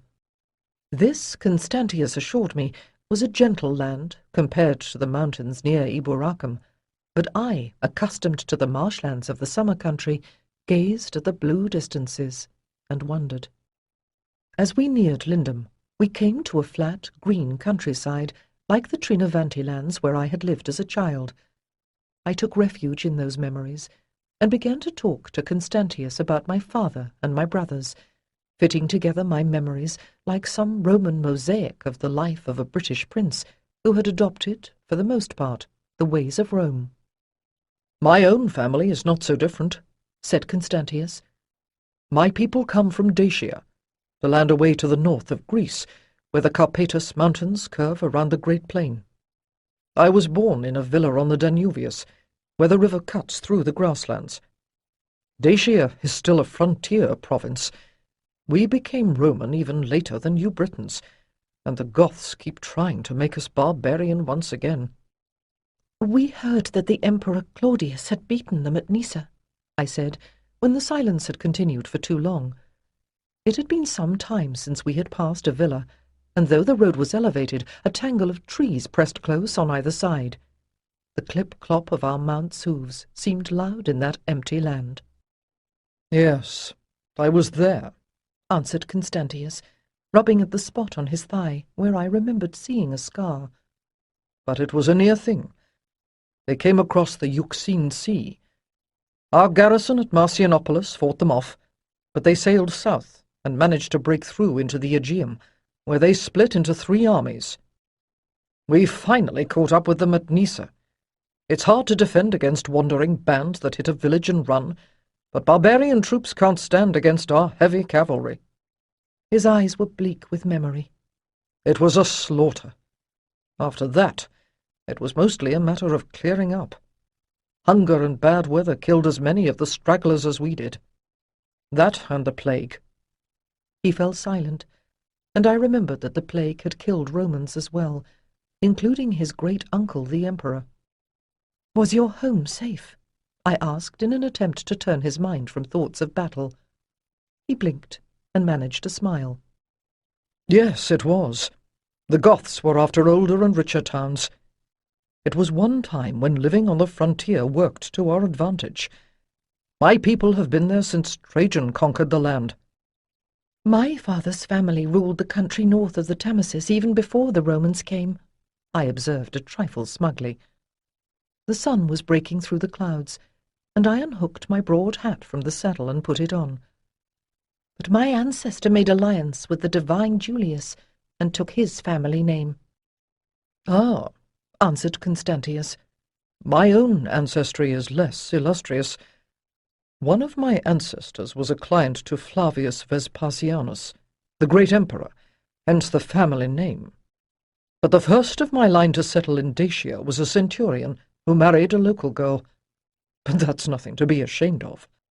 Some say that Vespasianus himself was descended from one of the founders of Rome, but I am told that the emperor himself laughed at that idea and admitted that his grandfather had been a ranker in the legions.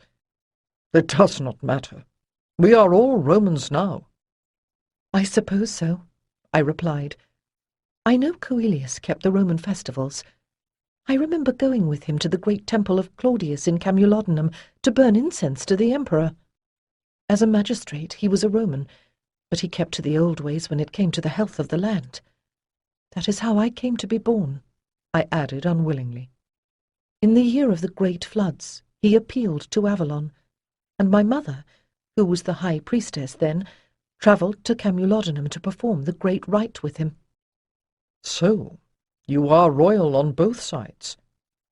Constantius smiled at me, then grew thoughtful.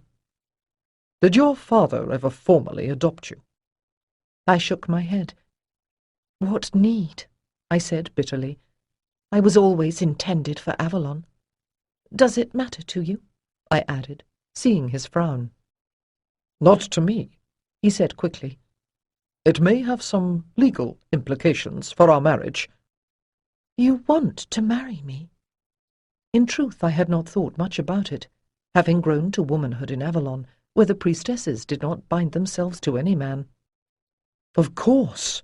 Or at least," he added, "make some legal arrangement that will protect you. Was not that ceremony we performed at your festival a wedding?" I stared at him. "It was the union of the earth and the sun, meant to bring life to the land. The god and the goddess were wedded, as was the case with my parents, not the priest and priestess who performed the rite. He reined in abruptly, blocking the road, and faced me. A pair of warblers lifted from the hawthorn hedge, calling, "If you do not consider yourself my wife, why did you come with me?"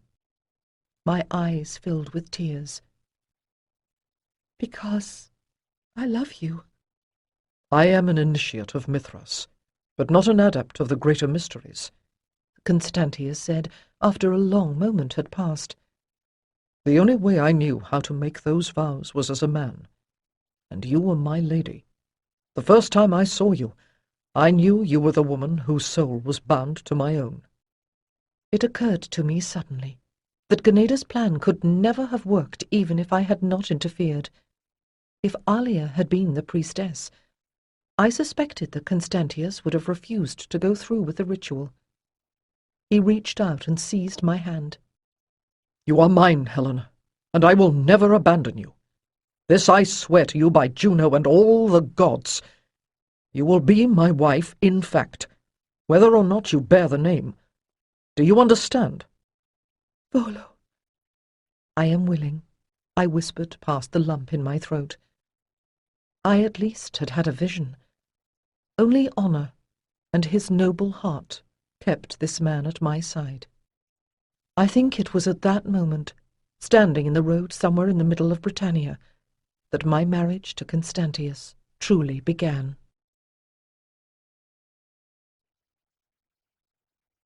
(7) AD 271. The wicker back of my round chair creaked as I leaned into it. The pose was deceptively casual.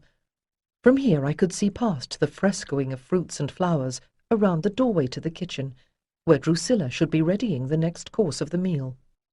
Our guests, two of the more successful merchants based at Eboracum, had just about finished with the pickled eggs and the oysters served raw in the shell with a sharp sauce.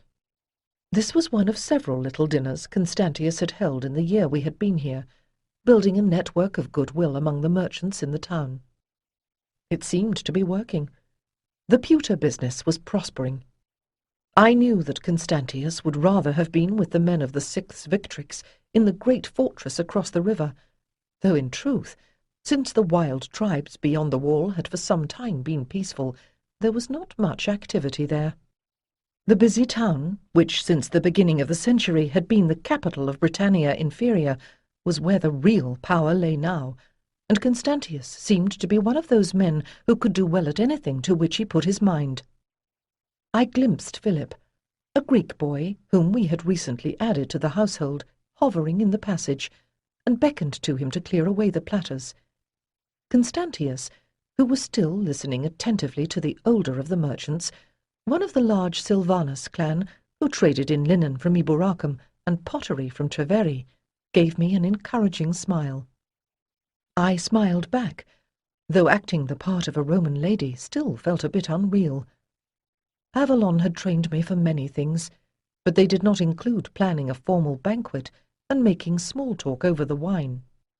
For this, I would have been better prepared if I had grown up with the other simpering girl children in my father's hall.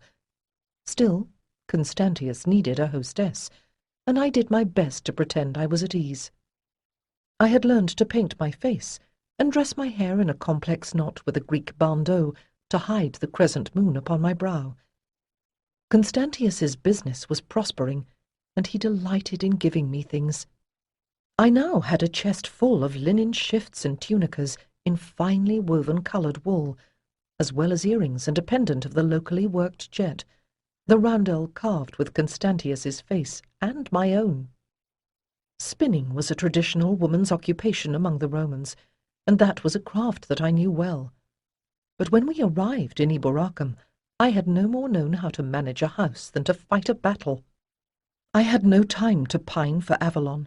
There was too much to learn. Fortunately, we had an excellent cook in Drusilla. Indeed, Constantius had grown visibly more solid this past year.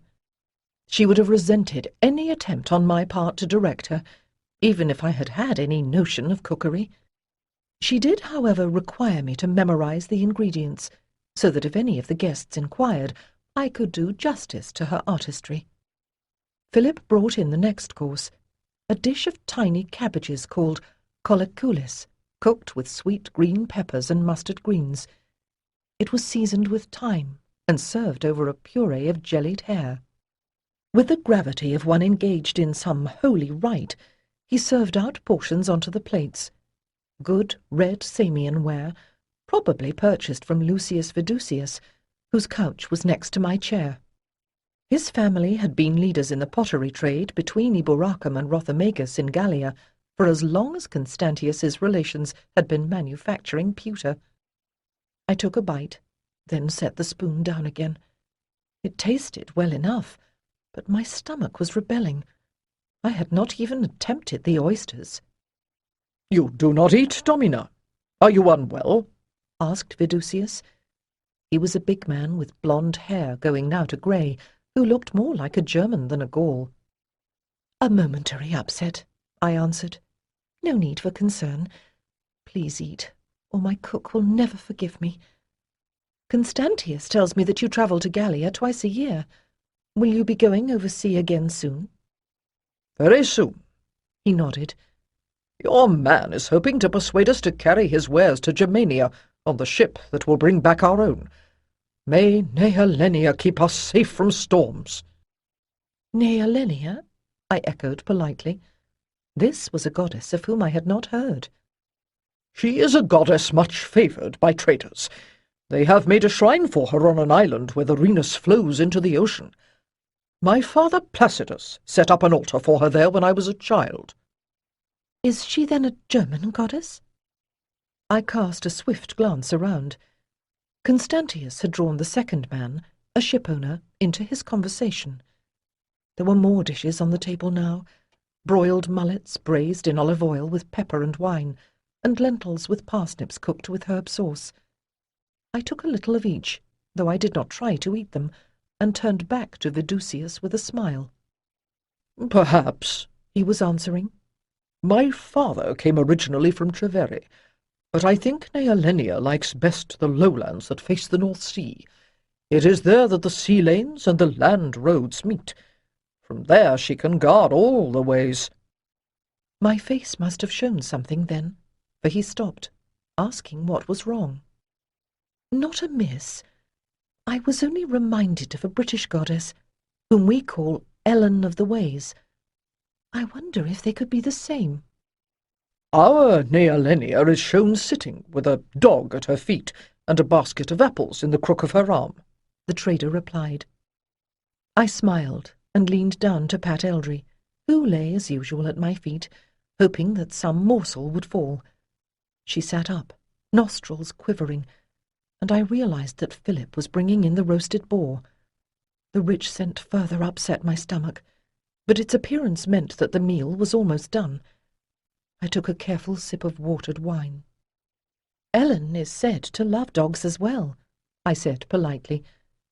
"Did your father make a dedication to the goddess here in Eboracum as well?"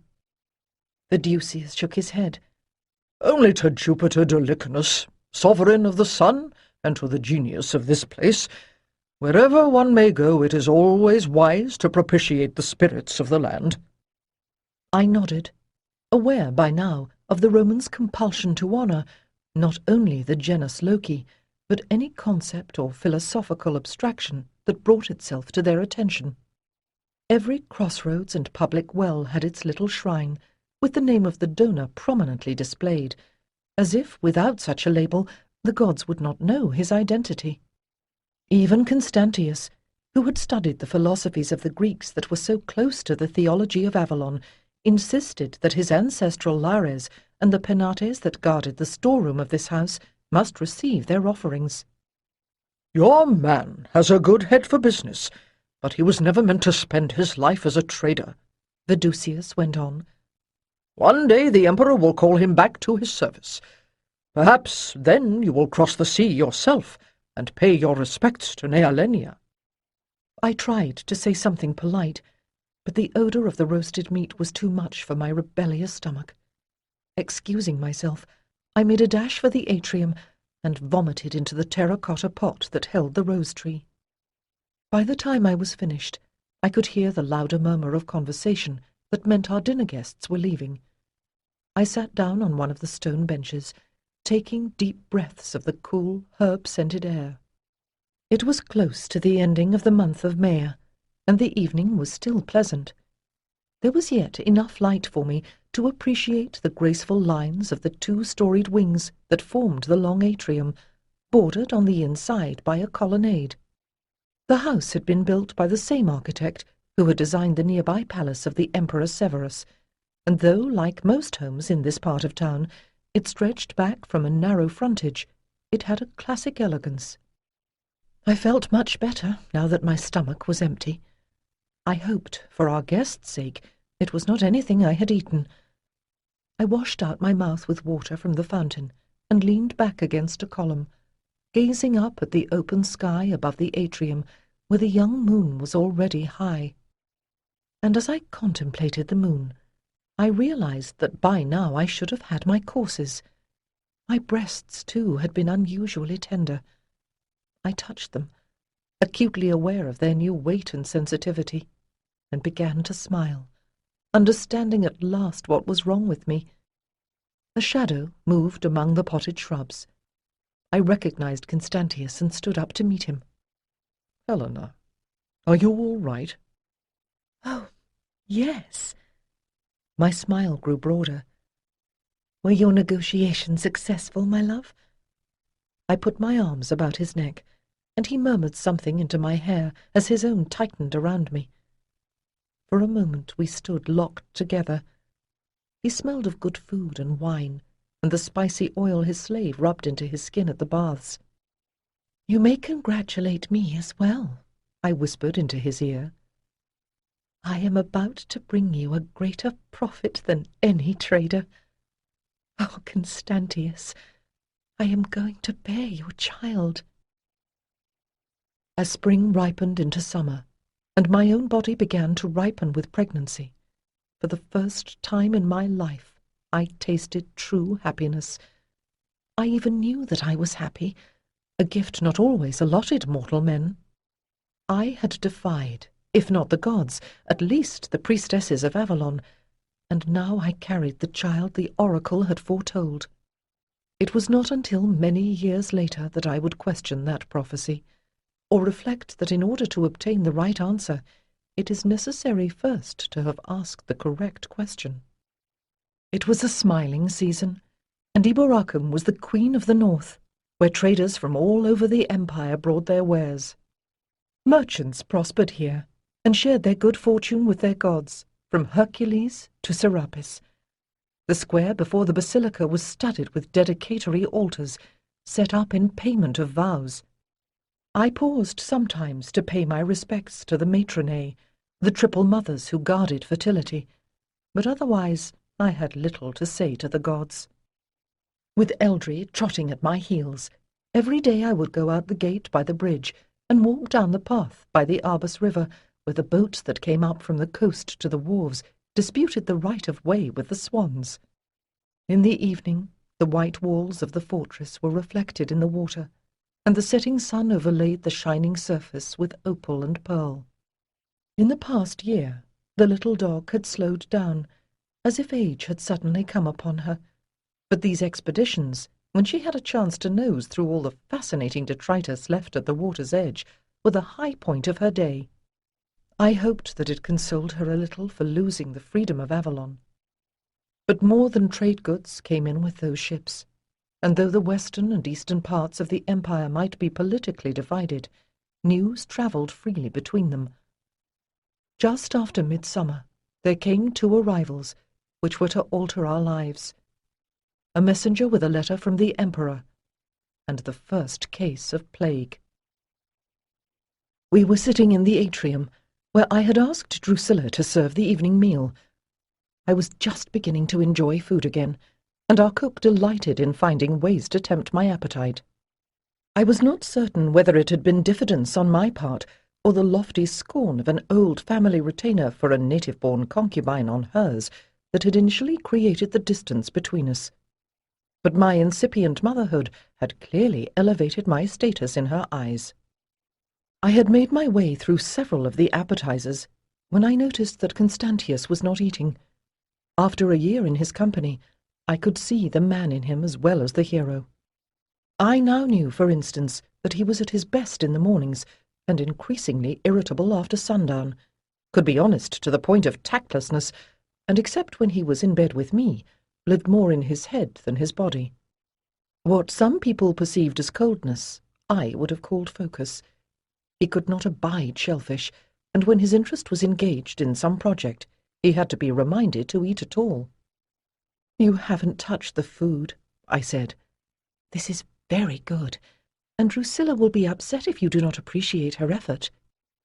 He smiled and speared a piece of leek and sausage, but sat with it uneaten in his hand. "This morning I received a letter." Suddenly I felt chilled. "From Rome?" With an effort I kept my voice calm. "Not exactly. When he wrote it he was in Nicomedia, though he has undoubtedly moved elsewhere by now." I looked at him, thinking. No need to ask who he might be. But if the Emperor wanted Constantius's head, surely he would have sent an officer along with his message to take him into custody. "It was not, I take it, a warrant for your arrest?" He shook his head. "Helena, he has offered me a place on his staff. Now I could make a real life for you and our child." I stared at him, suppressing my first panicked assumption that he meant to leave me. Constantius had done his best to seem happy, but I knew how much he had missed his military career. "Can you trust him?" "I think so," he said seriously. "Aurelian has always had the reputation of being honest, a little too forthright, in fact. It was because he did not hide his anger that it seemed best for me to go into exile. He is already rid of me. To lure me back just so that he could have me murdered would require unnecessary subtlety." "Too forthright?" I suppressed a smile, understanding why Constantius had been exiled, and why the Emperor might want a man who shared his qualities back again. His gaze went inward, calculating, planning, and I realized with a pang that if he was to fulfill the destiny I had foreseen for him, his attention would be inevitably drawn away from me. In that moment, I wished passionately that he and I could have been ordinary people and lived out an ordinary, contented life together here at the edge of the Empire. But even in the fading light, there was something luminous about him that drew the eye. If Constantius had been an ordinary man, he would never have come to Avalon. "With Tetricus still in power in the west, I wouldn't be able to use horses from the posting relays anyway," he said at last. "It is just as well, with an entire household to transport. We can do part of the journey by water, make the crossing over the British Sea, and then take a barge up the Rhenus. That will be easier on you." He looked up at me suddenly. "You will come with me, won't you?" One advantage to not being properly married, I reflected wryly, was that Constantius had no legal right to compel me. But the child in my belly bound me to him. The child and the memory of a prophecy. Constantius might have been able to leave at a moment's notice when he was a bachelor, but now there was an entire household to shift, and control of a business to transfer into competent hands. The pewter works had grown in the year he had been in charge of it. The slaves who did the actual labour were all very skilled, but the volume of production was beyond the capacity of the agent who had handled things before, and it took time to find a suitable manager and break him in. And in that time, the first case of plague became many. It occurred to me that if the disease had decimated the Emperor's staff the way it was going through Iberacum, Aurelian's invitation might be less a mark of magnanimity than of desperation. The slave boy Philip fell ill, and despite Drusilla's protests I nursed him. Like so many who had fallen ill, he suffered from a racking cough and a prolonged high fever. But by wrapping him in cool, wet cloths and giving him the infusions of white willow and birch that I had learned to use in Avalon, I managed to keep Philip alive until his fever broke at last. No one else in our household took the illness, but the long hours of strain had drained my strength. I began to bleed. Despite Drusilla's attempt to reassure me, I remembered enough of the healer's training I had received on Avalon to know what was happening. Constantius had ridden out that morning on business, and I had only the servants to help me. As the cramps wrenched my body, I tried to pray, but my exile seemed to have cut me off from the goddess as well as from Avalon. When Drusilla asked my leave to make an offering at the temple of Isis, I could only be grateful, and hope that the lady would hear the slave woman's simple prayers. Each wrenching cramp deepened my own despair, and when, as dusk was falling, I brought forth the bloody thing that would have been my child, I turned my face to the wall. It was late when a flicker of lamplight roused me, and I saw Constantius, his face streaked with tears. "Helena." He took my hand. "You lay so still. I feared." He shook his head and sat down beside the bed. I failed you. I lost our son. "Do you think that matters to me?" He exclaimed. It matters to me, I thought dully. My defiance of Ganeda would be justified only when I bore the child of prophecy, but I could not hurt Constantius by saying so. Tears stung my own eyes as I realized how much he loved me. "We'll try again, dear one, when you are well. If the gods send us sons, I'll rejoice in them, but only if you are by my side." He squeezed my hand. If the gods send, I thought, but it was the goddess who sent children, and I feared that she had turned her face from me. The summer and our preparations to leave Britannia were drawing to an end when Philip came into my chamber to announce a visitor. I was lying wrapped in a shawl on one of the couches with Eldry at my feet. Clouds had moved in from the sea the night before, and a damp chill weighted the air. Constantius had gone off to a meeting at the Mithraeum, not a ritual, as those were always conducted at night, but some business connected with the temple. I did not know what rank he had attained in the mysteries of Mithras, but his administrative responsibilities suggested it was a high one. I had been pretending to look at the romance by Longus that Constantius had brought home, so I could brush up on my Greek. It was called Daphnis and Chloe, and its exotic adventures should have been a potent distraction. But in truth I had been asleep. I slept a great deal. It made it easier to forget that the bright spirit that for a little while had made its home in my womb was gone. As Philip spoke, I let the scroll roll up again. "I would tell her to go away," said Philip protectively. Since his recovery and my own illness, he had been my shadow, as if we were bound together by our pain. "No. Who is it?" I asked, with a quick glance around the room to make sure it was fit to be seen. The walls had been painted in tones of warm gold, with festoons of acanthus leaves, and some of the striped rugs the local people wove took the chill off the tiled floor. A basket with wool and a spindle had been left on one of the tables, and several book rolls lay on another, but the room was clean. If the wife of one of Constantius's associates had come to see me, I should make the effort to be polite to her. "I think she is a seller of herbs. She has a covered basket. She said she had a medicine for what ailed you," he added unhappily. "I didn't tell her, mistress, I promise you." "It is all right, Philip. These people all talk to each other. No doubt she has learned of my trouble from someone in the town. Perhaps she will have something useful." I sighed. "You may as well bring her in." In truth, I had little hope of it, but it was bad enough that Constantius must drag a wife halfway across the empire. He should not have to deal with an invalid. Yet, deep down, I understood that for any of the nostrums with which well-meaning people were plying me to work, I had to truly want to get well. In a few moments Philip was back, standing aside, as an old woman came into the room. Even before I saw her face, senses long unused were sending a prickle of shock across my skin. As the woman began to unwrap, I realized it had been recognition. One moment she was an old, bent woman in a tattered shawl, like 100 others who came to sell their wares in the town. In the next, she had gathered the glamour around her and stood in all her majesty before me, seeming almost too tall for the room. Philip's eyes widened. "Lady!"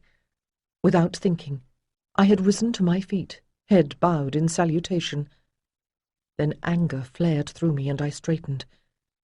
"What are you doing here?" Philip, bless him, took a protective step forward. I bit back my next words. "I could ask the same question of you," said Ganeda. "Shut away within these walls. We must talk. Come out into the light and the air." "I have been ill," I began, automatically on the defensive. "Nonsense. You will never be better if you curl up like a lapdog. Come." Assuming obedience, she started through the door. Eldry jumped down from the couch, growling faintly, and my lips twitched in the beginnings of a smile. At least in the atrium we would be less likely to be overheard.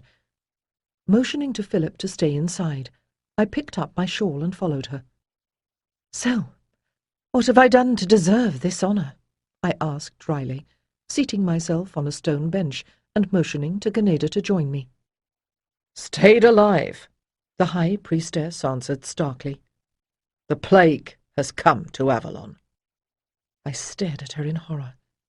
How could that be possible? The Holy Isle was separated from the world. "A girl from Londinium was sent to us for training. She was ill at the time she arrived. We did not recognize the sickness, and by the time word of the plague had reached us, it was too late to stop the contagion. 4 of the maidens and 6 of the senior priestesses have died." I licked dry lips. "Not Diana." Fractionally, Ganeda's grim expression lightened. "No, my granddaughter is well." I listened as she gave the names of those who had succumbed, women with whom I had shared the unique intimacy of ritual, some who had cared for and taught me, and others whom I had taught in turn. And Alia. I shut my eyes against the tears I could feel leaking out beneath my eyelids, drawing hot tracks across my cheeks. If I had not left Avalon, I could have nursed her, I thought numbly. I had saved Philip, for whom I felt no more than kindness. Surely my love would have kept Alia in the world. Or perhaps the plague would have taken me too. In that moment, both fates seemed equally desirable. "I thank you for coming to tell me," I said at last. "Yes, I know you loved her," the priestess answered tersely. "but that is not why I have come. You are needed by Avalon." At that, my eyes flew open. "How generous!" Through stiff lips I got out the words. "You are desperate. So now you will welcome me back again." I rose to my feet, the shawl slipping from my shoulders, and began to pace back and forth along the path. "No." I turned to face her. "You severed my link to Avalon. During that first moon, when the wound was yet bleeding, you might have called me back again. Now there is only a scar." Ganeda shrugged impatiently. "The link can be restored. It is your duty to return." "Duty?" I exclaimed. "What about my duty to Constantius?" "He has no legal authority over you, nor are you linked in the flesh since you have lost the child." "Is that all you can understand?" I cried, hands crossed protectively before my empty womb. "What of the bonds that link the heart and the soul? What of the prophecy?" "Do you think that justifies your rebellion?" Ganeda sniffed scornfully. "A simple attack of lust would have been more forgivable, my dear." "I don't need your forgiveness. I don't want it." I could hear my voice rising, and fought for control. "You had the right to banish me, but not to jerk me back and forth like a child's toy on a string. It was you, not I, who cancelled my oaths to Avalon, nor shall I break the vows I have sworn to Constantius. I lost this child, yes, but there will be another. I have seen the babe in my arms." Ganeda contemplated me sourly. "When we planned that ritual, Argonax calculated the movements of the stars. We know what they would have destined for a child conceived in that Beltane ritual. Who knows what the child you bear to Constantius will do? I tell you now, that there may come a day when you wish he had never been born." I lifted one eyebrow and looked down at her. "Oh, I see. It is wrong for me to set my will above yours, but you are perfectly justified in setting yours above that of the gods. Did you not teach us yourself that the fates weave our lives as they will, not as you or I would have it? My son will not be the tool of Avalon." "Then you had better pray that he will at least know how to serve the gods." "Can you doubt it?" I exclaimed in my pride. "He will be the son of the restorer of the light, and a priestess of Avalon." "I do not doubt the gods," Ganeda answered very quietly, "but a long life has taught me not to put my trust in men. I wish you well, daughter of my sister." Leaning heavily on her staff, she got to her feet, and now she looked truly old. "Wait," I said, despite myself. "You have had a long journey, and I have offered you no refreshment." But Ganeda only shook her head. "You shall be troubled no longer, either by me or by Avalon." The high priestess turned away, and despite my proud words, I took a step after her. Was the loss of my child a sign from the gods that I had been wrong? Could I truly return to Avalon?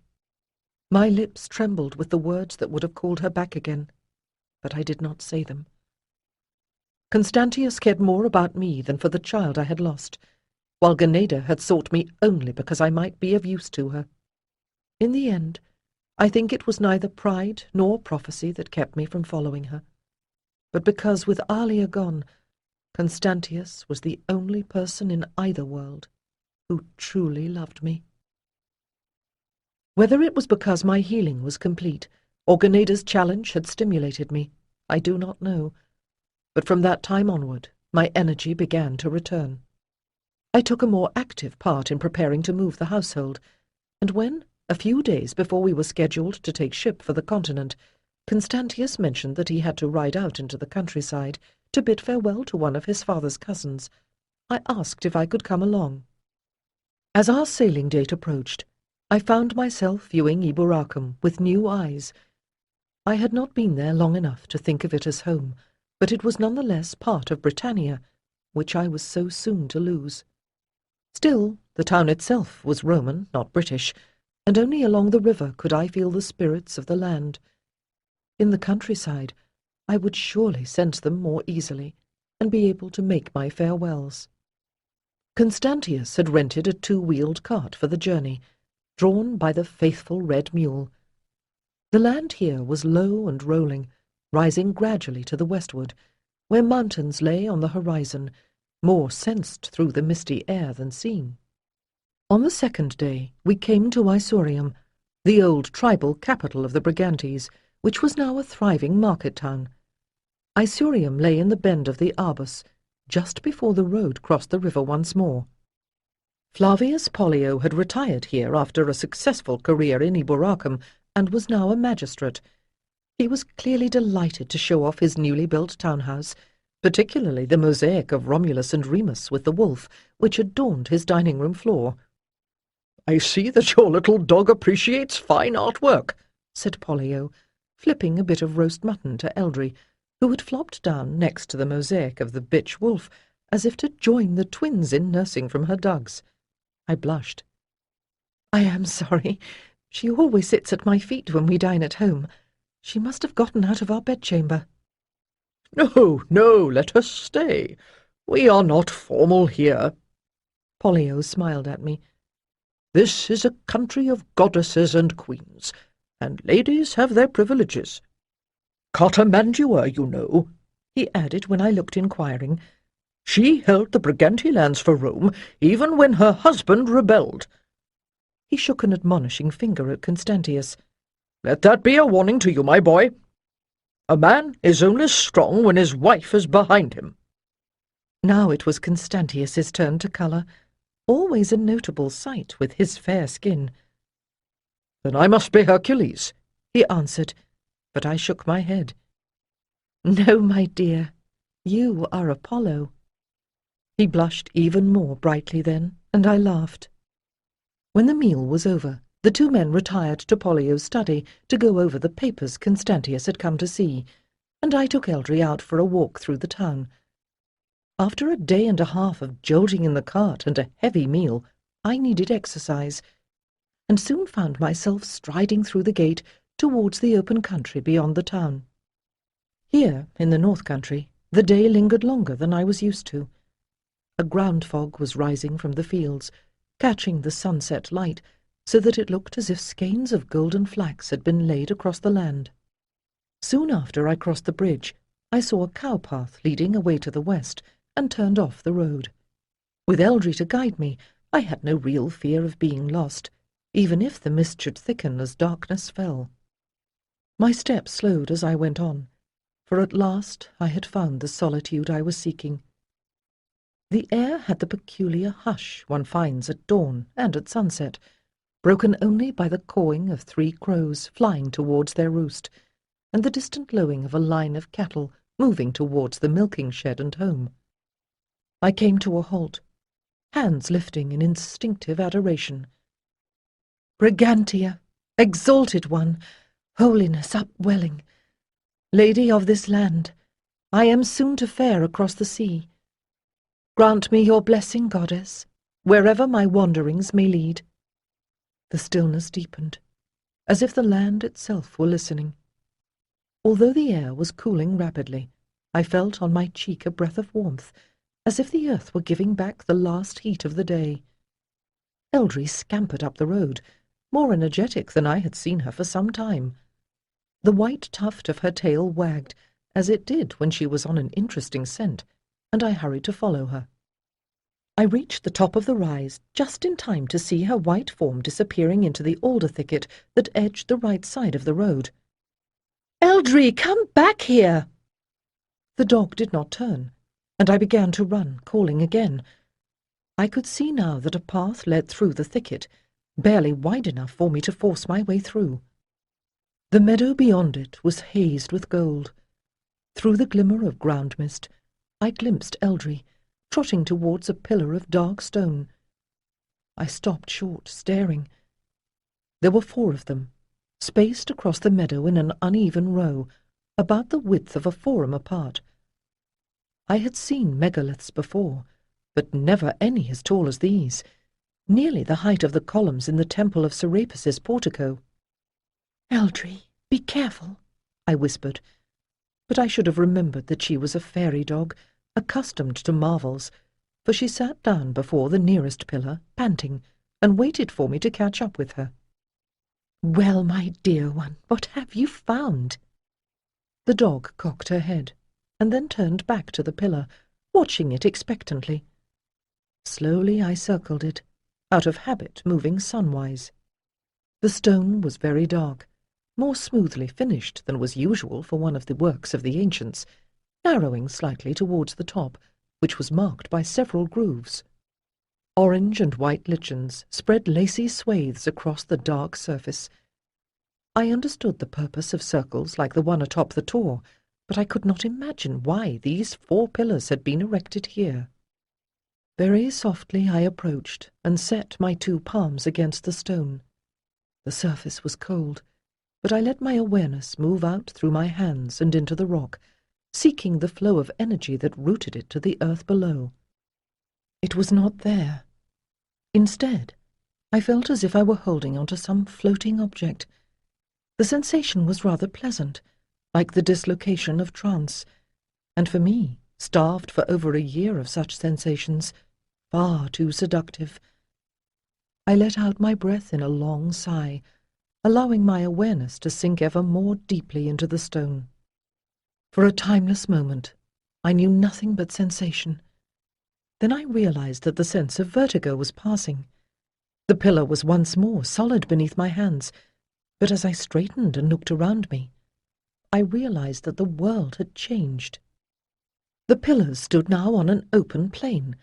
The golden light of sunset had transmuted to a silvery radiance that had neither source nor direction, but was quite sufficient to illuminate the radiant figures that danced in a double helix around the stones.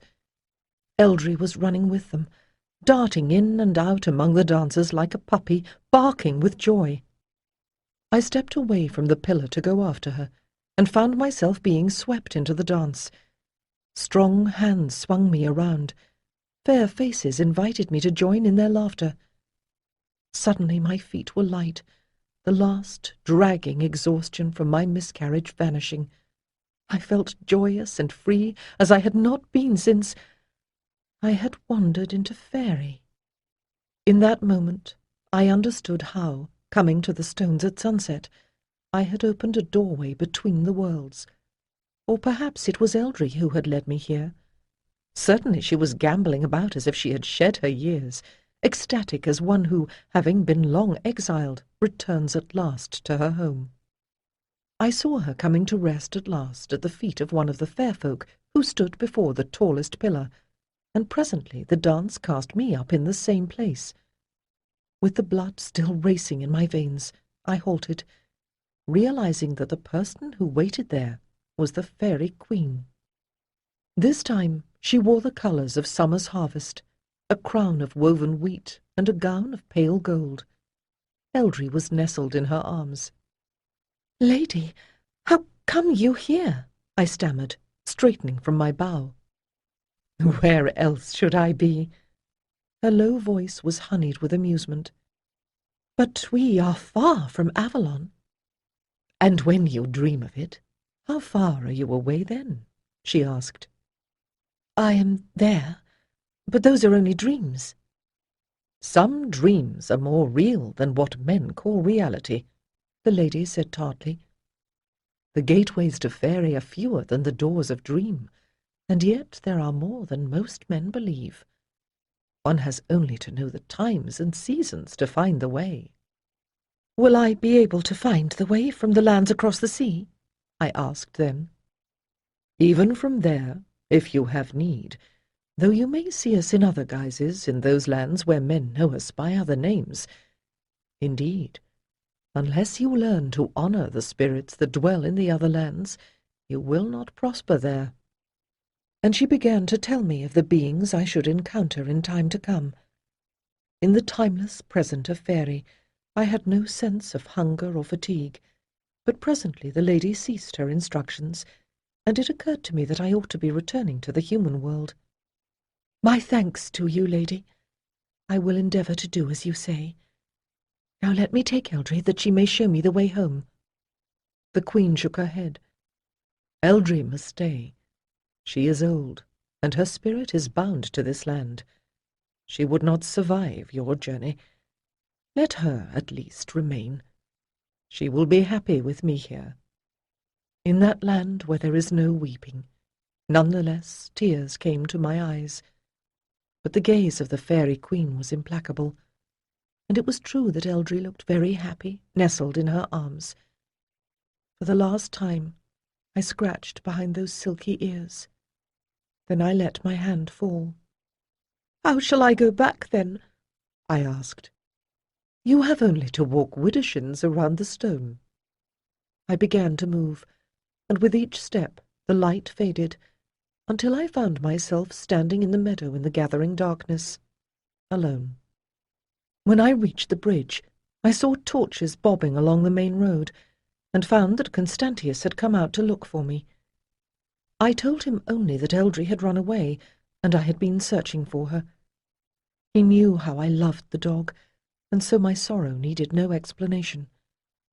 And that night I found comfort in the shelter of his arms. A week later, we were on one of Vidusius's ships, bound for the mouth of the Rhenus and Germania.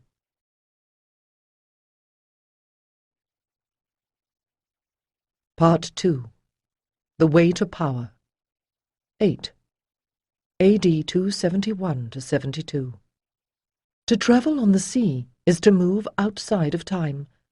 One sits, with neither tasks nor duties, contemplating the dim grey ribbon of shoreline on the horizon, and the ever-changing, undulant landscape of the sea.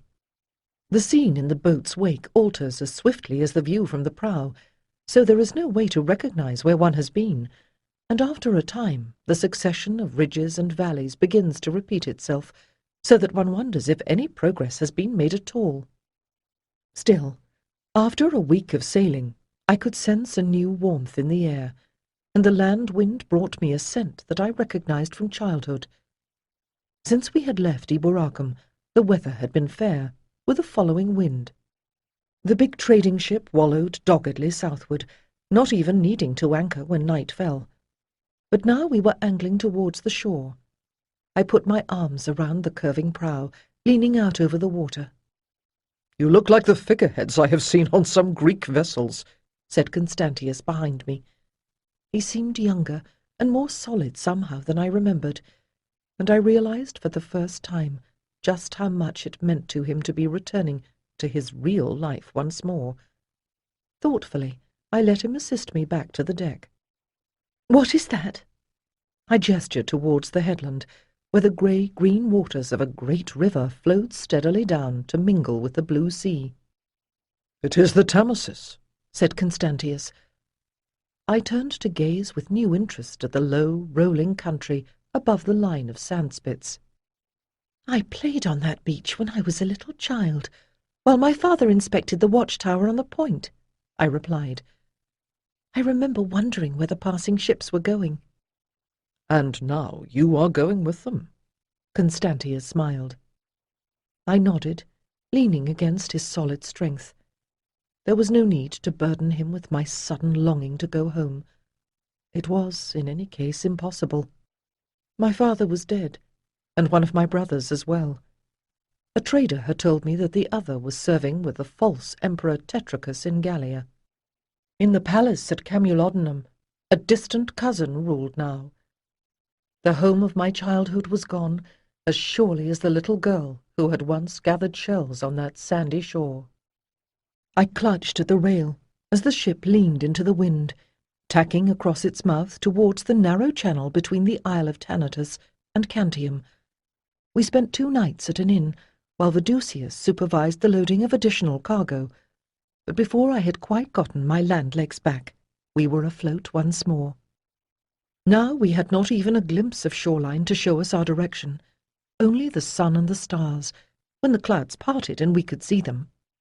But I began to wonder if the senses that Ganeda had stripped from me were returning, for I found that even when the mist surrounded us, I could feel Britannia behind us, and as the hours passed, I began to sense a new energy ahead. On the 3rd day, as the sea mist dissipated in the morning sun, I saw a horizon smudged with islets, the many-branched channels of the delta of the Rhenus that guarded the way to Germania Inferior.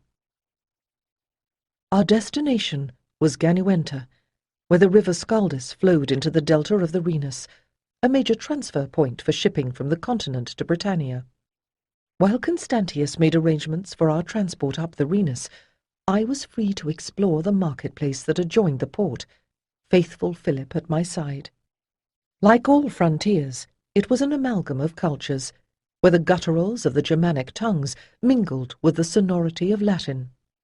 Since the days when Arminius destroyed Varus and his legion, the Rhenus had been the border between free Germania and the Empire.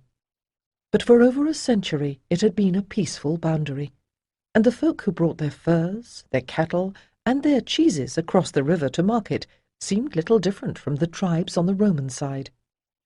I was looking at wood carvings at one of the market stalls when someone called my name. Turning, I recognized Vidusius, got up in a toga with a basket of apples under his arm. "Are you going to a party?" I asked, indicating the fruit. "No, although I will see a noble lady. I am on my way to the temple of Nealenia to give thanks for the safe voyage. You would be welcome to accompany me." "I would like that.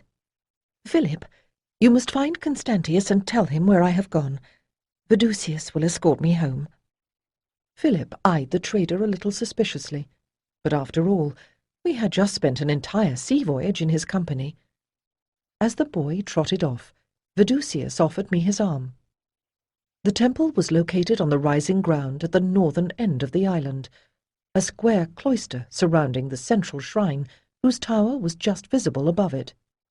In between the votive altars that lined the path, vendors had set up stalls, offering copper medals with images of dogs or the figure of the goddess, more apples for offerings, and wine and fried breads and sausages for hungry worshippers. The fruit Vidusius was carrying was much better than anything for sale here, and we swept past disdainfully and passed through the entryway into the cobbled courtyard. I had seen more elaborate temples, but there was a comfortable informality about this one, with its red-tiled roof and cream-coloured walls. There were more altars here. Vidusius paused to show me the one his father Placidus had dedicated long ago. Then he handed an aureus to the priestess and pulled the end of his toga up to cover his head as we entered the sanctuary, which was lit by arched windows high in the tower. On a plinth in the centre of the chamber stood the image of the goddess, carved from some warm, reddish stone. She held a ship in her hands, but a basket of apples was carved at her feet, and beside it a dog that looked so much like Eldry, tears came to my eyes. When I could see again, the trader was setting his apples down before the plinth. The image of the goddess gazed serenely past him, her hair drawn back into a simple knot, her draperies falling in graceful folds. Meeting that carven gaze, I felt a shiver of recognition, and put back my veil to bear the crescent moon upon my brow. Nealinia, Ellen of the ways, lady, in a strange land I find you. Guard and guide me on the road I must travel now.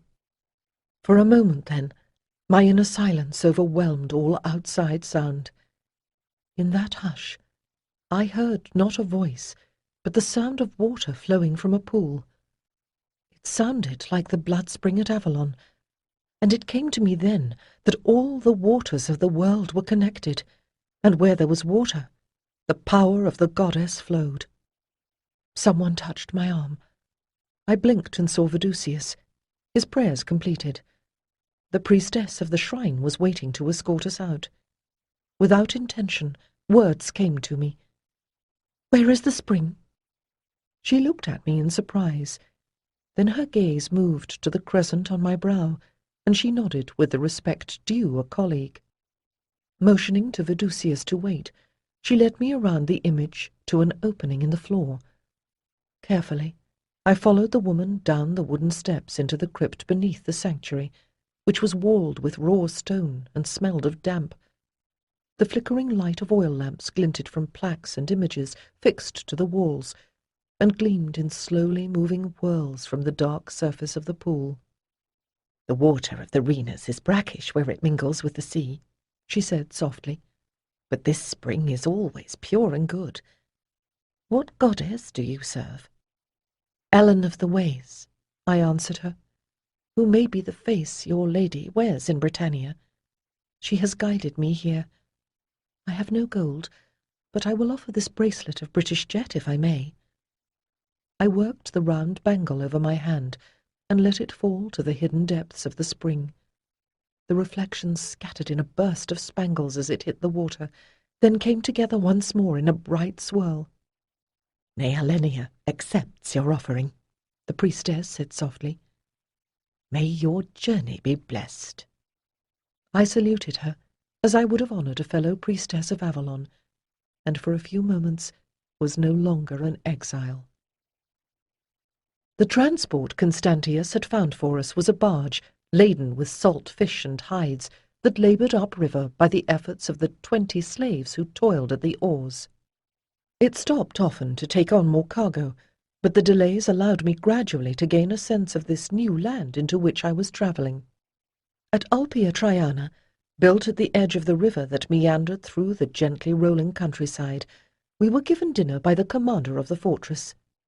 In theory, he served Tetricus, not Aurelian, but information from the Eastern Empire also flowed down the river, and Constantius was eager for news.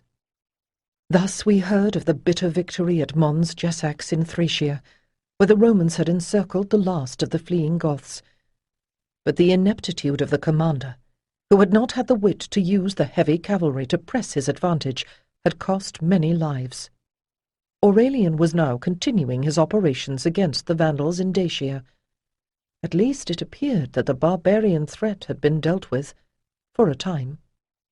When we boarded our boat once more, a new passenger had joined us. He was called Father Clemens, a round little priest of the Christian cult who had been sent by the Bishop of Rome to visit the congregations in the western lands. I observed him with some curiosity, for aside from the monks on Inishwitrin, he was the first priest of his faith whom I had seen. "Oh, yes, there are Christians in Eboracum," he assured us, when Constantius mentioned our point of departure.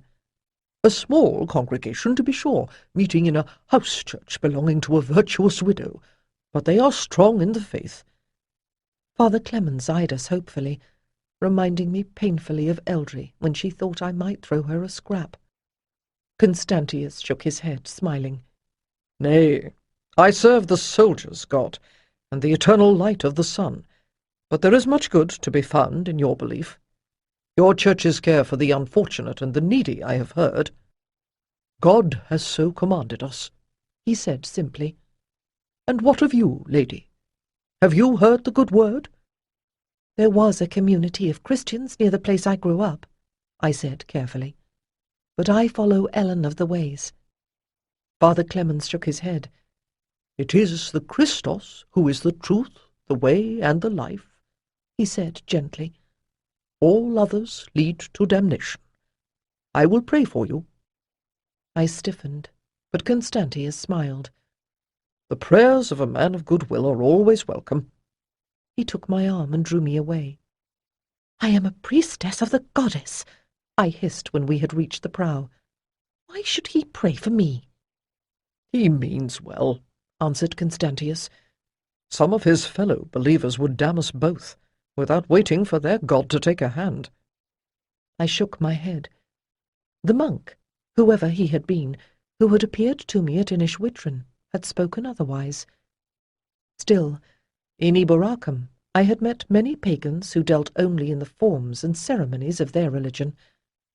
I wondered if among the Christians there was also a difference between the common folk and those who understood the mysteries. Constantius put his arm around me, and I leaned against him, watching the long vistas of plain and forest, edged by marsh or mudflat or sandy strand, slide by. One side was Roman, the other German, but I could not see much difference between them. I had looked at the maps the Romans made in an attempt to define their territory, but the land knew no such human divisions. For a moment I hovered on the edge of some crucial understanding. Then Constantius turned his head and kissed me, and in the flood of sensation that followed, the moment was lost. Our journey halted again at Colonia Agripensis, a flourishing city built on an eminence above the Rhenus. There was more news here. The emperor had pursued the Goths all the way across the Danuvius and destroyed them in another great battle. But despite his victory, Aurelian had apparently decided that Dacia, north of the river, was indefensible, and was pulling the limits of the empire back to the Danuvius. "And I can't say but what he has good reason," said the centurion we were talking to. "Same as when he abandoned the Agri Decimati south of here, and withdrew all the troops back to the Rhenus. Rivers make nice clear borders. Maybe Aurelian thinks the barbarians will be too busy fighting each other to trouble us. But it galls, just the same, when I think of all the blood we shed to hold that land." Constantius had grown very silent. "I was born in Dacia Repensis. Strange to think that it will become the frontier. I suppose the Goths will be fighting what's left of the Carpi, the Bastanians and the Vandals for it now." "Not the Vandals," corrected the centurion. "Aurelian has brought them in as federates, and enlisted them as auxiliaries." Constantius frowned thoughtfully. "It may work. The gods know that Germans breed good fighting men." The barge took us as far as Borbetto Magus. There we joined a party of traders who were taking their pack mules along the Nika and through the hills to the Danuvius. The farther we travelled, the stronger my awareness of the density of the land around us became. In all my life, I had never lived more than a day's journey from the ocean, but now solid earth surrounded me, and even the mighty rivers were no more than the blood flowing through her veins. These lands might have been abandoned by the legions, but they had not yet reverted to barbarian rule. The villas and farmsteads the Romans had carved out of the forest still prospered, and we were glad of their hospitality. And for me, this leisurely journey through Germania brought the unexpected benefit of my husband's undivided attention. When he first joined the army, Constantius had been posted to the German lines and knew them well. To hear his stories of garrison and battlefield gave me a picture of who he truly was that was to stand me in good stead thereafter. But with each league we travelled, my own past fell farther behind me. I became Julia Helena only and entirely, and memories of that island who had been a priestess of Avalon dwindled until they had no more substance than a dream. A moon of travel brought us to the upper reaches of the Danuvius, where we found another boat that would take us downstream. Here the great river flowed east, between the Suevi hills and the lowlands of Rhaetia. When the autumn haze cleared, we could see the snow-clad Alpes glittering on the southern horizon, drawing gradually closer and lower, until the river passed through a gap in the hills, and presently made a sharp turn southward through the broad Pannonian plain. This river was in fact far longer than the Rhenus, but going with the current, we moved faster. Presently we turned eastward, towards the Euxine Sea. To the south lay the lands of Graecia. To the north, Scythia and the unknown. The land itself told me that we had journeyed far indeed. As the season advanced towards winter, cold winds blew down from the mountains, and the trees and plants were different from the ones I knew. I had thought that we would stay with the boat all the way to the Euxine, but when we stopped at Singidunum, Constantius reported to the fort's commander, and found there orders that had been waiting in case he should come that way. The emperor, having settled the barbarians, was preparing to march on Palmyra, where Zenobia had attempted to wrest her desert kingdom free from Roman rule. Aurelian wanted Constantius, and he wanted him now. Authorization for post horses was therefore included, and chits for lodging in the government mancios along the way. Leaving Philip and Drusilla to follow with our goods, Constantius and I set out by horseback along the good military road that led through Moesia and Thracia to Byzantium. From there, a ferry took us across the Straits of Marmara to the province of Bithynia and the city of Nicomedia, where the emperor and his court were now in residence. "Wait until summer. This can be a beautiful land," said Constantius. His tone was bracing, as if I were a homesick recruit. It was not so far from the truth, I thought, tucking my heavy shawl more firmly around me. We had been here for over 4 months, much of which Constantius had spent riding back and forth between Drepanum and Nicomedia, where the emperor was preparing for the Palmyran campaign. Zenobia, who called herself Queen of the East, had laid claim not only to her native Syria, but Egypt and parts of the province of Asia as well. In another moon, the army being sent to punish her would be gone. "This is February," I reminded him. Though we were too near to the straits for snow, the chill had settled in my bones. The villa he had rented for me was damp and draughty, a house built by people who refused to believe it would ever get cold. Not surprising, I thought glumly, since the town of Drepanum, just down the coast from Nicomedia and across the strait from Byzantium, was a popular resort to which the court escaped during the summer heat. In winter, it had only the spa with its hot springs to recommend it. "Britannia is colder," he began, the plates of his cuirass creaking as he turned. I had not yet become accustomed to how he looked in uniform, but it was clear to me that the merchant he had played in Eboracum was only half the man Constantius was meant to be. "In Britannia," I retorted, "they build their houses to keep out the cold." "It's true that it was summer when I was here before," he capitulated, looking through the opened shutters at the rain that was dimpling the waters of the lily pool in the atrium. For most of the past 2 months it had rained. He turned to me again, suddenly serious. Helena, did I do wrong to take you from your homeland and drag you all the way here? I was so accustomed to the army, you see, and all the officers' wives who have travelled with them from post to post all over the Empire. I never thought that you were not bred up to this kind of life and might not—" He shrugged helplessly, his eyes fixed on my face. I swallowed, searching for words. "My love, you must not mind my complaining. Don't you understand? You are my home now." His bleak gaze brightened, like the sun breaking through clouds. I had a moment to admire him. Then he took me in his arms, carefully, for we had already learned that his armour could leave bruises, and for the moment I was not cold any more. "I must go," he said presently, murmuring the words into my hair. "I know." Reluctantly I stepped away from his warmth, trying not to remember how soon he would be gone indeed, on the Palmyran campaign. The overlapping plates of the cuirass scraped slightly as he bent to pick up his heavy coat. I noted with sour satisfaction that it was a birus, the hairy hooded kind we made in Britannia.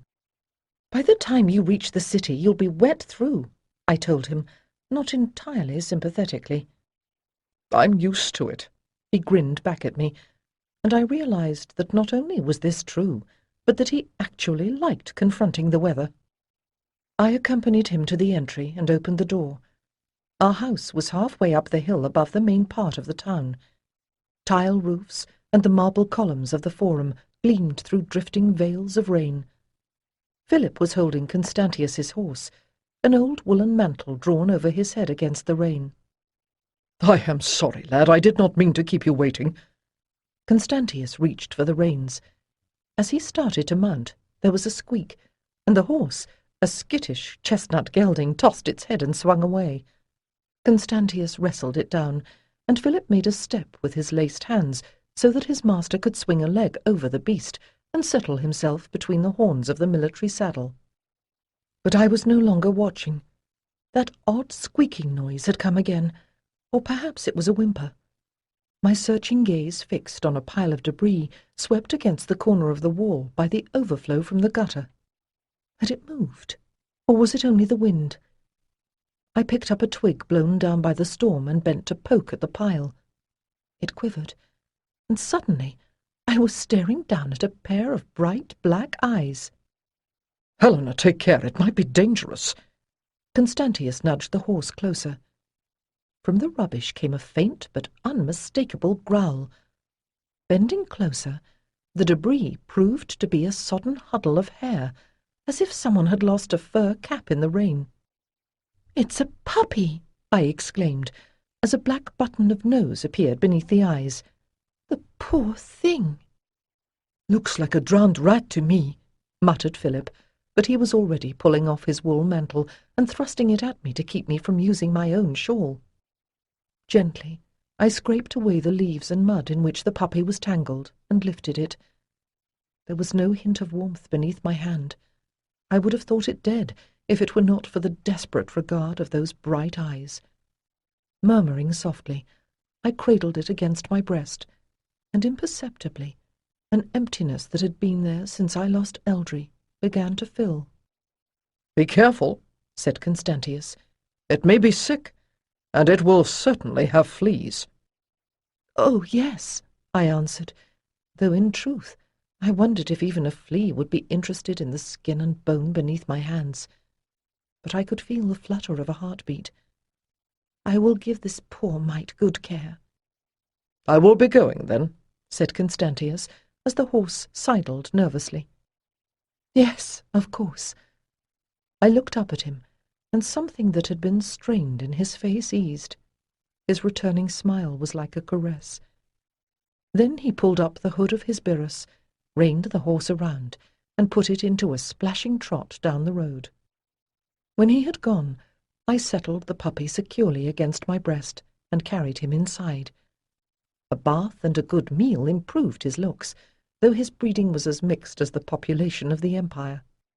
His ears were floppy, his coat a mixture of black and white, and there was a hint of a plume to his tail. The size of his paws suggested that if early starvation had not stunted him, he might grow to be a big dog indeed. The eagerness with which he lapped up the bowl of broth Drusilla prepared for him demonstrated a commendable will to live. "What will you call him?" asked Philip, less dubious now that the dog was clean. I was thinking of Hylas, after the lover of Heracles that the nymphs drowned in the pool.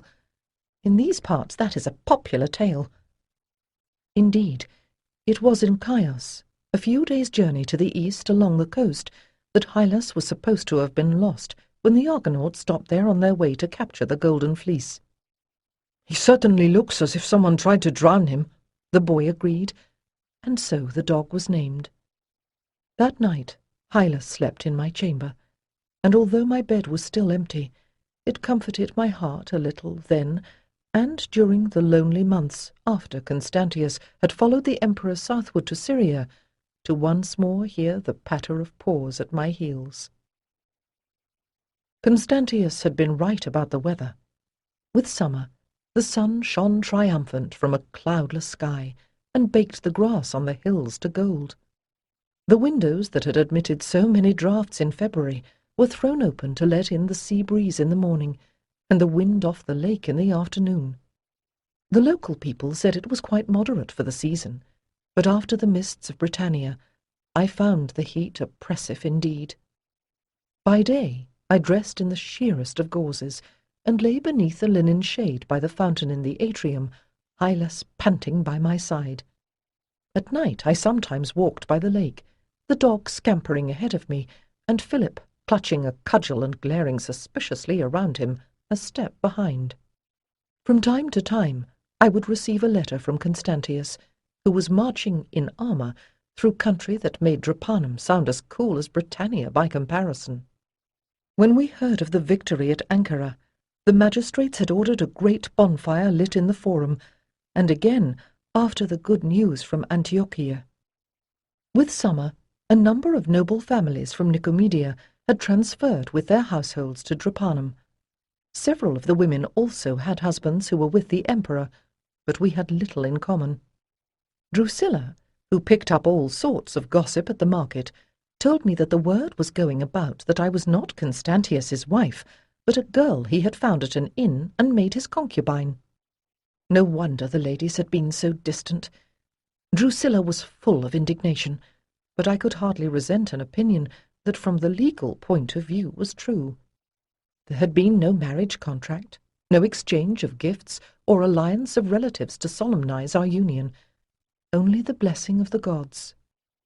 And in truth, I was glad to be relieved of social obligations, for with the nobles had come some of the emperor's philosophers, and one of them had a skinny young apprentice called Sopater, who, in exchange for what I could spare from the housekeeping money and a taste of Drusilla's cooking, was willing to tutor me. The Greek I had learned as a child was rusty, and in this country I needed the common tongue to speak with tradesmen, and the more rarefied language of the philosophers to read the works of Porphyry and others who were making such a stir. Sopater was both young and earnest, but once he relaxed sufficiently to look me in the face at our lessons, we got on well. If, during those long summer days, it was too hot to move my body, at least my mind was active. I needed the distraction, for after the great battle at Emesa, I had received no word from Constantius, or of him at all. But just at dusk one evening shortly after midsummer, when I had finished my bath, and was considering a walk by the lakeside, I heard a commotion outside, and above Hylas's furious barking, a voice that made the breath catch in my throat. I dragged the nearest garment over my head, and with tousled hair and the sheer tunica unbelted, I ran out into the entry. In the light of the hanging lamp, I saw Constantius, fined down by the campaign to bone and muscle, his hair bleached to pale gold, and his skin brick-red from the sun. He was alive. Only in that moment did I admit to myself how deeply I had feared his death in those desert sands. From the look on his face, I realized that with the light behind me I might as well have been naked. But what I saw in his gaze was something more than desire. It was awe. Domina et Dea, he whispered, which was a title even the Empress did not claim. And yet I understood, for in that moment I saw him, as I had seen him at the Beltane rite on Avalon, as the god. I motioned to the servants to leave us, and then, holding out my hand, drew him after me into our bedchamber. Hylas, after the first flurry of barking, had fallen silent. Perhaps the dog had recognized Constantius's scent as belonging to this room. As we moved towards the bed, I heard him flop down before the door. After that, I ceased to think about the dog or anything else beyond my own need for the man in my arms.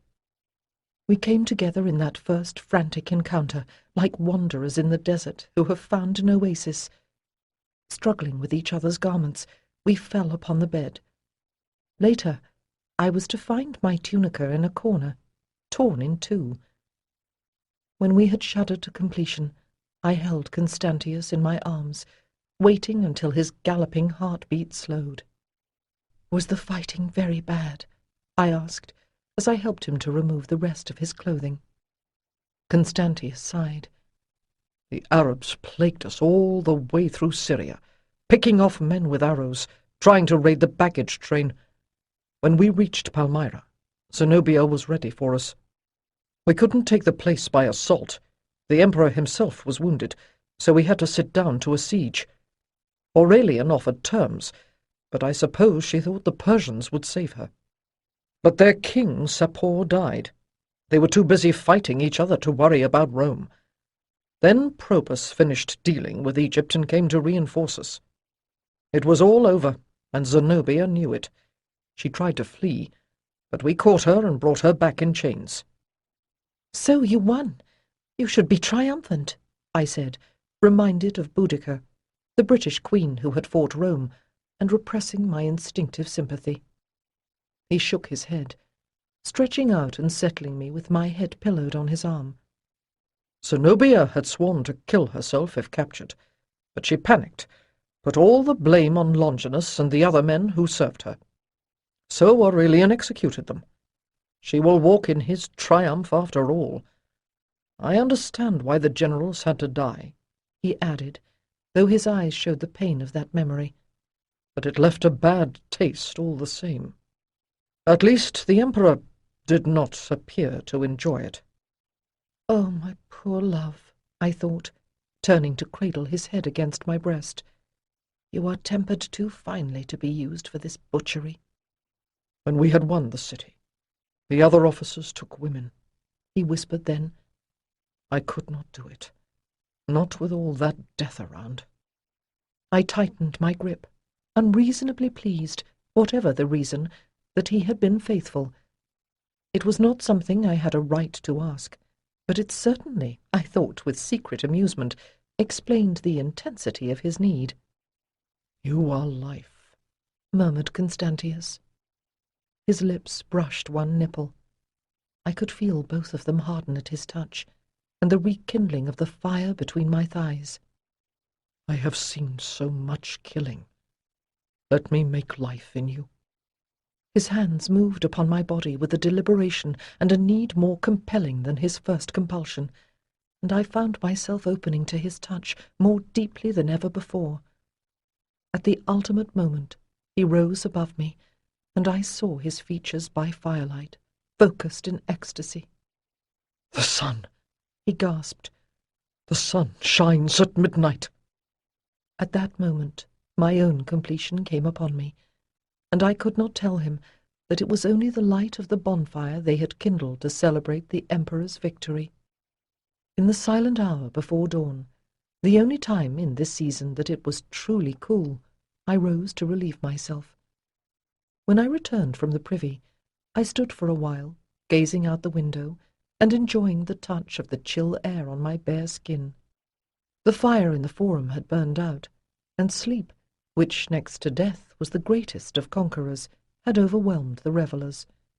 Even Hylas, who had stirred when I did, had lain down again. A sound from the bed made me turn.